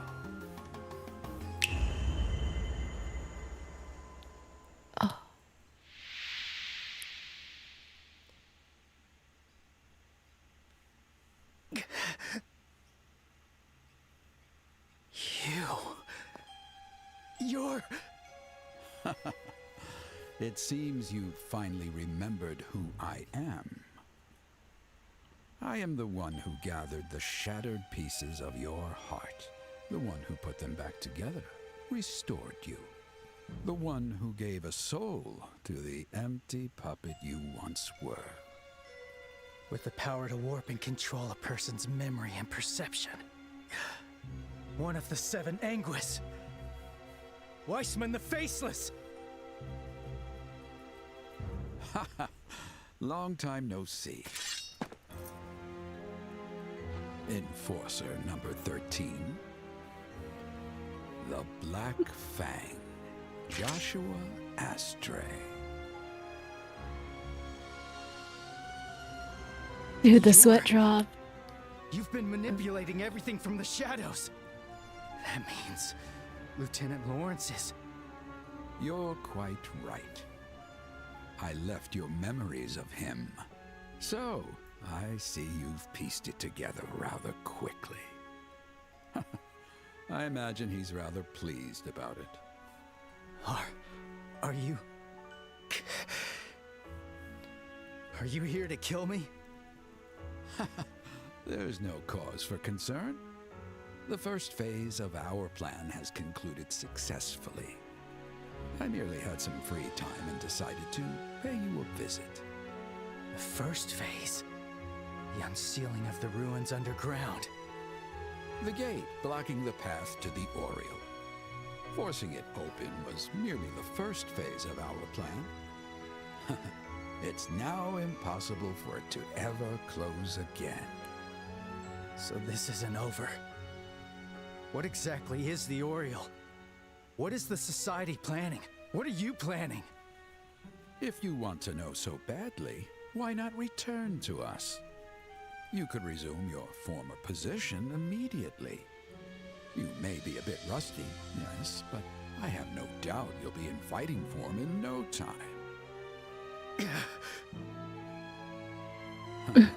No need to look so cross. I understand. You have a family to protect now. A father you They did respect, such a good job with these facial expressions, I just want to say. Even if he was still on our side, throwing all that away would be absurd. That's precisely why I came to see you. As a reward for your cooperation in our plan, I have come to set you free from our society. Congratulations, Joshua. You're now free. You've done well over the past 5 years. Yeah, here's the worst part. What? Oh dear, how disappointing. I expected you to be happy. Perhaps your emotional responses are still somewhat underdeveloped. Cooperated? He's gonna shatter him. What are you talking about? That's absurd. Ah, my apologies. I seem to have neglected to mention it. Your role wasn't that of assassination, but of intelligence gathering. What? As an abandoned child, you gained his sympathy and were successfully taken in. Thus, you reported various things to our agents. Information on the Bracer Guild and details about Cassius Bright. You don't remember giving such reports, of course. I made sure of that. S-rank Bracer, Cassius Bright. He was, without a doubt, the greatest obstacle in our plan. Had he been in the nation, he would have quickly crushed the Colonel's coup attempt. So we studied him and attempted to lure him away without drawing attention. Your information proved invaluable. Man, they did such a good job with the body language.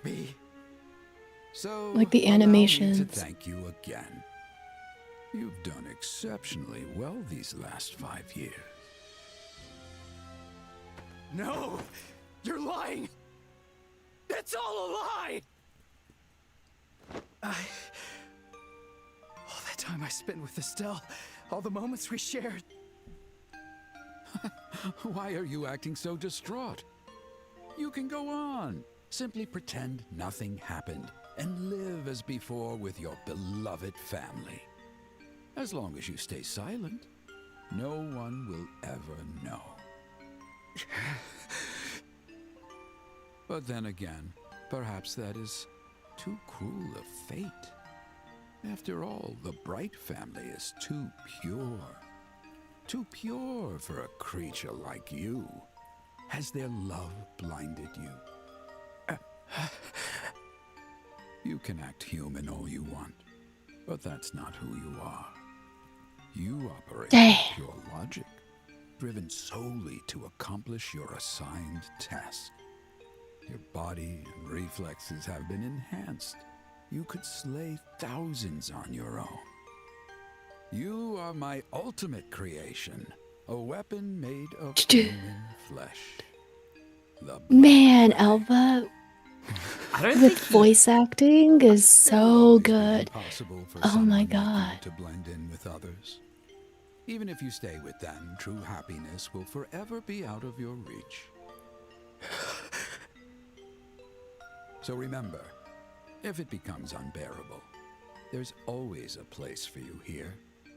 The Society of Souls under the rule of our great master. with the Ouroboros.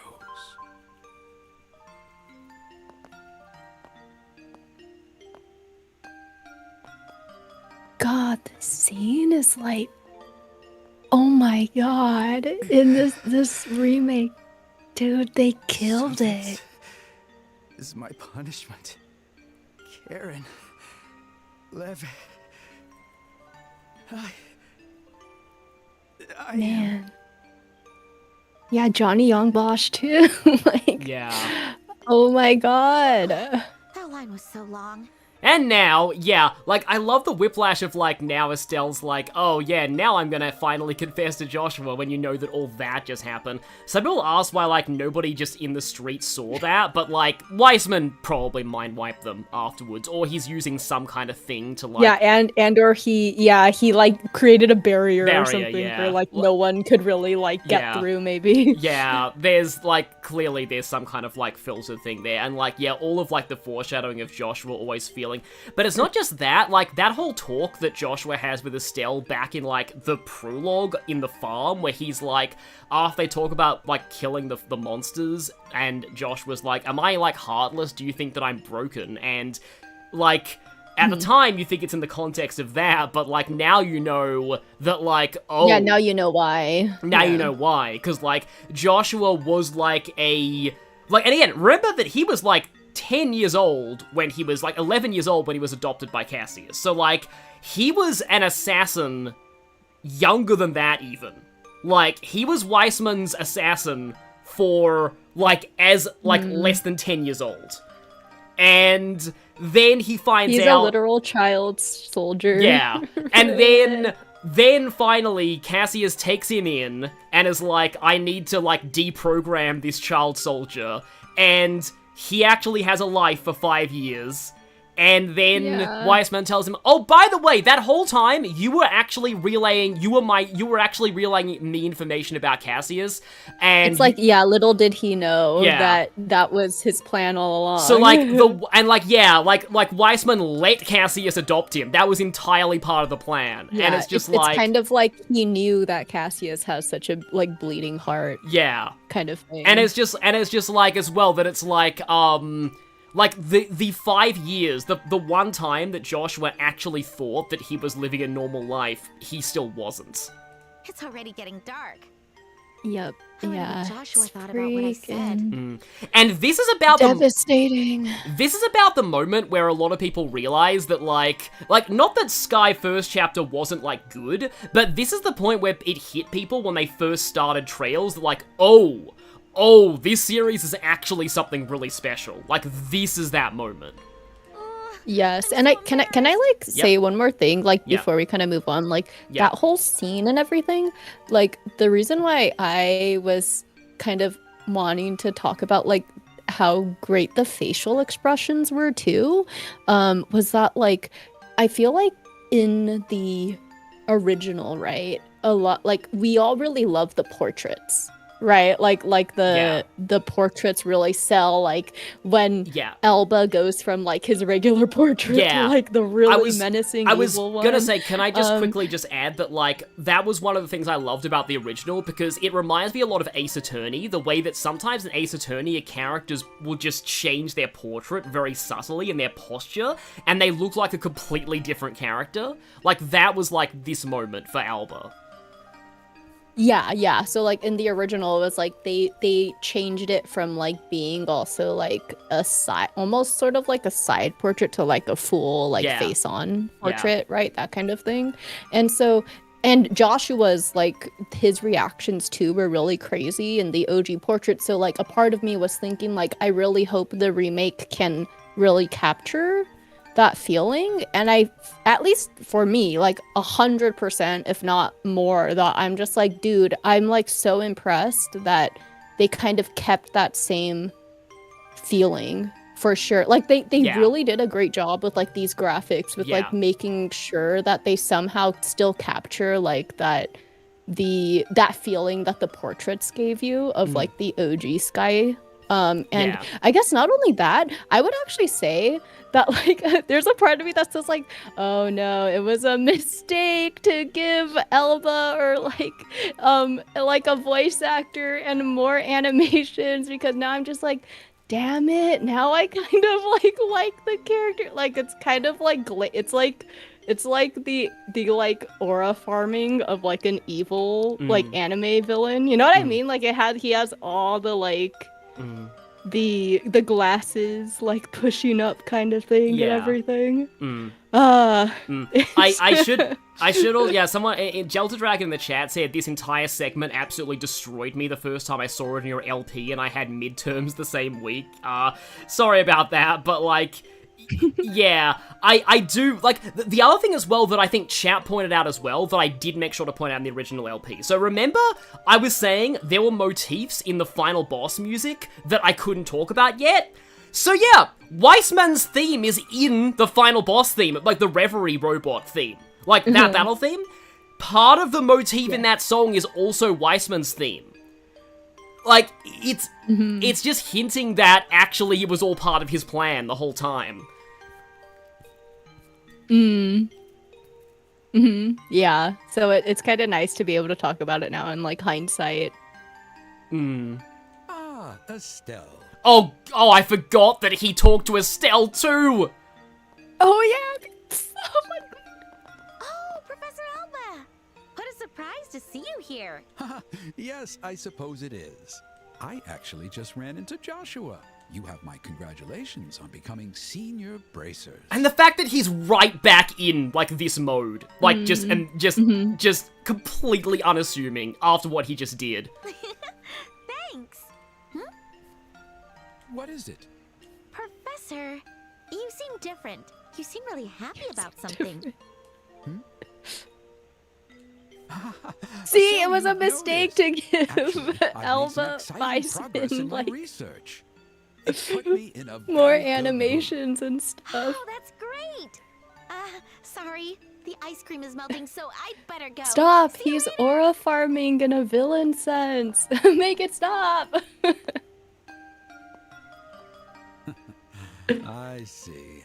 So she's Cassius Bright's offspring. This should prove quite entertaining.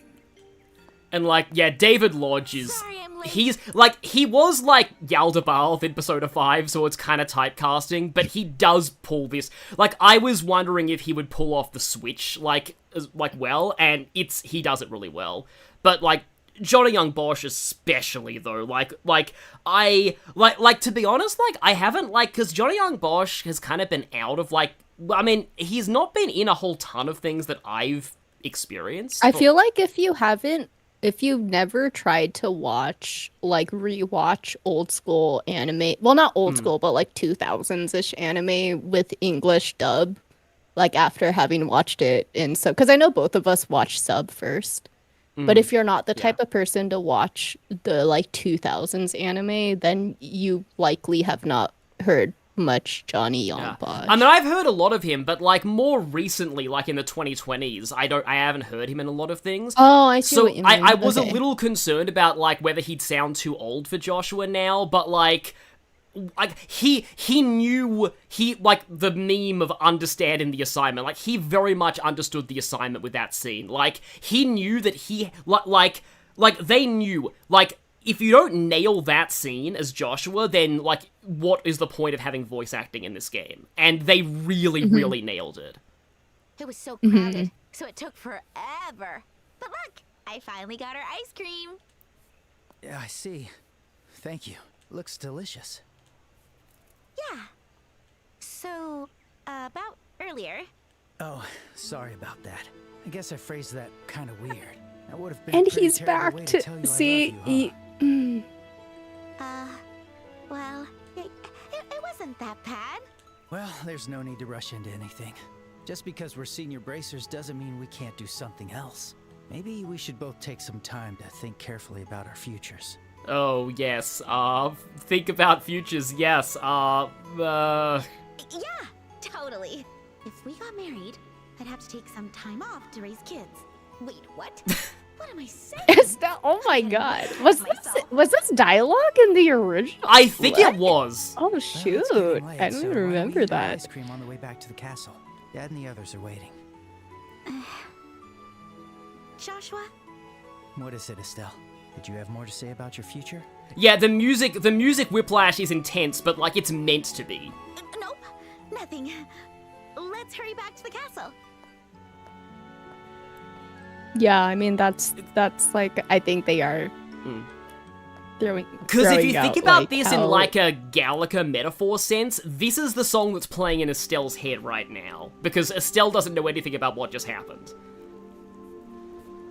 Yeah. Yeah, I mean, I was just gonna say from like a storytelling perspective, it's a good thing in general. Like a good use of whiplash. It's also why, like, the festival theme for the Queen's birthday is, like, that song actually feels really foreboding to me. Now that I, like, once you know what's coming at the end of that sequence. What is it, Estelle? You've been fidgety all night.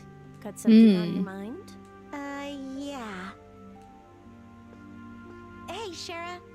Wasn't Joshua acting a bit strange at dinner? The only person who was acting strange was you. Joshua was as calm as usual. Yeah, but... But maybe a bit too calm. Aha!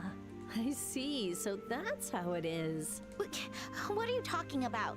No, you don't need to hide it. I always knew you were. Guess you finally realized it. You've fallen for Joshua, huh? Oh, so, you noticed? I love how we're just like it's like so obvious. But I'm guessing Everybody. he doesn't know you feel that way, right? Yeah. At least I don't think so. Joshua's always been clueless about that kind of stuff. Like, this is absolutely not the same thing, but I'm suddenly getting reminded of, like, the whole in the Runaway Guys, like, Proton John, like, / Claire situation when she came out as, like, a trans woman. So many people, like, who were part of that, like, commentary group were like, oh, we all knew.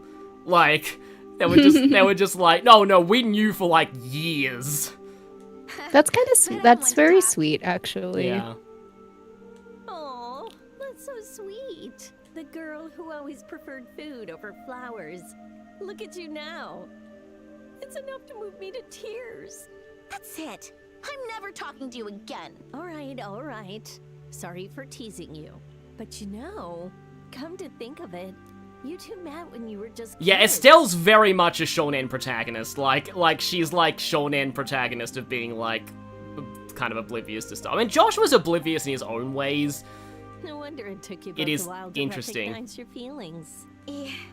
I feel like Joshua is more like in a way where like he actually knows deep down, he just doesn't say anything. Yeah. I think that's Versus like Estelle is more like the old school shonen protagonist of like genuinely being oblivious.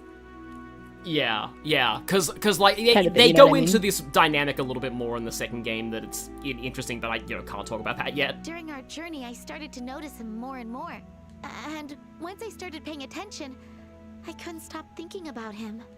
Oh, this is so unlike me.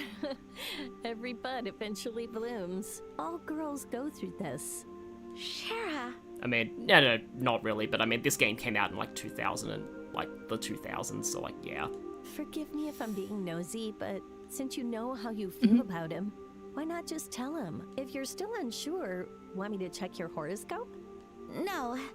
Actually, I've already made up my mind. In fact, I already promised to talk to him. I see. Now that's the spirit, little sis. Aw, so proud of you. I'm gonna cry. Yeah, I guess Shara's not like that much. Like, she's like in her 20s, mid-20s, I think, so like... I love Shara's VA too. Yeah, Here, Michelle this is Ruff actually does do really a good job of cute. this. Yeah. But thanks, Shara. Yo, good night, Shadow Palkia. Yeah, I was gonna mention that. Yeah, like, in a few minutes, something really huge is gonna happen, but if you need to leave, that's fine, and you can always watch the VOD. I think I'll go talk to Joshua for a little bit. What? You're gonna confess your love for him right here, right now? No, I'm not doing that. Joshua's been acting a little weird today. I'm going to talk to him about that first. And I really like the maturity. Like, this shows how much Estelle's matured over the course of the story. That it's like, she's like, oh no, I'm not going to confess right now. I actually want to talk to him about what's clearly bothering him, like, at the moment, like, mentally. Like, that's, you know, more important. Like, I like that. Also, thank you for the... very sweet. Thank you for the $5 Shattercoin. I see. Well, you do know him better than anybody else. I'm sure things will all work out between the two of you. And if the conversation goes well, you could just tell him how you feel. Well, I'll do my best. Okay, I'm off.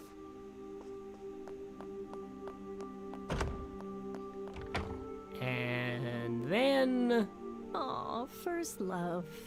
I hope it all goes well for them. Oh. I wonder what card she drew, though.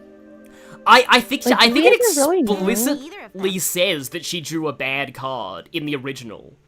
So, okay, because I was about to say, like, what did she draw? Yeah, I remember in the original, she explicitly drew a reverse card there. Come to think of it, Dad did say he had another meeting to attend. But what about Joshua? Makes sense. Joshua? Where's that coming from? What's this? Oh It's yeah, harmonica. you do get control here a little I'll bit. never get tired of this beautiful sound. Wait, it's even clearer than usual. Oh right, you actually can talk to everyone in this sequence.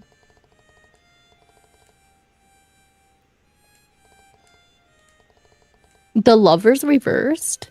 Yeah. That was in the original. But like inverted lovers. The thing is, that's not actually what like lovers means though, so I'm kind of, because, you know, I've done... I mean, it's kind of like it can mean that. It's just that like it doesn't have to mean that. Like, yeah, like I see what you mean. It's kind of like, it's like it doesn't have to be like a romantic pairing. Yeah. Is basically the point of the lovers. Yeah. Actually, it's also interesting they bring up that Tita hasn't heard this before.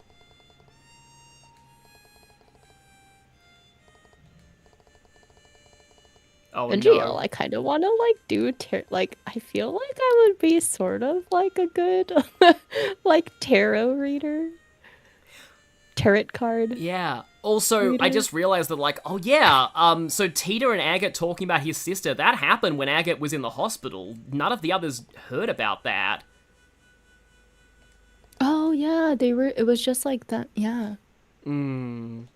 Sometimes I forget like what things happened Mm. like with only certain characters in the scene, and then ones where like Yeah. everyone was there kind of thing. But yeah, oh my god, I forget like that. This is what a lot of people say. They'll be like, "Oh wow, Joshua's harmonica is so beautiful." And it's like, ooh. I love how people who are going in blind are just they have no idea. Oh yeah, talking about Lawrence here, yeah.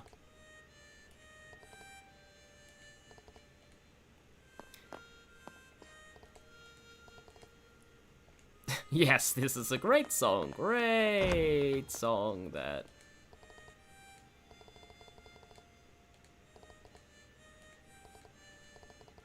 I can't imagine a better atmosphere.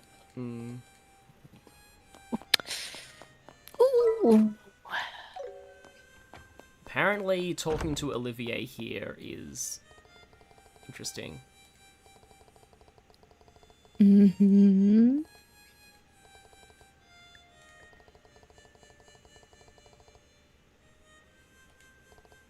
Can I just say, because you played Cold Steel first. Yes, I did, yeah. So it's kind of just like, for me, I was completely still blind to Cold Steel, right? So I just want to say, like, whenever I see stuff like this in hindsight, when I was doing like the story summaries and stuff to the redos of them, I was just like, oh my god, this is amazing. Yeah. to see like this kind of convo. Yeah. So yeah, this song that Joshua was playing is from Erebonia. And it's a classic in the Imperial capital. And I want to say there is a side quest where there's like there's a music box that plays Whereabouts of Light in Cold Steel. Yes, I don't want to completely give that away. Yeah. But that's a very, I like that quest a lot. It's in one of the later CS And when I games. did that quest, I don't think I'd played Sky yet. So it'll be interesting going. I want to replay Cold Steel now that I've Oh, really?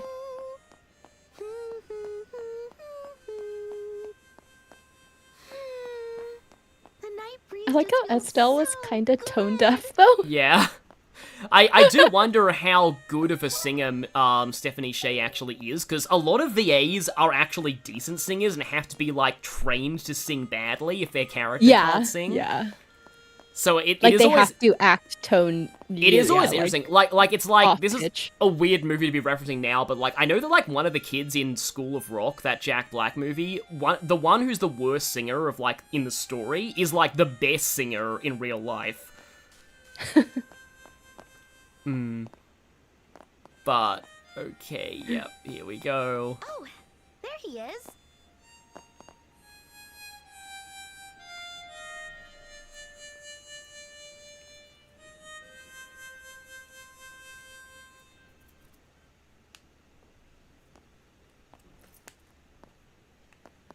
Hey, Estelle. It's a beautiful night. Yeah.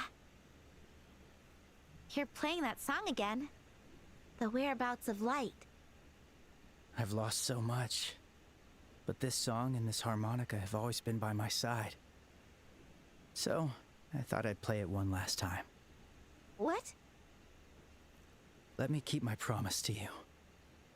I want to tell you everything about me from before we met. Joshua. Okay, I understand. It's a bit of a long story, but is that all right? Of course. I'll listen to every word. Thank you.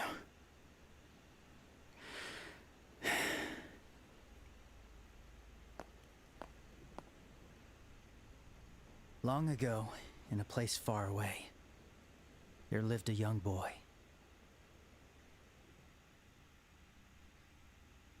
The boy was clingy and timid. There was nothing special about him. But because he was surrounded by people who loved him, he was happy. But one day, something happened and broke the little boy's heart. He stopped speaking, stopped eating. He spent his days exclusively playing the harmonica, day in and day out. Despite the encouragement of those around him, the boy continued to grow thinner and weaker. Then one day, a magician appeared before the boy. He said, "I will mend this boy's heart, but a price must be paid." And so the boy was entrusted to the magician. He began piecing the boy's heart back together. However, the magician shaped the boy into what he wanted him to be. And when the boy's heart was finally mended, he had become a killer. This looks so good in the remake. For 2 years, the boy killed people every day. He wiped out entire squadrons under the cover of night, slaughtering dozens. He once infiltrated the mansion of a heavily guarded minister from a certain country and slit his throat. Sometimes he used explosives, taking innocents down alongside his targets. In time, the boy became nothing but a monster. Deeply feared by all, he became known as the Black Fang. You'll never see Legit, his... yes, the artwork is insane. gave the Like boy just a the new blood target. splattering stuff, like, The hero who once protected the kingdom of Liberal from the Northern Empire. and like He the was one film of only green. 4 S-rank bracers in the continent. But the target was too strong. Like a kitten challenging a tiger, the boy was soundly defeated. After he failed, the magician's agents appeared before the boy. The target had seen his face and the boy had to be disposed of. But then, someone else appeared to save the young boy. It was the very bracer he had failed to assassinate. And that young boy was brought to the bracer's home, where he met a young girl.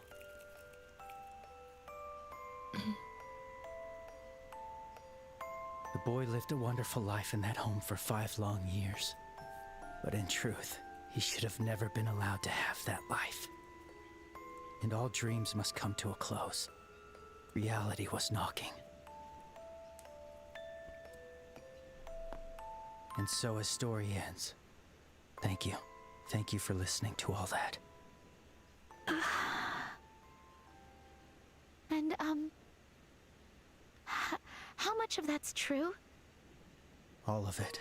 It's all true. My broken heart. My blood-stained hands. The failed attempt to assassinate your father. And now this version of the song, I've been betraying you and everyone all this time. The truth is, that boy could never have been saved. My life has brought nothing but misfortune and disaster. That's how cursed I am.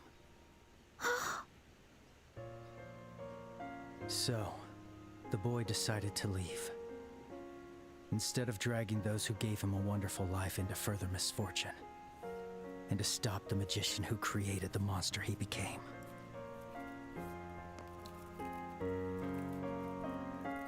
Huh? Take this. It's the last remnant of the heart I once had. I don't need it anymore. Yeah. I want you to have it. I can't possibly repay you for 5 years of happiness, but I think it's better than nothing. Stop joking around. Huh? I said stop it. Don't call it a dream. It's like you're saying none of this was real. Who cares about your past? Broken heart? So what? What does any of that matter? Estelle. Look at me. Look me in the eyes. I've been with that boy this whole time. I know the good and the bad parts. I know he's been struggling. I know he's been fighting against something. But that's the boy I fell in love with. I won't let you go alone. You can't just leave me and my feelings behind like this. I'll never forgive you.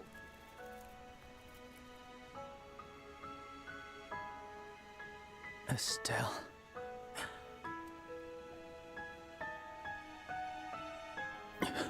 Oh, dude.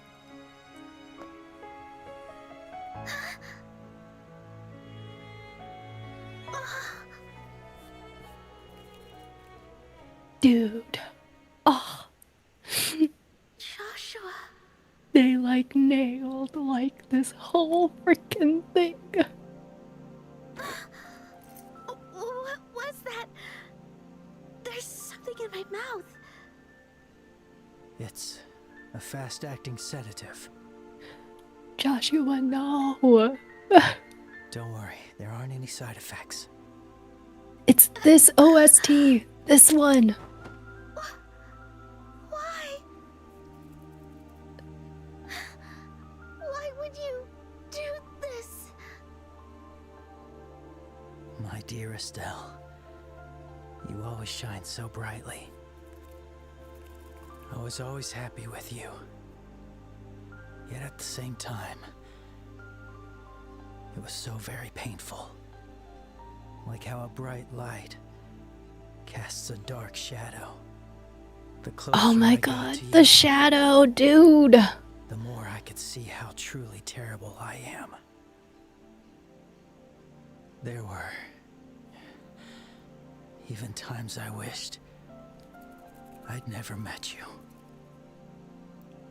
For real, guys, the cinematography was... But I don't feel that way anymore. It's so good. I'm glad to have met you. Even if All I can do now is run. You mean more to me than anyone. Joshua. Joshua! Thank you. For everything. And no, from the moment we met, No. I have always loved you. No, don't smile like that. It hurts so bad.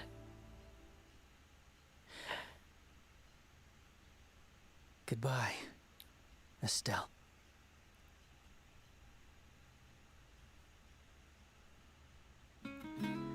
See you next game, everyone! Yeah. What? Yep, that's good thing they've already announced a remake of the sequel coming later this year.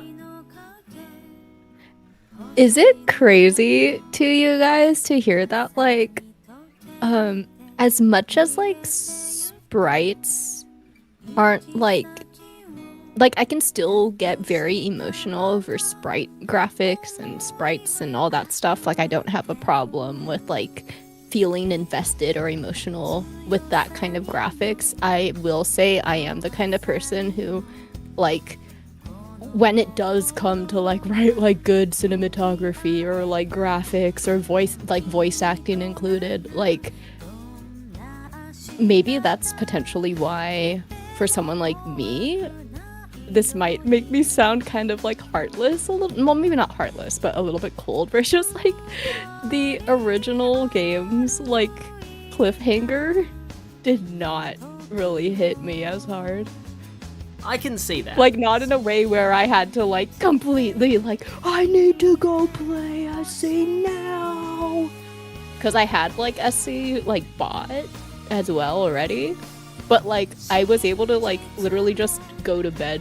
You know what I mean? Like, I was just like, oh, damn, that sucks. Okay. And then I just kind of moved on versus, I think if I saw this for the first time, I feel like I might be way more like, oh my god!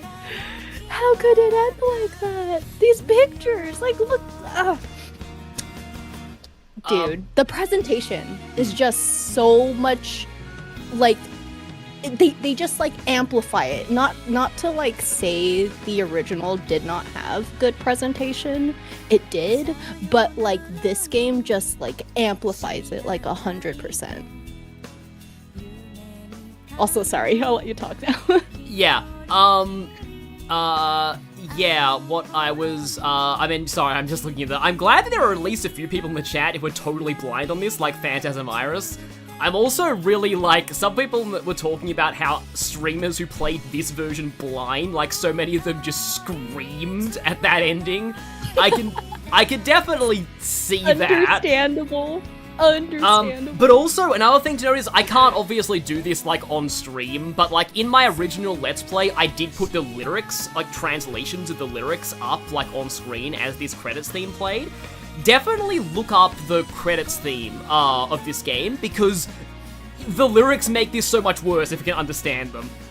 It's like just describing everything Estelle feels in this exact moment. Like, or it's Joshua. I forget whose perspective the song's from, but it's definitely look up the translation of this song, because it is actually important. There's also, I want to say, I remember I found a YouTube channel that did really good English covers of the Sky theme songs, and I forget if they covered this version. They might have. Oh, yeah. I know they covered Silver Will Golden Wings, the opening of the sequel. But, like, I think they covered this one too. And they do them very well. Yeah, but oh my gosh, that Estelle with that sweater is really cute. Yeah, I was just noticing that.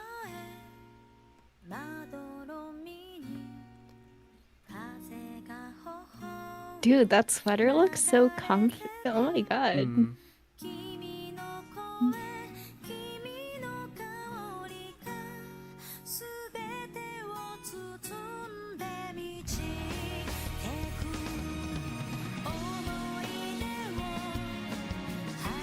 Oh, right, yeah, back in the day, the SC didn't get localized for years, right?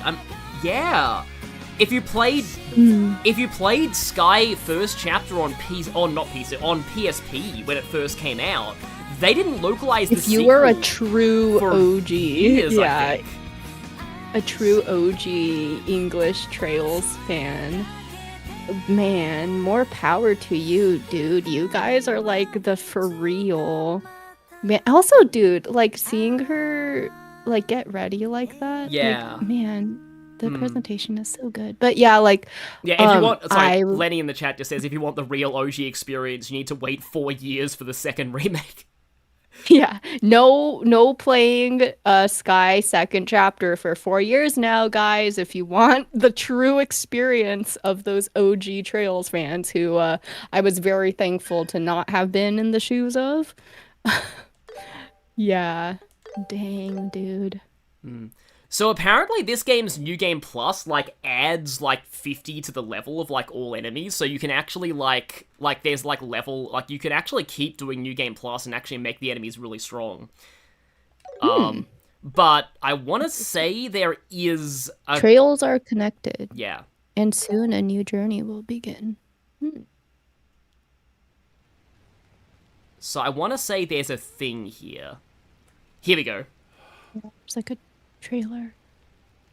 It's time. I'll do this. Karen.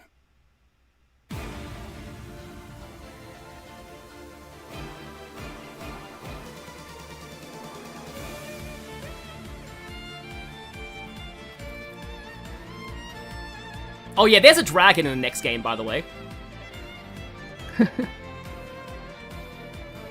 Oh my gosh, it's her! Oh, it's her! My girl!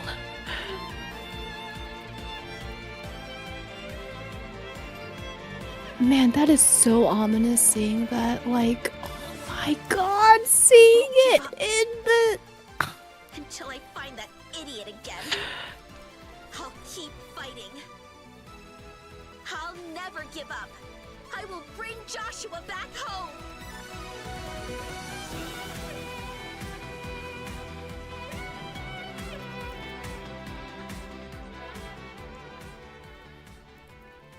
Man, this is gonna go so hard. Like, wait, why can't I... Guys, I feel so stupid. What is the name of their ship again? The Ouroboros ship. Oh, it's the Glorious, I think it is? Thank you, the Glorious. But anyway. Dang, it looks so ominous now. And like the big... Like, you see how big it is compared to the other...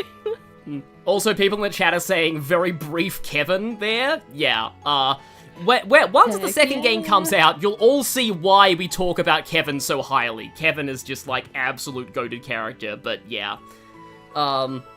But yeah, the original did actually have, like, a trailer for, like, the sequel at the end as well, but, like, that definitely was a lot more, like, dramatic, and the voice acting also improves it a lot. I think not even Japanese were their voices in the post-credit scene originally, so...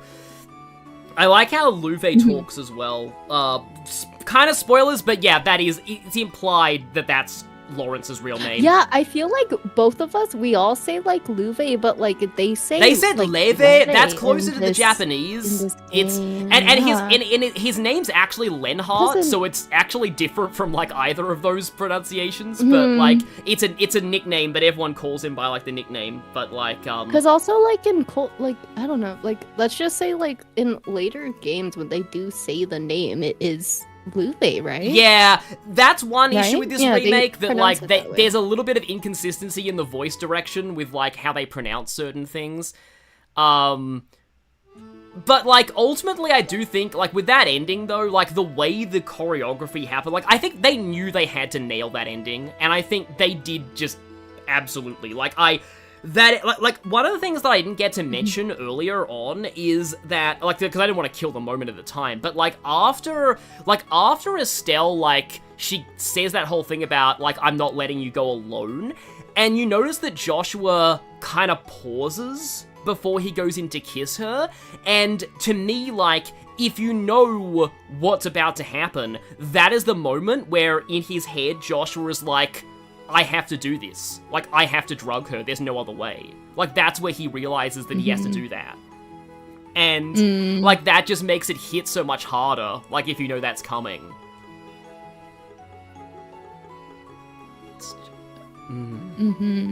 Because, like, again, like, you can tell, that was incredibly painful for him to do. Like, that was his absolute last resort, but, like, he just really does not want her following him. He knows, like, she wouldn't give up. Yeah. He just does not want her following him into that life. But, yeah, so anyway, they really nailed that ending. Like, absolutely great, incredible. Like, just as, like the original was still quite good, but with all of the choreography and, like, the actual 3D, like, it really makes me just sort of realize just how far, like, from Daybreak onwards, Trails just immensely improved its character animations in 3D. Because, like, even, like, going back to Reverie looks really awkward, having played this game and having seen Daybreak. And like I've watched a couple of streams of Horizon and just, it's shocking me just how like the Cold Steel characters look in the Daybreak art style, like how much more expressive everyone is. And yeah, like it's oh, sorry, go ahead. Yeah, so like the like it's come like really just the animations are like incredible for a series that honestly, like it was fine for its time, the 3D and the Cold Steel arc, but like it's like this is so good, I guess I can say, that it makes it hard to go back to the older 3D graphics. And like even if ultimately this game, like, yeah, I think it still has the same issues the original did. Like, it's very much still Sky First Chapter. Like, the way that I sum it up, if I was giving this game a review, would be, if you weren't the kind of person who was going to like this game before, the remake probably isn't gonna sell you on it. Like, you need to be the kind of person who will be okay with having a more slower-paced game, because, as you can tell by that ending, when this game stops being, like, prologue, like slow pace, it does that entirely so that everything hits really hard when things do escalate. Like, it does it so that when things escalate, and it's also the thing, because Estelle's rebuttal to Richard would not make sense if you hadn't spent so much time with the people of this kingdom, and seen all the cooperation and stuff.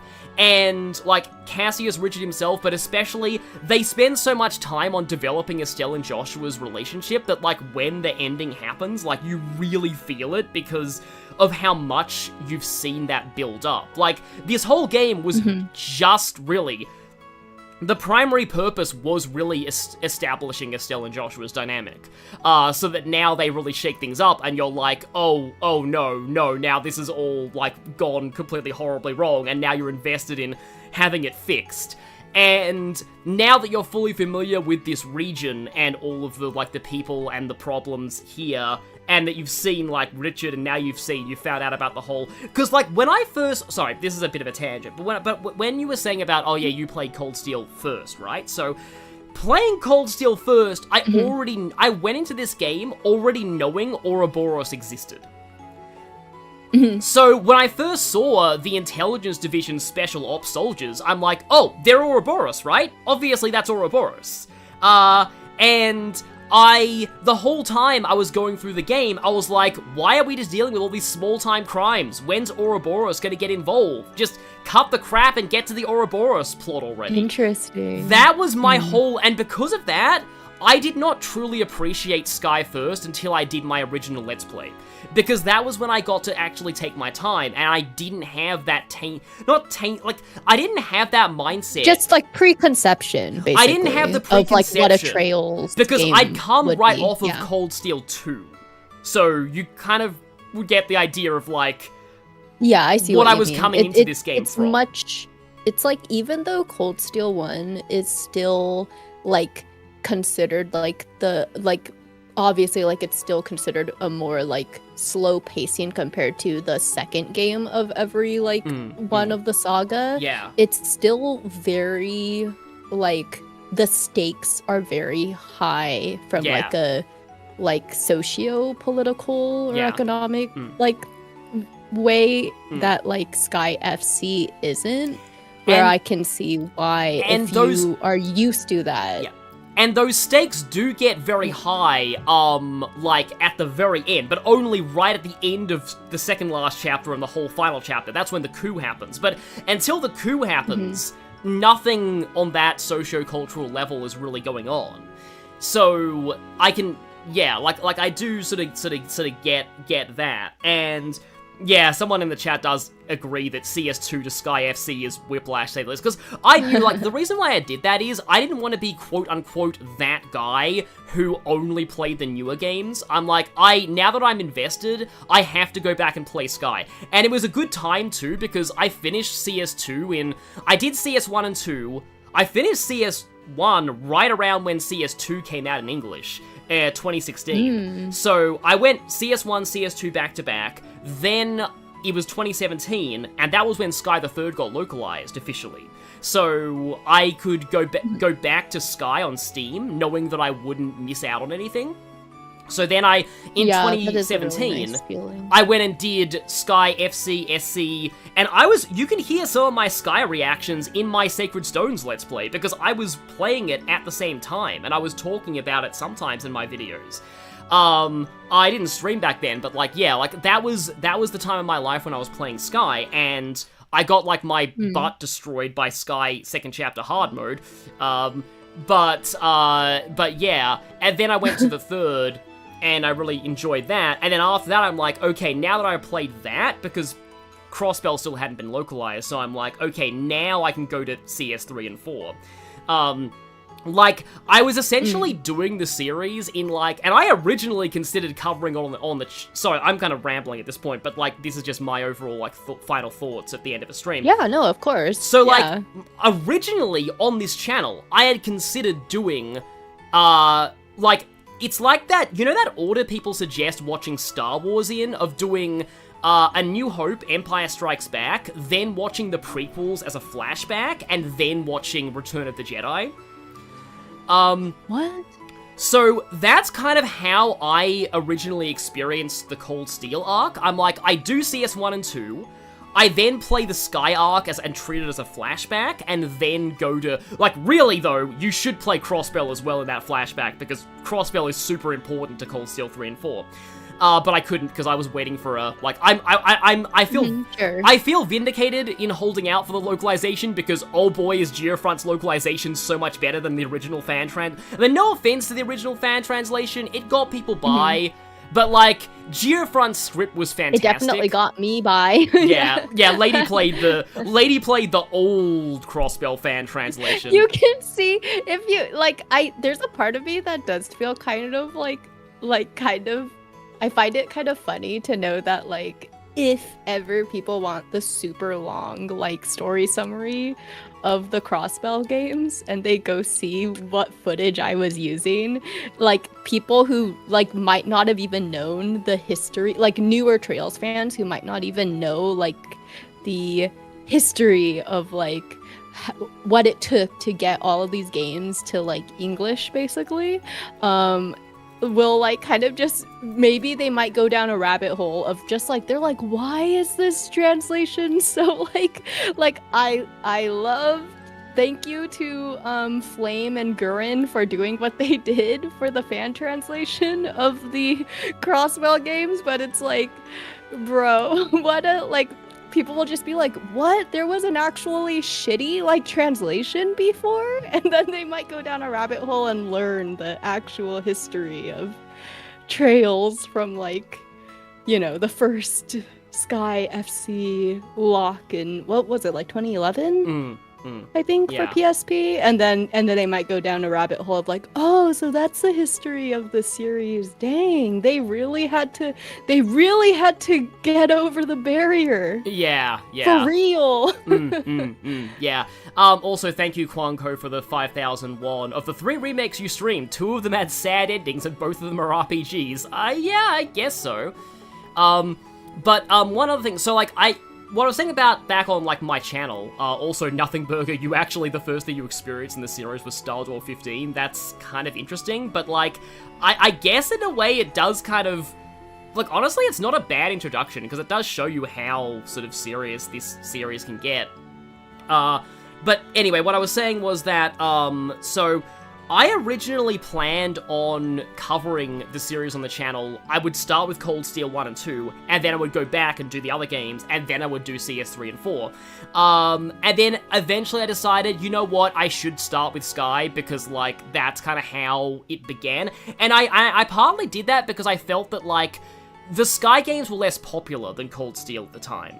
And I sort of wanted to give them more attention. I wanted to be like, yeah, more people need to know about how this series actually started, because they're a lot more obscure. And so I eventually went with that and went with, like, doing things in, like, actual order. And, like, I'm glad that I did, because, like, one day, maybe as a stream, I'll probably do the Crossbell games. The thing about them is that, like, I do think they're the best paced arc in the series, and they do work perfectly well standalone. There are some characters from Sky that come back in the Crossbell games, and one of them, let's just say you kind of need to play... I mean, I want to sort of wait until the SC remake is out, at least, because one of them is heavily... At the very least, yes. Part of that. Yeah, the problem is, though, actually sense. The most relevant Sky game to Crossbell is the third. Yes, even third to a certain extent, for sure. I will say, if you guys can't wait until the remake comes out, shameless plug, you can watch my playthrough of Sky Second Chapter. The story is going to be totally the same in the remake. So, like, if you want to see the story of the second game, how Estelle goes on her journey to find Joshua, you can watch those videos. Like, they're still, like, there. I actually think they've aged fairly well. Like, my old recording setup, my footage stuttered sometimes, that's the main issue, but I think my mic quality was pretty good, and I kind of like the way that I talked about those games, and I try to avoid, like, I am very, very, like, in those, unlike when I'm streaming, I try to be very careful not to talk about spoilers for later arcs in those videos. So... Yeah, that is very, very nice. And it's actually very hard. Yeah, it is very hard honestly, to resist that temptation. So, if you want a very spoiler-free approach to that, you can watch that, because I do really want to cover Crossbell at some points on the channel, just because of, like, you know, I love those games. I do think they are... Apart from, like, Sky the Third's my favorite. But I do think as far as, like, the overall, like, consistency in writing, I think Crossbell's the best arc in the franchise, and it's only 2 games, too. So it's not, like, as big as, like, I mean, to be fair, Sky First and Second Chapter are pretty self-contained. The third is more of its own thing. But like, yeah, I'm just remembering now that I made a previously on Trails in the Sky montage when I started my playthrough of Second Chapter. I literally had to comb through all my footage, finding, like, every significant story moment from the first game and putting them in one giant mod. That took way longer than I expected it to. And, like, it was, like, so much longer than I thought it would be. That was actually, like, a lot more effort than I expected to put into for just a bit at the start of my Sky Second Chapter playthrough. Because, like, I'm like, oh, wait, that little random thing that Alba says at that one point is actually super foreshadowing. I need to include that. Alright, that thing Richard said is really important. I think Trails is the epitome of, like, you think, like, oh, yeah, remember that one time that thing was foreshadowed? But then when you comb through everything, you realize, like, oh, actually 20 times? And I think I actually, because I took advice from, I might have even uploaded an unlisted version at one point. I took advice from some commenters, and I think in my original, like, pass of the video, I forgot, I didn't include the silver-haired man showing up at the school play. And people were like, no, you can't miss that, that's really, like, yeah, you really you can't need to not include put that in either, yeah. So I'm like, yeah, okay, I guess I'll put that in. Anyway, I got 2 donations here, so yeah, I hope you stream more Trails whenever you get to Cold Steel and Beyond. Is up to you, though. Thank you for that, Gamer Zorro, and Zeron, thanks for finishing this game on stream. Have a good rest of your day/night. Thank you. Yeah, thank you so much. Thank you for all of this. And thank you for, Lady, for being on as guest for both the start and end of this. Yes, no, thank you for, checking in on me and saying, like, hey, like, want to join? I'm like, oh, yes, yeah, sorry. So, yeah, I'm glad that I could join for at least the finale stream and kind of react blind to how the remake would do all these scenes alongside you. So yeah, very, very cool stuff. Thanks guys for tuning in. And this was fun. I'll be wrapping up really soon, but just Kwang Ko does say in the chat, I wonder what the next stream is going to be. I'm kind of not sure. I do need to do Sly 3, so that will probably be, like, now's probably a good time to do that. And I can probably say this because he's been very open with me about wanting to do this. At some point, depending on scheduling, I would like to do Psychonauts with Thought Bubble. He's offered to be a guest for that. I need to work out when I can actually set that up, because all of his streams are like at 2 a.m. my time at the moment, so I can't watch his streams right now, so I'll have to find a time that actually works, like, for both of us. And then in terms of what I do next, I kind of have two ideas. I guess I can float this right now. I have two ideas. It's gonna be either Yakuza Like a Dragon, which I do worry a little bit about the fact that, like, that is very far into a series and there are some things that do kind of spoil earlier games, but it's also sort of a fresh start. Or, Kingdom Hearts 2, Final Mix, and Critical Mode. So, I've actually never played Critical Mode before, and I've never played Final Mix before. I've only played vanilla PS2 Kingdom Hearts. And I think that would be kind of fun, especially since Chugga just LP'd the first game, so a lot of people are already caught up on the story. So, yeah, also, yeah, if you've got to head out, that's fine. I'm going to be ending it soon in a moment anyway. And then, like, as for Path of Radiance, I'm thinking of maybe, because I had a lot of fun with Path of Radiance, I'm thinking of maybe making that monthly, like the Iron Man a monthly thing.